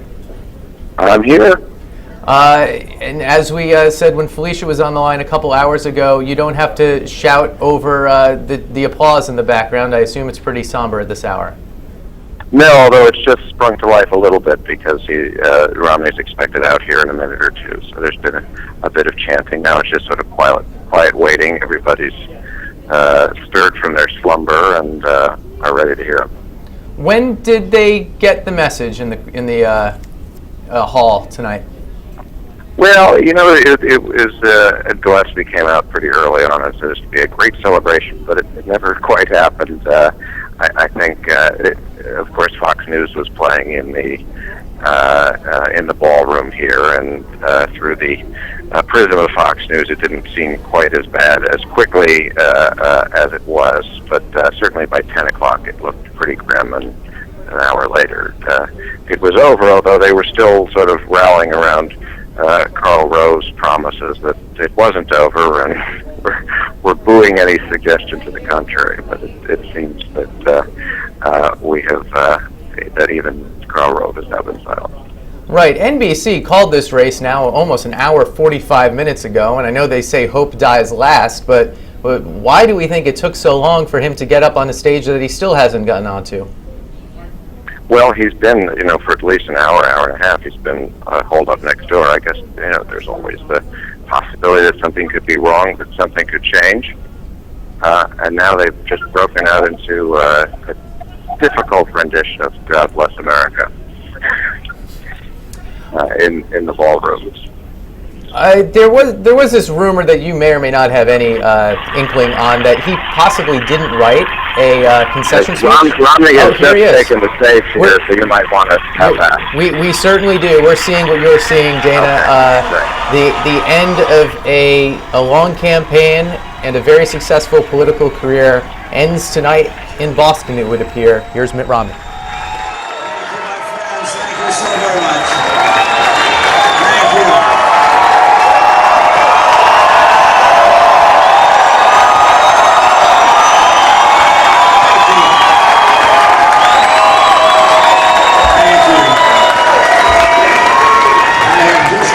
President Obama to congratulate him on his victory. His supporters and his campaign also deserve congratulations. I wish all of them well, but particularly the President, the First Lady, and their daughters. This is a time of great challenges for America, and I pray that the President will be successful in guiding our nation.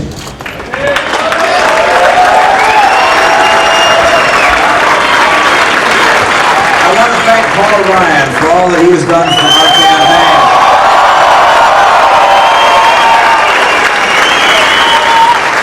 And for our country.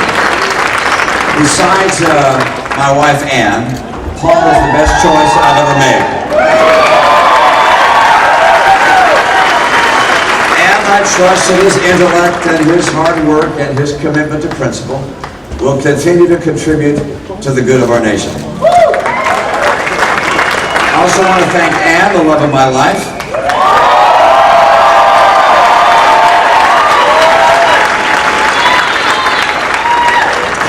She would have been a wonderful First Lady.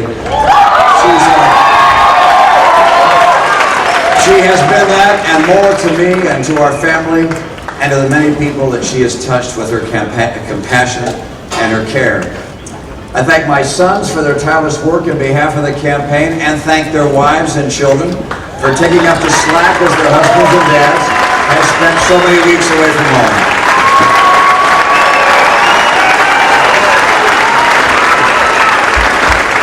I want to thank Matt Rhodes and the dedicated campaign team he led.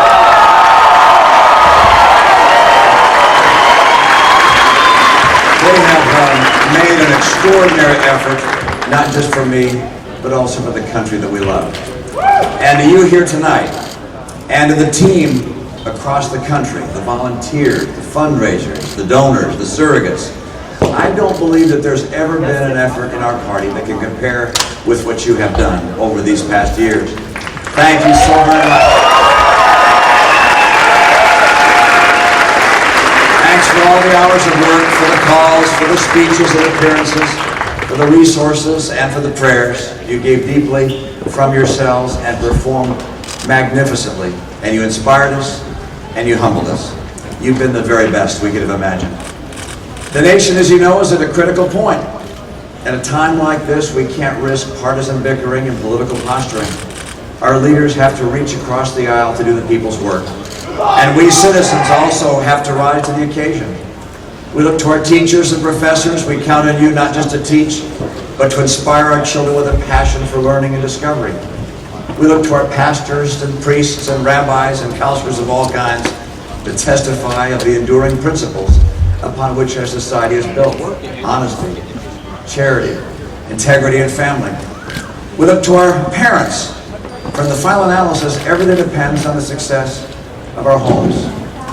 We look to job creators of all kinds. We're counting on you to invest, to hire, to step forward. And we look to Democrats and Republicans in government at all levels to put the people before the politics. I believe in America.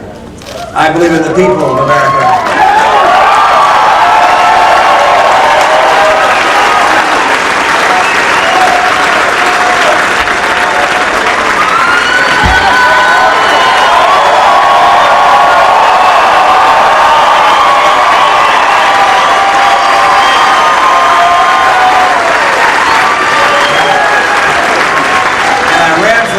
Because I'm concerned about America. This election is over, but our principles endure. I believe that the principles upon which this nation was founded are the only sure guide to a resurgent economy and to renewed greatness. Like so many of you, Paul and I have left everything on the field. We have given our all to this campaign.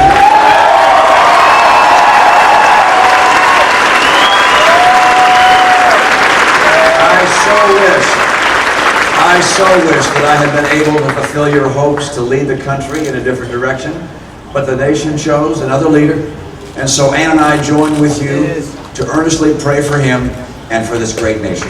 Thank you, and God bless America. Thank you. Thanks, guys. Mitt Romney in a relatively brief concession speech, running just 5-6 minutes, telling his supporters there has never been an effort in our party like ours, but also saying the nation is at a critical juncture and calling on politicians to reach across the aisle and put the people first. In the only kind of indirect swipe at President Obama I could hear, he suggested that we need to rely on the principles the nation was founded on. They are the only path to greatness.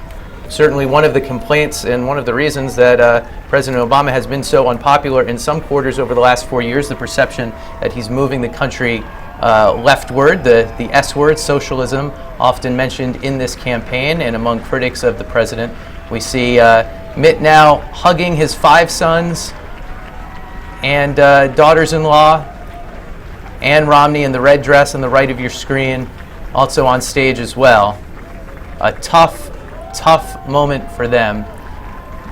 Karen Tumulty is with me at the desk. Karen, what did you make of Mitt's remarks? Well, I think it was a pretty short speech, and again, I think it was gracious, and it spoke to the fact that this is one country, and that we need to remember this at moments like this.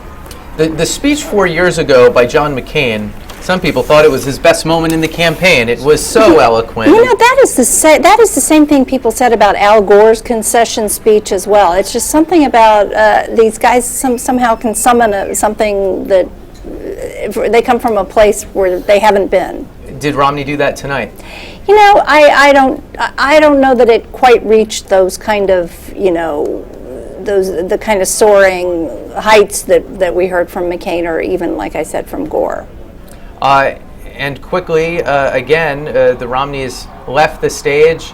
And now 1,000 cell phones lift up in Chicago. We saw the image just briefly. Chris Saliza tweeting away at the... Oh, hello. Hello, everyone. How you doing? Hi, And we'll take that shot of Chicago if we have it again and see what's happening. There it is. The flags waving, and the cell phones went up, seemingly an indication that we could be hearing from and seeing the president at a moment's notice. Chris, what are you? I see you on the phone. What's the tweets? Well, I was taking a picture of our front page. This is history. And let's take one more quick shot of it so folks can see. We won't keep you out of Chicago for too long. But I was in Grant Park 4 years ago. It's so different. Yeah, I mean, look, history was made in 2008 when this country elected an African American president of the United States. I really do think it is not, Barack Obama's accomplishment here is significant, very significant. His victory, I think we're looking at probably in excess of 320 electoral votes. It's a remarkable thing given where we are economically as a country, given the division in the country directed at Barack Obama and his economic policies and pretty much everything he does. A remarkable night.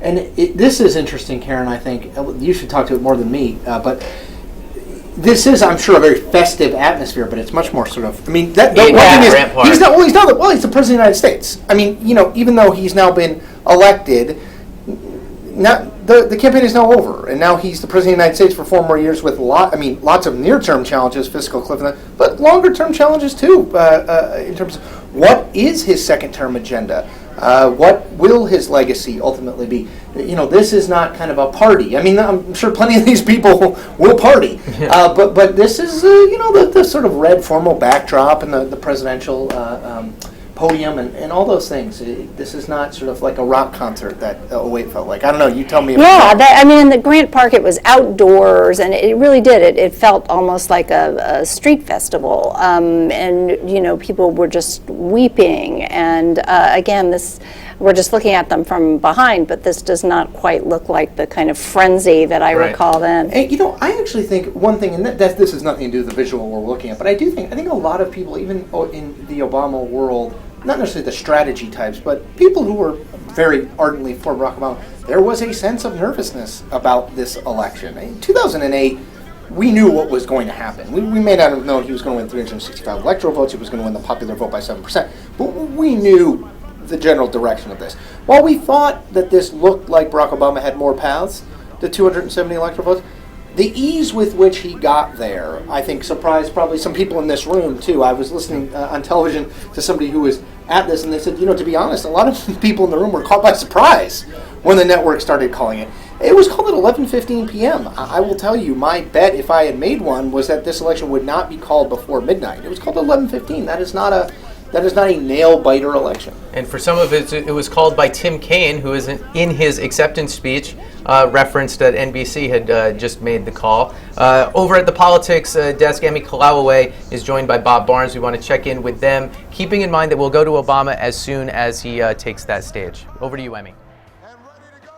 So much, Brooke. I am here with Bob Barnes. Bob Barnes has been taking care of what we call the lead-all here in the newsroom, which is the story that basically summarizes the entirety of the night. Obviously, Bob, an incredible night, very busy night, things getting called very quickly. Can you sort of walk us through sort of how this night has evolved? Well, it was a very interesting and dramatic night, I think, in that there was a series of battleground states that everyone knew would be important to decide the election, but they were all very close. In the end, most of them went President Obama's way, but it was very hard to see that for a while because the votes in each of those states were really pretty close. Mm-hmm. And Bob, you also cover the Supreme Court in your day job, if you don't mind my saying so.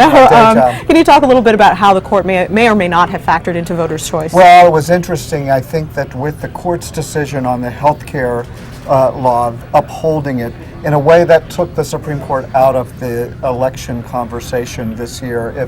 If it had been struck down, I think it would have been a very different thing, but instead it wasn't.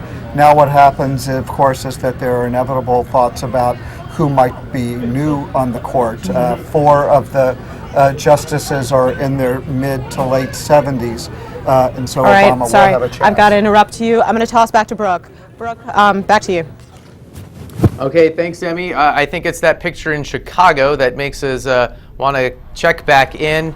You can see that red backdrop has been pulled apart, and the flags are waving. The podium is lit, and we think any moment now Barack Obama will be taking the stage to give a second acceptance speech for the presidency of the country.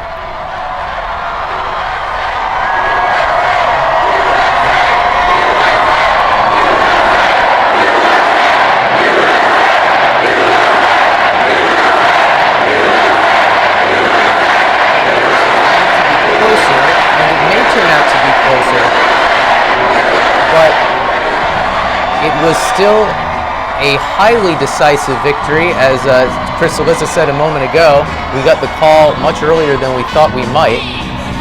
We haven't mentioned it because it at this point doesn't matter much, but the Washington Post in the last 10-15 minutes has officially called Ohio for Obama. It's a state he doesn't need in any event, and a state that, as hard fought as we anticipated it would be, it appears like Virginia and possibly like Florida, those states that Mitt Romney spent so much time in. There's a graphic you can see in the Washington Post politics section that shows where the candidates travel to, and Mitt Romney basically hung out in Florida, Virginia, and Ohio for the entirety of the last month, the month of October and the beginning of November, on the theory that if he could win those three, that gets him to 266 electoral votes. He only had to pick up one more state.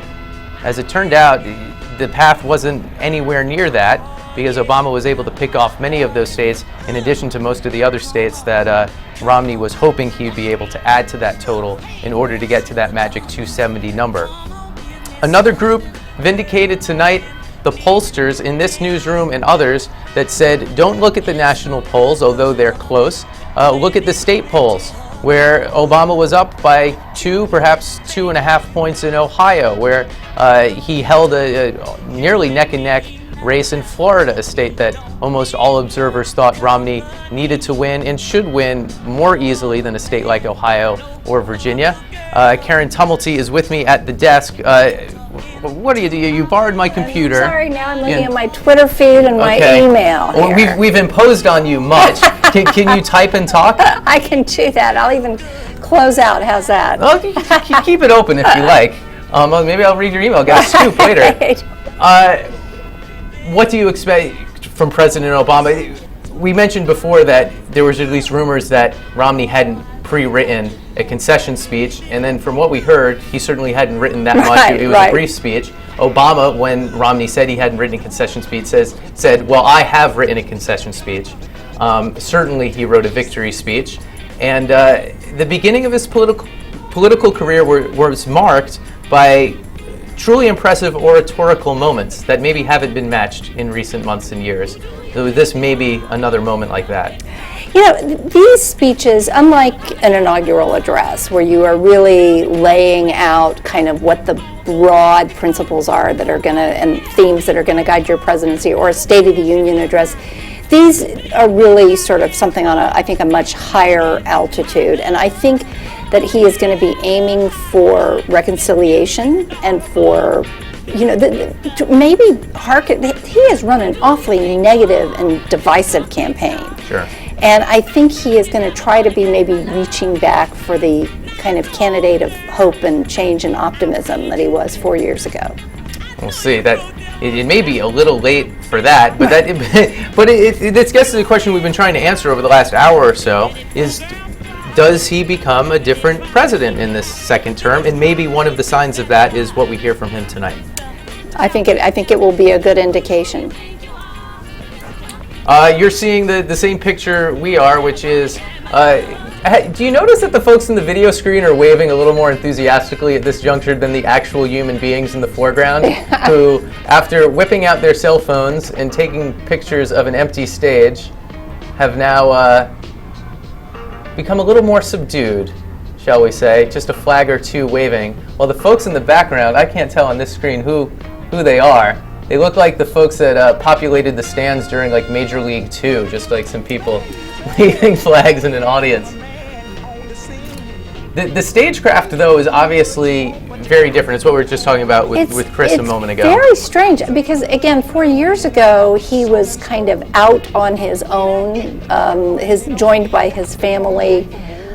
This is a very different feel, and I don't quite get it, I must say. And we'll see. That background may. It looks like a campaign rally. It does look like a campaign rally.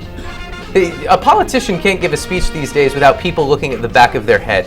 Have you noticed? I always feel bad for those people. They're in the shot, but they can't see anything. Yeah, like I said, this one though I'm a little confused by. Maybe it'll make sense when the speech starts. And we anticipate it will start fairly soon. Mitt Romney wrapped up his remarks 10 coming on 15 minutes ago. It's 1:13 in the East if you trust the Washington Post newsroom clock, and I certainly do. So we anticipate that with those 15 minutes of space in between, the president will take his opportunity to speak to as many Americans who are still awake as he can, since I suspect some folks are starting to consider, after getting a result now 2 hours ago, that they may just want to read about it in the Washington Post tomorrow morning rather than hear from the president directly. But we expect him to get on the stage any moment now. Pretty little thing, let me light the count, called mama, I'm sure hard to hell and I, yes I am.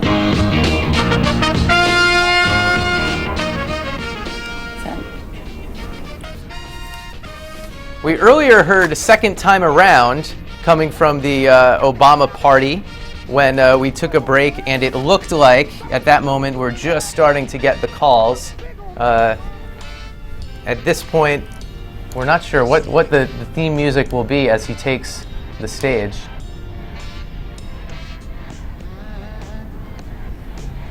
Also last time, Karen, it was just the Obamas, and I wondered, the Bidens are in Chicago tonight, and I wonder if they'll get the chance on stage as well. Right, or maybe a moment at the end for everybody to be out there together. One of the little weird dramas 4 years ago was that Sarah Palin also wanted to speak, and the McCain campaign kind of put the kibosh on that, and so these moments are some of the most, I think, carefully choreographed of the presidency. Yes, a fun moment in both the book and the HBO movie Game Change, dramatizing that campaign and that slightly awkward moment where Palin asked to give a vice presidential concession speech only to be informed that that doesn't exist.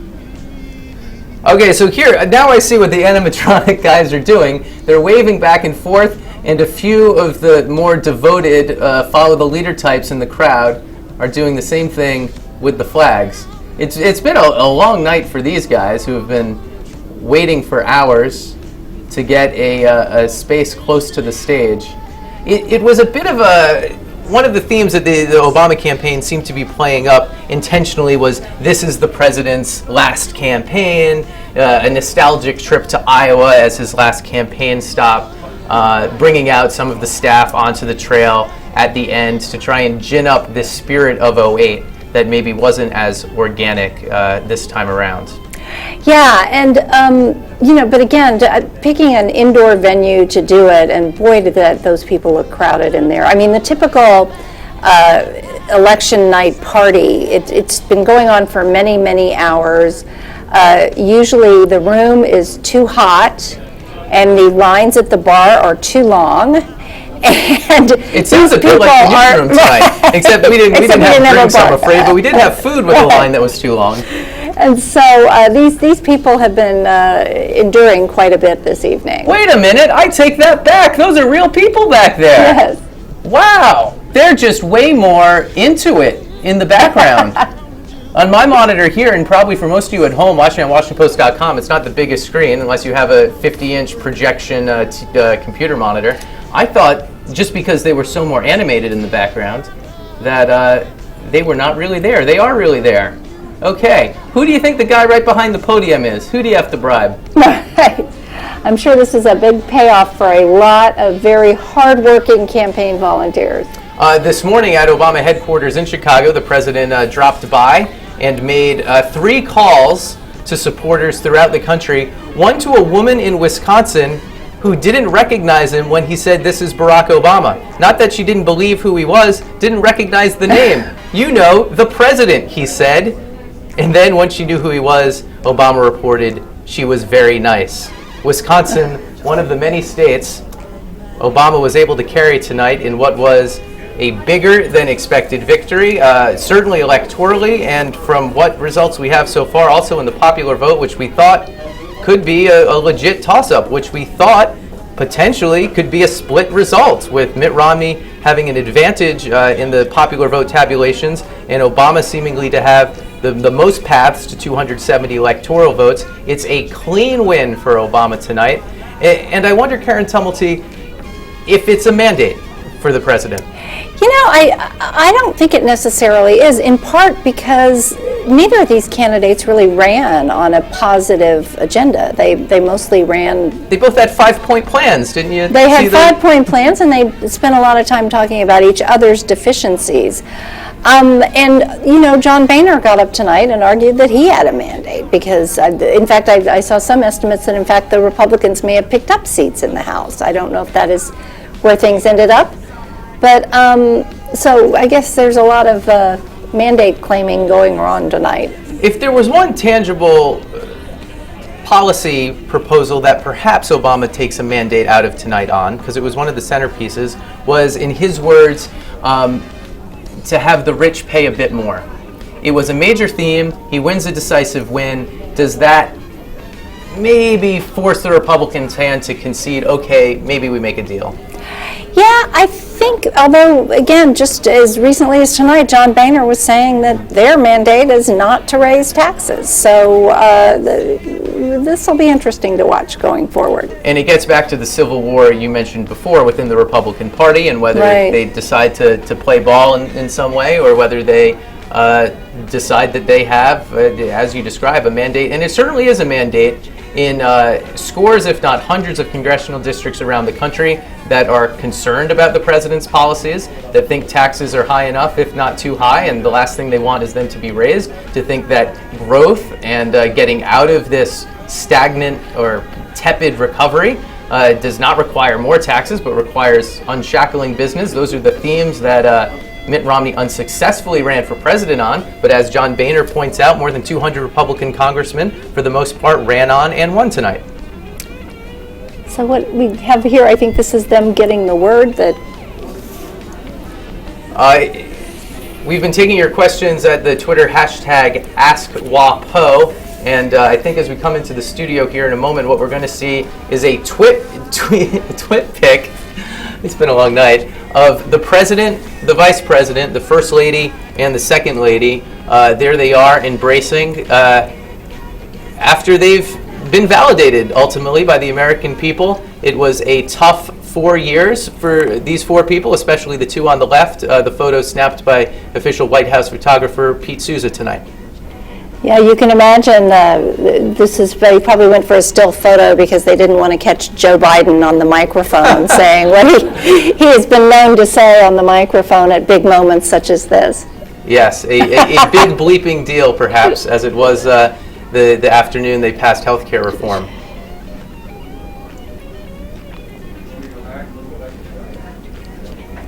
Back in Chicago, I'm still mesmerized by how energetic the folks in the back are and how subdued the folks in the front are. They should take some of the people in the back sort of and bring them to the front. You're just thinking maybe there was like the people in the front had decaf. Although I guess when the president comes out and gives his speech, it's going to be the raucous, highly caffeinated supporters in the back who we'll see the most of. And the folks in the front, who knows? Just the presidency. Each time they change the lighting cue, I think we might see Barack Obama take the stage. But so far, they've dimmed the lights, they've turned the lights on, they've moved the curtain, they've zoomed the camera in, they've pulled the camera out, and still no Barack Obama.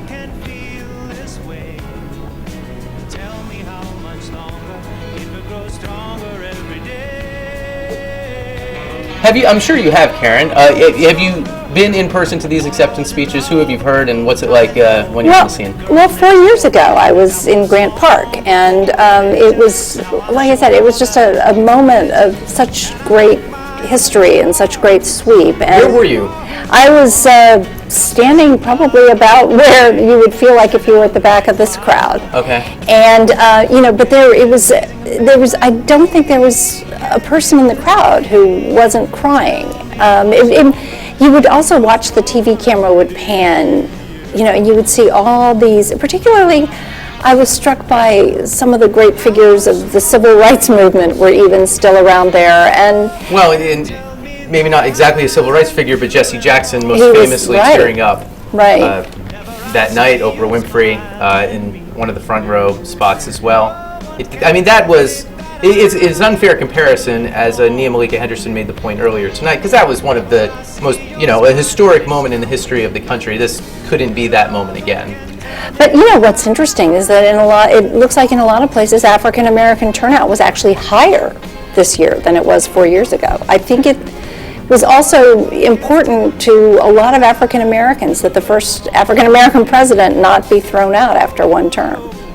Yeah, one of the themes, and I haven't been able to take a real detailed look at the exit polls, but just by dint of this win, and knowing that he couldn't have won independence by the numbers he did in 2008, Democrats turned out tonight. Democrats turned out to deliver this election for Obama. It is extraordinary what this turnout machine was able to produce. And you wonder, as he goes forward, and this are going to be some tough times ahead for him, how they retool this to become something to help carry forward his agenda and to, become a political tool. Well, some of it will be those people in that room, some of his most fervent and committed supporters who are able to get a ticket to the big party tonight. A repeat performance in Chicago for, as Karen Tumulty was just saying, a political machine that I think it's fair to say we've never seen something like, combining the power of the internet, the strength of door-to-door, just on the ground, grind it out, day in and day out, knocking on doors, working call lists. And the fruits of that, a re-election for Barack Obama, who once again has given me a head fake. They changed the lighting cue. I thought it was coming.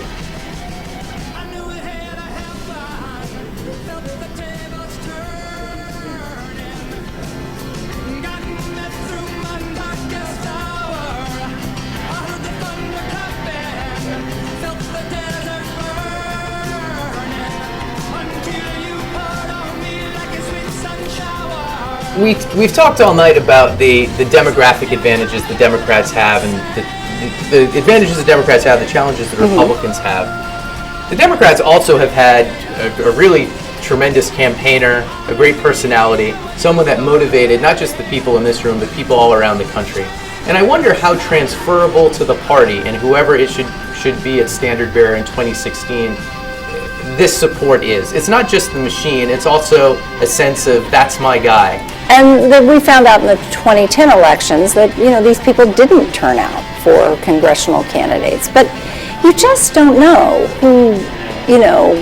who's going to appear on the horizon in the next 4 years. It could be another charismatic figure, but it is very difficult for a political party to hold on to the White House for 3 elections in a row.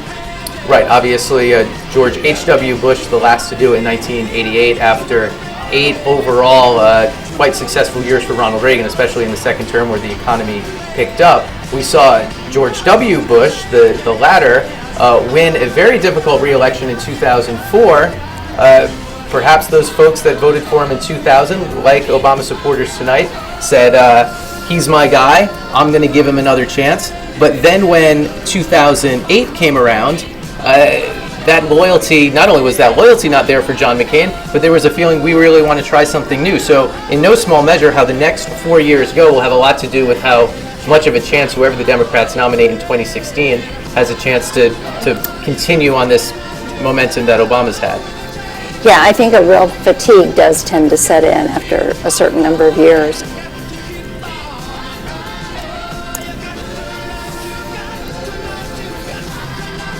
check my email and see if the campaign is giving us any hint as to when we are going to get the main event here.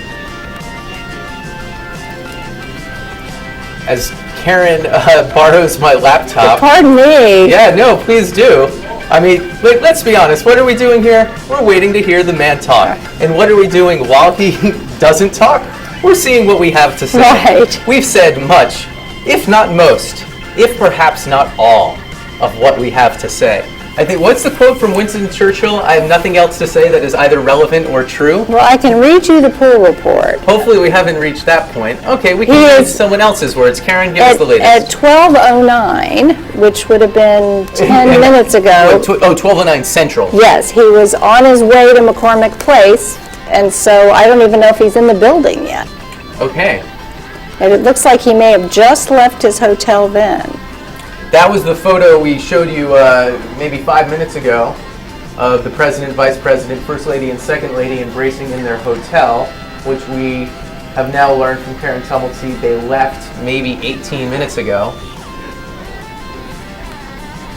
I'm guessing that President-elect can score himself a motorcade from the hotel to the ballroom.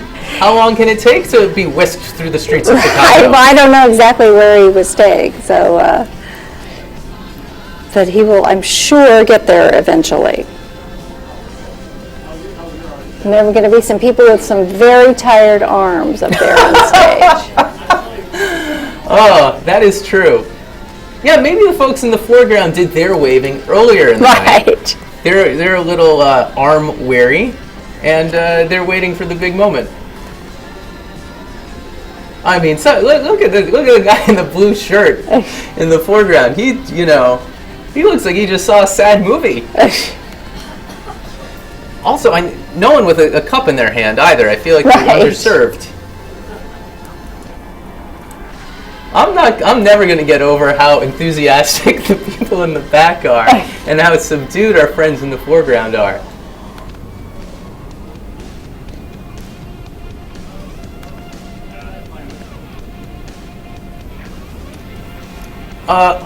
Could you compare the scene in Grant Park 08 to other victory nights?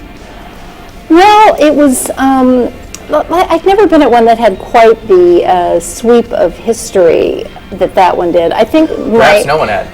But I think the lamest election night that I have ever spent was when my very first campaign I covered was 1988, and I was covering Lloyd Bentsen. Vice presidential nominee. Yes, but he was also on the ballot that year as the Senate, for re-election to his Senate term. So everybody in the ballroom in Austin was celebrating his Senate re-election and just trying to ignore that whole other mess. Joe Lieberman had a similar experience in 2000 where he ran both for senator and vice president, winning the Senate race, and I'm sure they had a party in Connecticut that night, but he was not too happy about, well, they didn't know it, I guess, at the end of that evening, of course. We're referencing the 2000 election that you may recall as being slightly less decisive than this.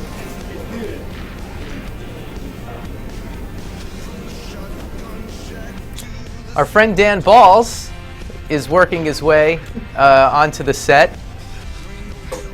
Dan, we've said pretty much everything we have to say as we wait for the president to grace us with his acceptance speech. It's nice to finally have you up here. We're getting Dan wired up. In the back already. Dan has been hiding out in the back. There you go. Karen will do her notes. We'll just do a little reporting here at the table. It's a working news desk. A lot of organizations and sets pretend that their set is a working newsroom. We're actually a working newsroom pretending we're a TV set. There's too many deadlines. Megan, go ahead and show what we have going on here. Andy, our director, Megan Sims, we could make a star of Kate Musselwhite-Toby here, who's miking up. There it is. It's all happening. It's all happening in real time. In real time. Thank you. So Dan, what's cracking? I think Karen's explained it all. Well, explain it again. We saw the crowd there in Chicago getting ready for the president. I haven't had a chance to get your thoughts, actually. I know you've been speaking to Emi tonight, but to be honest, I don't hear it half the time, so I'm interested in your take on this. Well, I mean, I think that the interesting thing is the president was able to produce coalitions in all of the battleground states that he needed to win with, and they were not always the same coalitions. A couple of things were important. One, the electorate tonight looked very much like the electorate of 4 years ago and not 8 years ago, and that was a big question mark going in. A lot of Republicans thought that the split between Republicans and Democrats would narrow significantly from what it was 4 years ago, and it didn't narrow much at all. How much of that is demographics and how much is that the job the Obama campaign did? I think it's a combination. I mean, one is clearly demographics. I mean, we all know the country is becoming more diverse, and if you had talked to the Obama high command months and months and months ago, they would have said, when you said, what's the composition of the electorate going to look like, they would have said 72% white and 18% non-white. And the last exit poll, national exit poll that I looked at, had 72% white and 18% non-white. Republicans thought it might be 74 or 75% white. The country's changing, and it has been greatly helpful to President Obama because that's his coalition. But the other thing that happened, I mean, if you look at Ohio, the auto bailout, which became a focal point of that debate, turned out to be as decisive as anything that happened in Ohio. And the Obama administration worked that issue, and they worked hard to disqualify Governor Romney in Ohio. So they were able to do that. The Latino vote was important in Florida. It was important in Colorado. It was important in Nevada. And the African American vote, yeah. You know, there were times when people said, well, there's just not going to be as much enthusiasm in the African American community. By most indications, there was huge enthusiasm. And young voters in a number of states, I just looked at the exit polls, a number of states, the 18 to 29-year-old vote was as large or larger in terms of percentage as it was 4 years ago.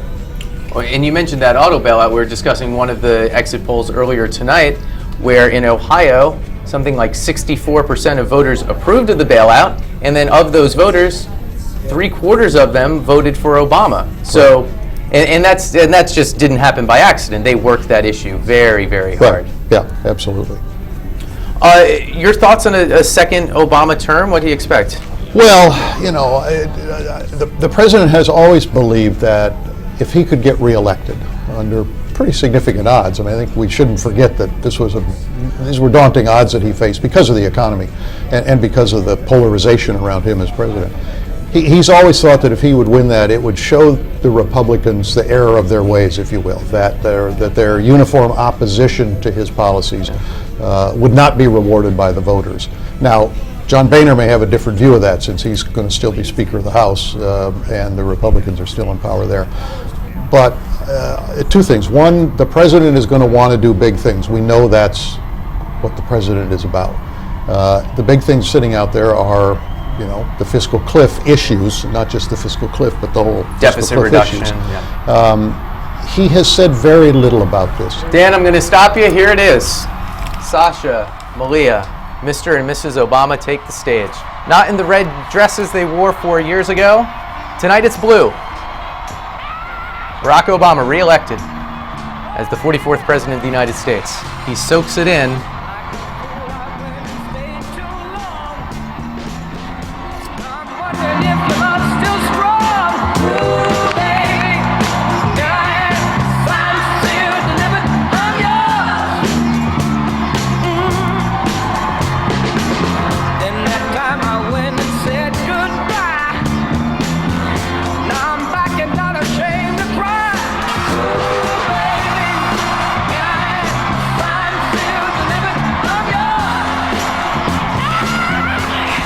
Yeah, I said the color of the night was blue, but it's more complicated than that.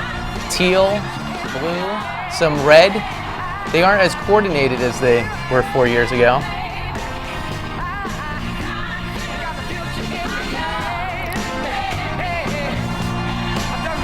Must be as easily, as happy, and relieved. 4 very difficult years, a difficult set of circumstances, half of America divided by the presidency, and yet he's reelected. The American people say We want to go forward with Barack Obama. That was the slogan. Part of a very highly orchestrated and tonight, for many, surprisingly successful campaign. He'll go over 300 electoral votes and get a second term to try to not just enact a new agenda, but continue the health care reform that was also at stake tonight. Let's listen to the president.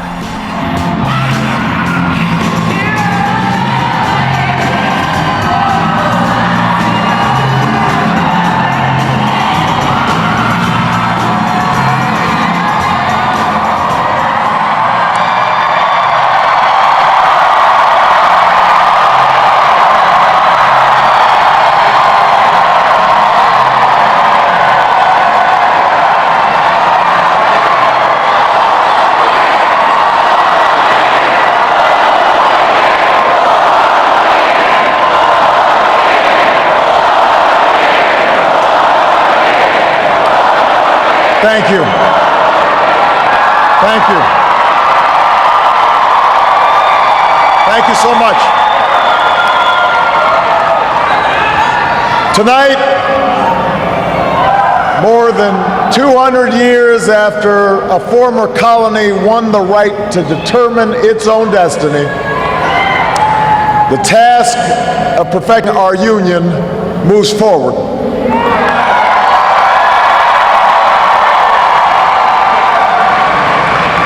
It moves forward because of you. It moves forward because you reaffirmed the spirit that has triumphed over war and depression, the spirit that has lifted this country from the depths of despair to the great heights of hope, the belief that while each of us will pursue our own individual dreams, we are an American family and we rise or fall together as one nation and as one people.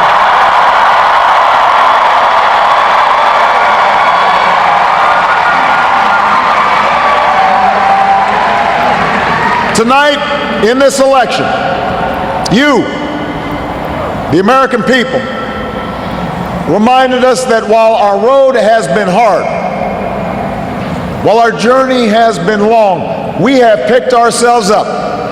We have fought our way back. And we know in our hearts that for the United States of America, the best is yet to come.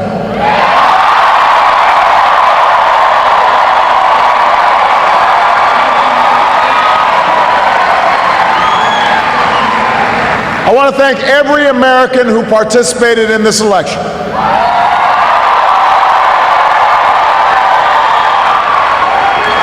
Whether you voted for the very first time or waited in line for a very long time. By the way, we have to fix that.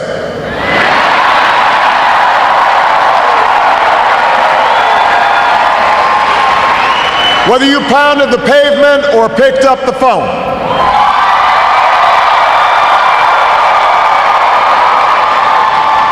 Whether you held an Obama sign or a Romney sign, you made your voice heard, and you made a difference. I just spoke with Governor Romney, and I congratulated him and Paul Ryan on a hard-fought campaign.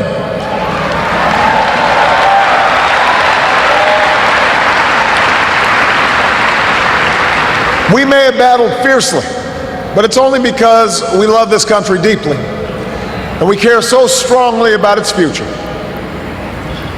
From George to Lenore to their son Mitt, the Romney family has chosen to give back to America through public service. And that is a legacy that we honor and applaud tonight.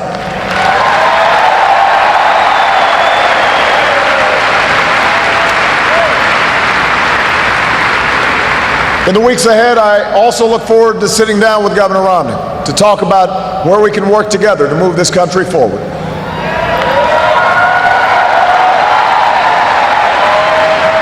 I want to thank my friend and partner of the last 4 years, America's happy warrior, the best vice president anybody could ever hope for, Joe Biden.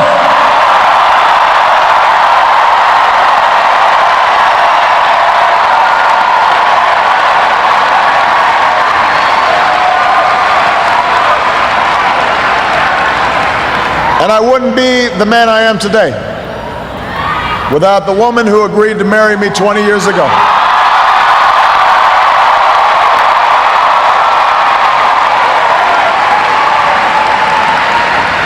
Let me say this publicly, Michelle, I have never loved you more. I have never been prouder to watch the rest of America fall in love with you too, as our nation's First Lady.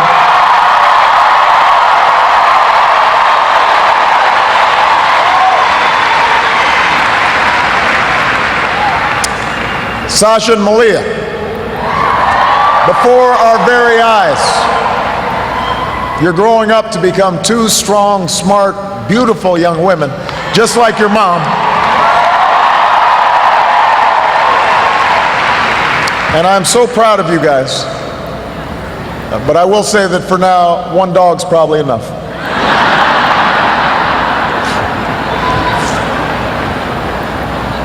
To the best campaign team and volunteers in the history of politics,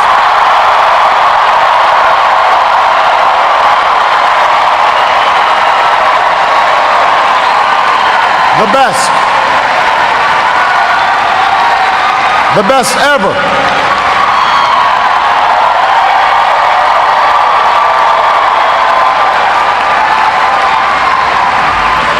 Some of you were new this time around, and some of you have been at my side since the very beginning. But all of you are family.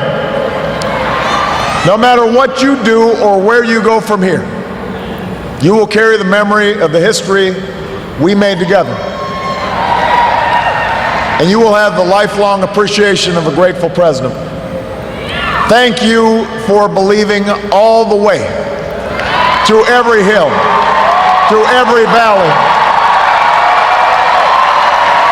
You lifted me up the whole way, and I will always be grateful for everything that you've done and all the incredible work that you've put in.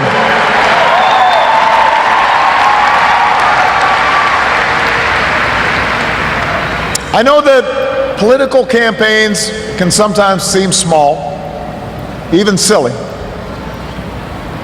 And that provides plenty of fodder for the cynics who tell us that politics nothing more than a contest of egos or the domain of special interests. But if you ever get the chance to talk to folks who turned out at our rallies and crowded along a rope line in a high school gym, or saw folks working late at a campaign office in some tiny county far away from home, you'll discover something else. You'll hear the determination in the voice of a young field organizer who's working his way through college and wants to make sure every child has that same opportunity.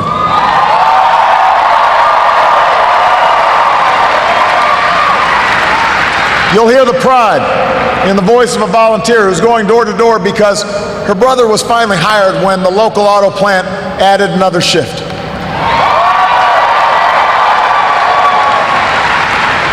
You'll hear the deep patriotism in the voice of a military spouse who's working the phones late at night to make sure that no one who fights for this country ever has to fight for a job or a roof over their head when they come home.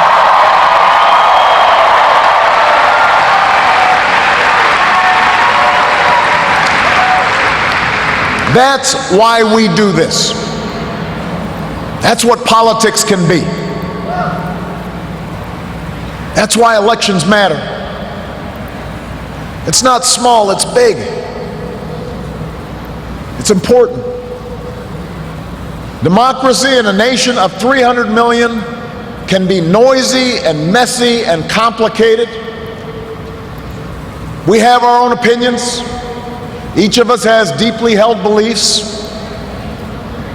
And when we go through tough times, when we make big decisions as a country, it necessarily stirs passions, stirs up controversy. That won't change after tonight, and it shouldn't. These arguments we have are a mark of our liberty.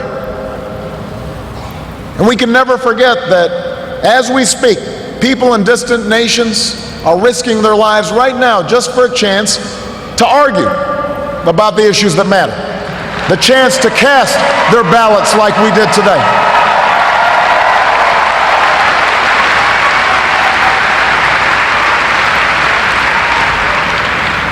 But despite all our differences, most of us share certain hopes for America's future.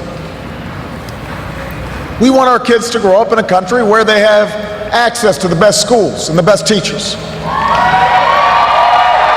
A country that lives up to its legacy as the global leader in technology and discovery and innovation, with all the good jobs and new businesses that follow. We want our children to live in America that isn't burdened by debt, that isn't weakened by inequality, that isn't threatened by the destructive power of a warming planet.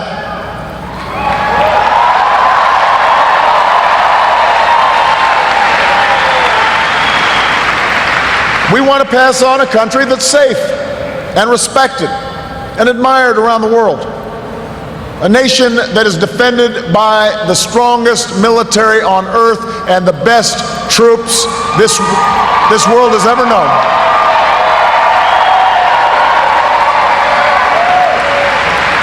But also a country that moves with confidence beyond this time of war to shape a peace that is built on the promise of freedom and dignity for every human being. We believe in a generous America, in a compassionate America, in a tolerant America, open to the dreams of an immigrant's daughter who studies in our schools and pledges to our flag.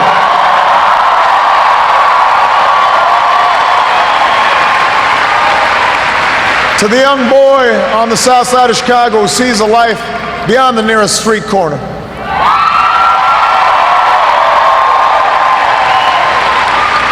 To the furniture worker's child in North Carolina who wants to become a doctor or a scientist, an engineer or an entrepreneur, a diplomat or even a president.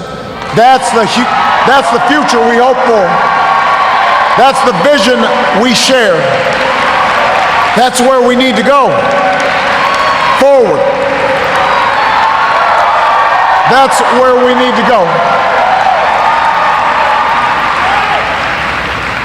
Now, we will disagree, sometimes fiercely, about how to get there.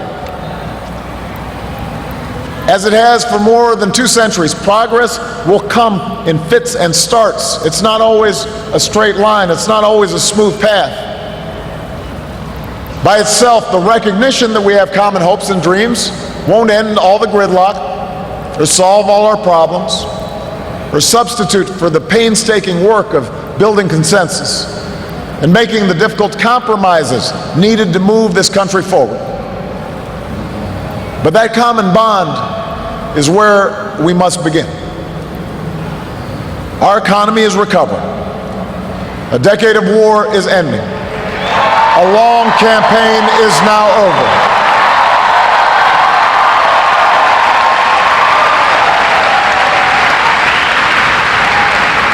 And whether I earned your vote or not, I have listened to you. I have learned from you. And you've made me a better president. And with your stories and your struggles, I return to the White House more determined and more inspired than ever about the work there is to do and the future that lies ahead.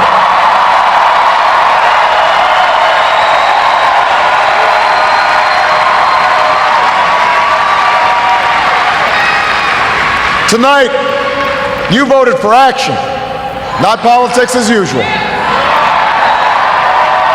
You elected us to focus on your jobs, not ours.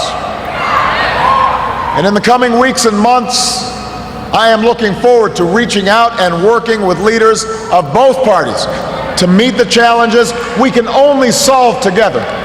Reducing our deficit, reforming our tax code, fixing our immigration system, freeing ourselves from foreign oil. We've got more work to do.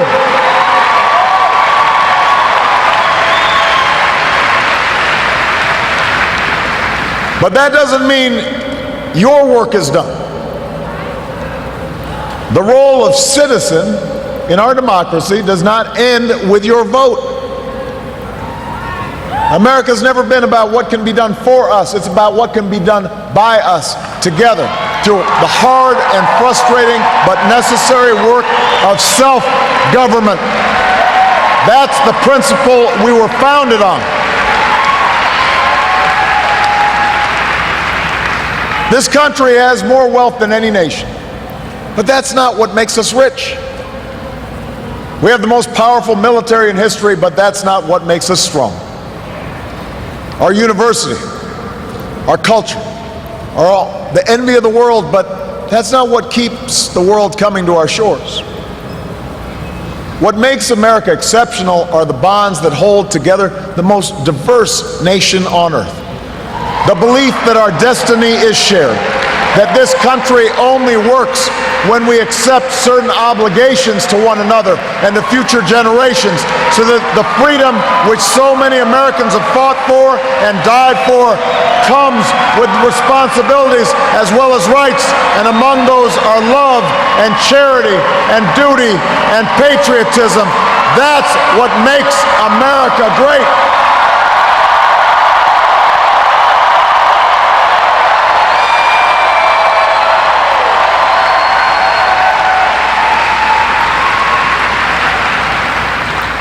I am hopeful tonight because I've seen the spirit at work in America.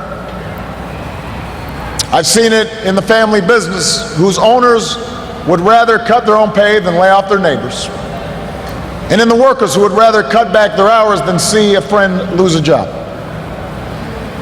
I've seen it in the soldiers who re-enlist after losing a limb, and in those SEALs who charged up the stairs into darkness and danger because they knew there was a buddy behind them watching their back.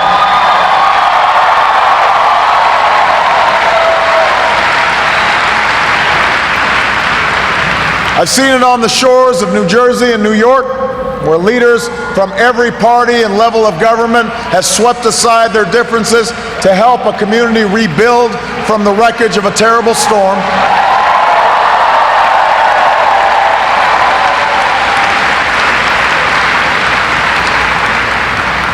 And I saw it just the other day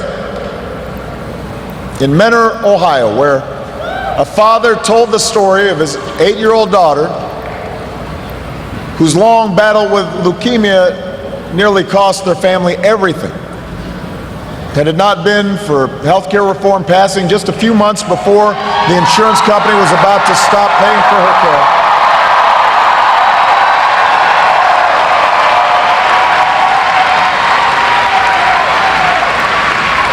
I had an opportunity to not just talk to the father, but meet this incredible daughter of his. And when he spoke to the crowd, listening to that father's story, every parent in that room had tears in their eyes, because we knew that little girl could be our own. And I know that every American wants her future to be just as bright. That's who we are. That's the country I'm so proud to lead as your president.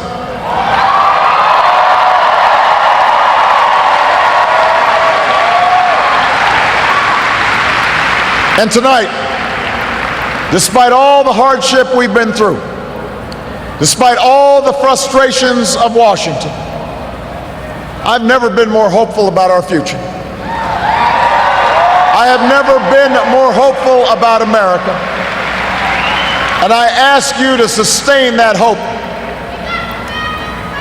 I'm not talking about blind optimism, the kind of hope that just ignores the enormity of the tasks ahead or the roadblocks that stand in our path. I'm not talking about the wishful idealism that allows us to just sit on the sidelines or shirk from a fight. I have always believed that hope is that stubborn thing inside us that insists, despite all the evidence to the contrary, that something better awaits us, so long as we have the courage to keep reaching, to keep working, to keep fighting.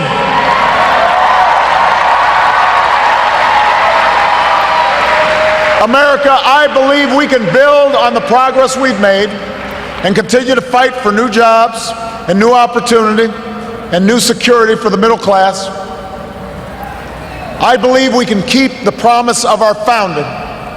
The idea that if you're willing to work hard, it doesn't matter who you are or where you come from or what you look like or where you love. It doesn't matter whether you're black or white or Hispanic or Asian or Native American or young or old or rich or poor, able, disabled, gay or straight. You can make it here in America if you're willing to try.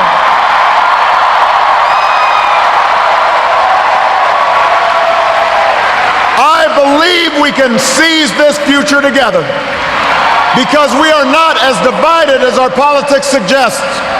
We're not as cynical as the pundits believe. We are greater than the sum of our individual ambitions, and we remain more than a collection of red states and blue states. We are and forever will be the United States of America. And together, with your help and God's grace, we will continue our journey forward and remind the world just why it is that we live in the greatest nation on earth. Thank you, America.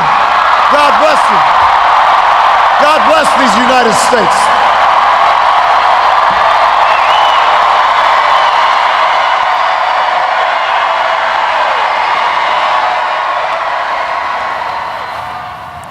Barack Obama claiming a second term as president.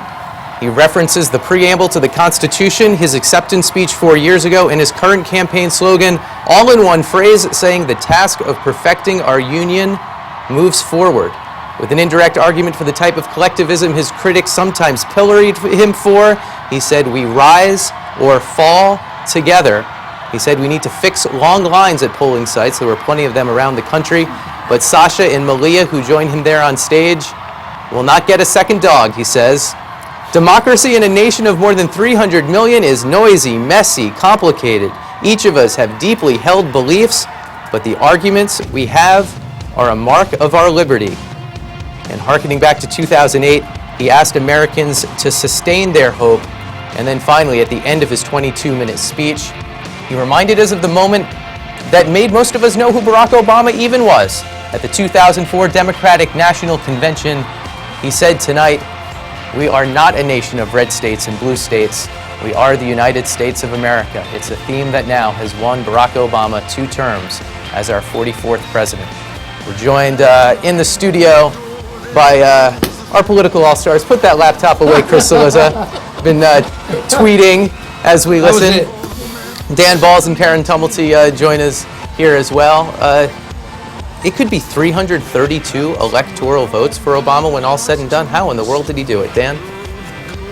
They ran a campaign that was as methodical and relentless and focused as any we've seen. And they believed in their ability to pull it off, and in fact they did. I mean, there were a lot of states that on the weekend, when Chris and I were doing the final projections, we thought a number of them could go either way. And we figured that in the great scheme of things, some of them would go Romney and some would go Obama. And in fact, every close state, with the exception of North Carolina, ended up in Barack Obama's column. And it is a testament to the confidence that they had in themselves that they were able to pull that off. Chris, he said tonight it was the best political team ever assembled for an election. Yeah, I mean, I think he's right. I can't speak for the Millard Fillmore campaign team. I'm not that familiar with them. But, I think in modern, what they did in this election is a remarkable testament to organization, to kind of focus, to using the massive fundraising capacity that he had to define the race via television. And look, I keep returning to this. You have the wrong direction number over 50% in every single poll you could possibly find. You have a majority of people who still disapprove of Barack Obama's handling of the economy, and you have 6 in 10 people in the national exit poll saying the economy is the most important issue, and yet you have a president reelected with 33 less electoral votes than he got when he won a massive electoral vote victory in 2008. They talked a big game. the Obama team, and they delivered. They deserve a massive amount of credit. This was a huge strategic victory for them. And that's the difference between 2008 and now, is that in 2008 he was sort of perfect for the moment. You know, he had a tailwind that, so you didn't know how much of this was the skill of his team and the intelligence of his campaign, and how much of it was just the fact that he was just perfect for that moment. This time I think he had to run against the moment. It should have been a lot harder than it was. And by the way, the Republicans had a kind of big role in that too, though, because they had a weak field, and I think what they did during their primary was they damaged Mitt Romney for the general. I think there's another point, though, to be made in giving the Obama campaign all the credit they deserve for pulling off this victory. This was not a pretty campaign that they ran. This was not the campaign they ran last time. And one of the challenges that I think the president will face is how do you make the pivot from the kind of campaign they ran, perhaps out of necessity, but nonetheless the campaign they ran, to suddenly go back to talking about building consensus, reaching across the aisle, working with the other party. These are words that a re-elected president is expected to talk about, but I think the challenge is great, and it's a lot more on his shoulders in a sense today than it was before. Well, that gets to the question of what a second term looks like and whether there would be a hand extended should he choose to extend his. What do you think the prospects of some type of bipartisanship in a second term? You know, look, I think at least in the near term, golly, I'm usually so cynical, but I would say I think if you look at We're too cynical. Were you listening to the speech? Right, true. Yeah. I think if you look at the political realities that the Republican Party will face in the lame duck session where the fiscal cliff will be debated, you now have a president who is going to be reelected with somewhere between 320 and 332 electoral votes, significant. You have Democrats poised to either sustain or add to their Senate majority, which is somewhat remarkable. And you have Democrats picking up a handful of seats likely at the House level with Republicans still in control. My guess is that there will be some desire to, okay, let's make a deal here a little bit. I actually think the story, I always think I think is it Tolstoy who said all happy families are alike, all unhappy families are different. I actually think the kind of the unhappy family story in my life is more interesting, which is the Republican Party and what do they do. This is a clear and resounding defeat. It is one thing we haven't talked about. This election showed very clearly demographically that the Republican Party is facing a shrinking electorate. Winning the large majority of the white vote is no longer a recipe to be a national party. What do they do with the Latino vote? What do they do with the young vote, the youth vote, 18 to 29? I mean, those are questions that I think they'll sort through. Well, going back to Karen's point of how Romney was savaged in the primary, one of the problems with this civil war in the Republican Party is it doesn't allow for maybe the right candidate, or at least if the right candidate, the electable candidate comes out, to come out without a lot of blood on their face. And we saw that happen in at least 2 Senate races tonight, 2 races that the Republicans should, if you looked at the sort of facts of the case and took the candidates out, should have won. Those 2 were Indiana and Missouri, and they lost both of them because they nominated a candidate who was too extreme, even in these fairly conservative states. And in both cases, those candidates made some remarks that did not help their case, in both alienating female voters, legitimate rape, and then... And if you add that to the 3 they lost in 2010 because they had the wrong candidates, Colorado, Delaware, and Nevada, 3 seats that they might have been able to win, that's 5 seats. So then is this an important, not as an important moment, is it a moment that Republicans will actually reckon with? Do you expect them to make some sort of decision implicitly or explicitly, or could this drag on? Well, I think there's two issues. One is what do they do in December in the fiscal cliff? And I think Chris is right. I think there may be the ingredients there for some kind of an agreement. I don't think that settles the argument either within the Republican Party or between the Republican and Democratic parties. I think that argument will intensify as we go into the new year and head towards 2014 and 2016. Sorry, I just to echo it, I mean, I really do think what you will see is you will see the Rick Santorums of the world say the reason we lost is we didn't run a real conservative. for whatever, Mitt Romney is not of the conservative wing of the party. He tried, he did what he could to become the nominee, but he is not that person. I think you will see Jeb Bush, Marco Rubio, Mitch Daniels, maybe even a Haley Barbour potentially come out and say, look, this is the demographic reality of the situation. Rubio already made a comment tonight, right? Rubio has made a comment that we basically saying we need to pay more attention to the minority and immigrant communities in this country and say the Republican message can win, which is not hugely controversial. My guess is he'll say a little bit more aggressively. But the question is, who steps forward? How aggressively did they do that? And then what is the pushback? Because what we saw in the Republican primary was, particularly, just pick immigration.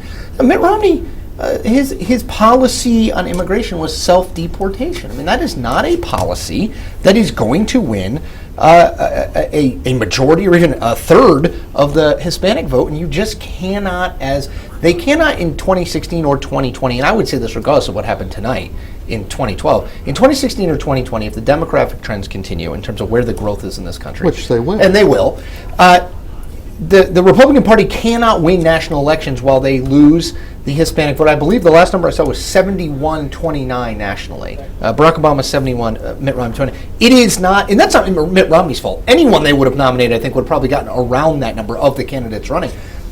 You cannot win national elections going forward with the demographics such as they are with that. And that's the reckoning that has to happen.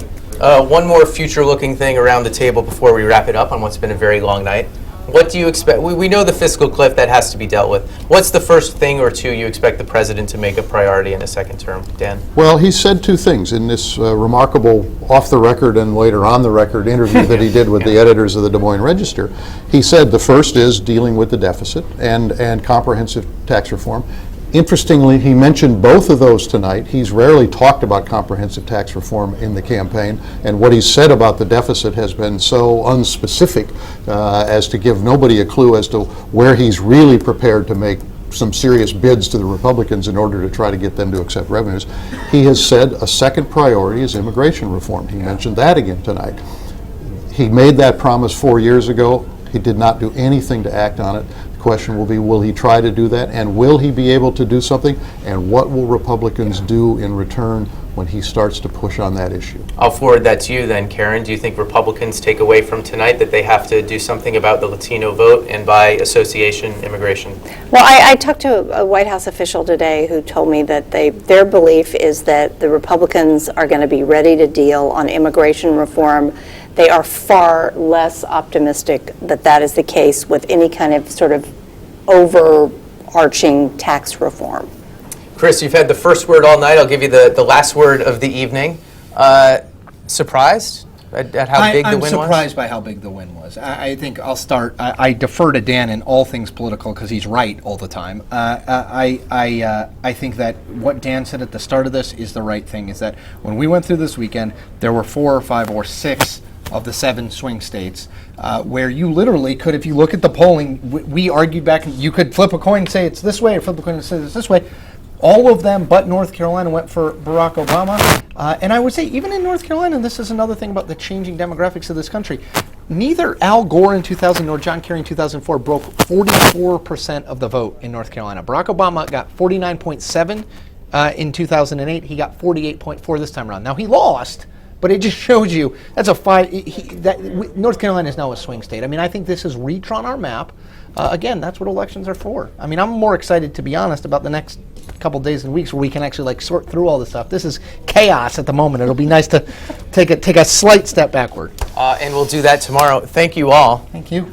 You've been watching live special coverage of Election 2012 brought to you by The Fold, which comes to you every weekday evening at 6 o'clock, both on your Google TV, Android device, and of course, WashingtonPost.com. And we'll be back at it tomorrow at 6 with analysis from the Post's Bob Woodward and a special roundtable on the Electoral College. Until then, we will leave you with images of both our newsroom and the White House from earlier. There it is. The president. Not our newsroom. No, it's not. It's slightly less grand than that. After, I don't even know how many hours, 7 hours and 10 minutes, we bid you adieu. For our producer, Natasha Rudnick, and director, Megan Sims, I'm Brook Silva-Braga. Good night from Washington.